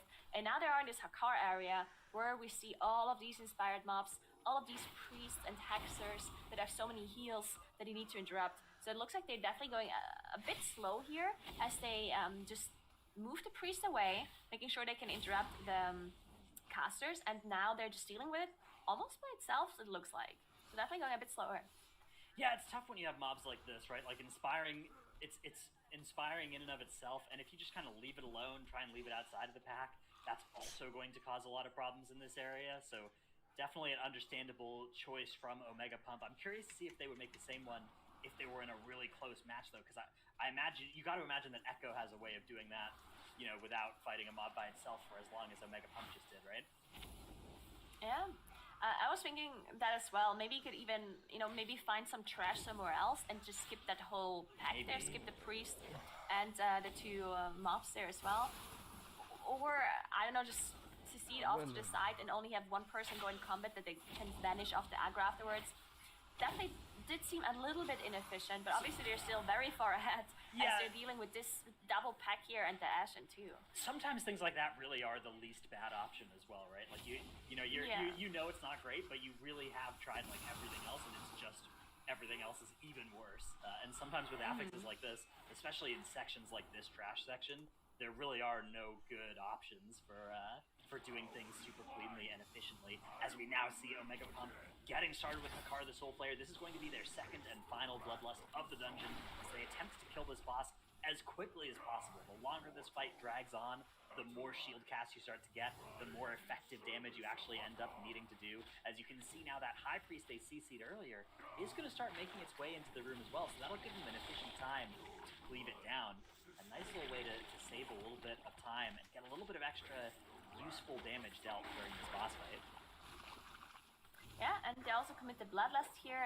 Some cooldowns not available though, because they did commit them earlier, so they don't have the Windwalker cooldowns, and they don't have the Ashen. But Moat still doing 8k DPS without the Ashen, so still a lot of damage coming out of that Holy Paladin actually. And the boss is melting pretty quickly. That Priest, a little bit unfortunate that it's a caster, so you have to move the boss out of these blood pools, but then you also have to move the priest out of the blood pools to make sure that you get the cleave off, and it just requires a lot of interrupts. So they're struggling a bit because there's so many suns that are casting that blood nova onto everyone, and it's Grievous, so everyone just dropping low. Moat doesn't have the Ashen to heal up Grievous, and that's usually how it goes with Paladins. Whenever they don't have that Ashen or any of their big cooldowns available, then they just have a hard time feeling them out, and they actually get stunned as that priest is just standing there, still just healing himself. So a little bit unfortunate timing here. That is tragic for Omega Pump. That's going to cost them 5 extra seconds. They don't need those 5 seconds in this game, but still, that was rough to see. We do actually still have the last boss and that last trash pull as well for our Mega Pump. So this thing isn't over just yet. This is a tough last boss area, and depending on how you assign your cooldowns, you know, usually there is at least one DPS player's platform that is sketchy. On a 20 fortified key level, basically everybody has enough damage if they use their cooldowns to obliterate those intermission ads. But the problem is you don't necessarily assign all your cooldowns to all the platforms, right? If you know that you can really easily kill it with your cooldown, maybe you start pulling them off, right? You start saying, look, let's save this cooldown for the track section after this, right? And that's more time efficient, but it means you're reintroducing a chance of failing at that intermission, which we see time and time again on this boss. So that's going to be something to watch out for a Mega Pump. Yeah, it surprisingly happens a lot in this MDI that the teams just don't have enough damage to finish off these Vestiges in the intermission phase. Hopefully not for a Mega Pump, as they're dealing with Marcella now. They did just get through that first combo that they had to dodge. And of course they also have those 2 Tormentor debuffs, the physical damage increase and also the slow. So they need to make sure they are in the correct spot to pre-move the combo and then also put the circles in the correct position. That's why they're all just stacking up in that melee range, while Dr. J is in the back. Of course, he can do whatever he wants. He's the only ranged, and he's got those blinks available for him, so he's going to be fine. But now the intermission is going to start, and we'll see how they deal with that one. You can see a lot of cooldowns are not up, actually, for Dr. J at least. Looks like Mick and May's team do have things available if they want to commit it for this Visage to make sure they're going to have enough damage. Yeah, it looks like Shadow Blade's not being used here, nor is Juen the White Tiger, although maybe because we're out of range we wouldn't see it. I actually am not 100% sure. It is such a big boss room, but if those things are being held, then yeah, I mean, these Visages can be pretty sketchy. It will be important for Omega Pump to get all 4 of them killed during this intermission. Let's see how many they've gotten. There's the tank and healer getting theirs done. So now going to start waddling back towards that front platform. Actually not going to start the pull ahead of time like we see tanks sometimes do. And that's going to cause Dr. J to die, actually. So one reason that we sometimes see tanks just leap down to that pull and get it started early is so that they can get threat before everybody just gets yoinked down there. But they have not been able to do that on the side of a Mega Pump. What they have been able to do is kill all 4 intermission ads, though. So Moizala only has 3% more health as they get all this trash in with a huge haste buff. And they should be able to make fairly short work of these mobs. Yeah, and Marcella's already dead, basically. 1% more to go, and they just have to deal with that last cultist and the Bone Soldier that is still alive, and then they're gonna be done. And yeah, I mean, not a perfectly clean run, but still really well done by Omega Pump as they get the... Actually, yeah, there we go. I thought they were missing a percent just for a second, but they did finish it off, and yeah, they're gonna be winning that the other side versus John's army. You did good, hero. Yeah. But what Mozilla got coming, yet for mortalize. There we go. Unfortunate. But yeah, Mega Pump taking that victory here in the other side. And this is what we want to be seeing out of this team. You know, they're coming in on the high-end side of the seeding and everything, Zyra. We've been looking at the sort of curse that surrounded some of those second-seeded teams, right? And we want to be able to see that sort of consistency if they're going to make that deep run to make it to globals. Yeah, and as is normally the case with you know, pretty much every single squad that Dr. J has assembled around him, these are just a full squad of MDI veterans, so they kind of have that advantage coming into it. So what we're looking at for them most of the time today is, you know, trying to compare them to our other top teams in this tournament, compare their runs to the runs that we saw from previous weekends, and try to see how they kind of stack up and try to assess what the chances of getting through the bracket this weekend are. That's right, and you know, every single dungeon that we're looking at, specifically out of Omega Pump, we have to be watching for how well they're going to be doing in a high bracket run, or if they get dropped to the lowers, what kind of depth are they going to have throughout those dungeons and everything Dratnos here. And you know, the other side isn't going to be featured super heavily throughout the upper bracket, but if they get dropped down lower, they're going to have to be playing it a lot. Yeah, the other side is definitely a vital dungeon to practice. The good news is a lot transferred over from the time trials. This is a pretty similar Keystone level. Time trials were 21 fortified, and our map in this group is 20 fortified. So a lot of that work has probably already been done for these teams, but definitely still something you got to rebrush up on and make sure you've got the new affixes figured out for as well. That's right, and like you mentioned, the work of Group A, Group B, and the teams are able to now adapt a lot of those strategies and work through it, and like you mentioned, draw from a lot of their time trial experiences, Zyro. And let's start highlighting as well what some of those adaptations and what some of those strategies that we saw there. Yeah, I was kind of going to focus on that mostly with these clips, just kind of breaking down the big pulls that they're going for and how they adapted them with the new affix set. You can see pretty much the name of the game in this DOS was finding the inspired mob and CCing it off in the corner. So you saw they had one of those Elder Horns CC'd off in the corner, and then they just went for the same execution of Varuth pull that we've seen pretty much every other team go for in our past 2 brackets. They kept going for the similar pulls. Again, just make sure you're CCing inspired mobs off in the corner. They had a couple of spicy little moments. You can see here while Macetein was going and gathering up some of these mobs to tricks them to his tank. He did end up taking, I believe, a couple of beaks to the face and dropped him a little bit, but he was going to be totally fine. He's a rogue, still had cheat death, not too big of a deal. Did cause them to kind of kite this pull out a bit, but I think that was always going to be the case when you're going for these massive AoE pulls. You really are kind of trying to get GG procs and didn't seem to be getting them there. And then of course the big pull that we saw a lot of teams sort of adapt to last weekend, this ARF pull where you have your rogue deal with the dental drill before anything really goes off. They did a good job of adapting their strategy from time trials to this dungeon, and they're looking pretty good so far. It is only the first game though. There's a lot more scenarios where we can kind of break down what they're doing in the coming days. Yeah, I really liked that Trix by Macetein. Once he ended up pulling those mobs, you really quickly Trix, did a Fan of Knives, or Crimson Tempest, whichever one that it is these days. Shuriken Storm. Shuriken Storm. Oh my god. It's been like ages since I played a rogue. But of course,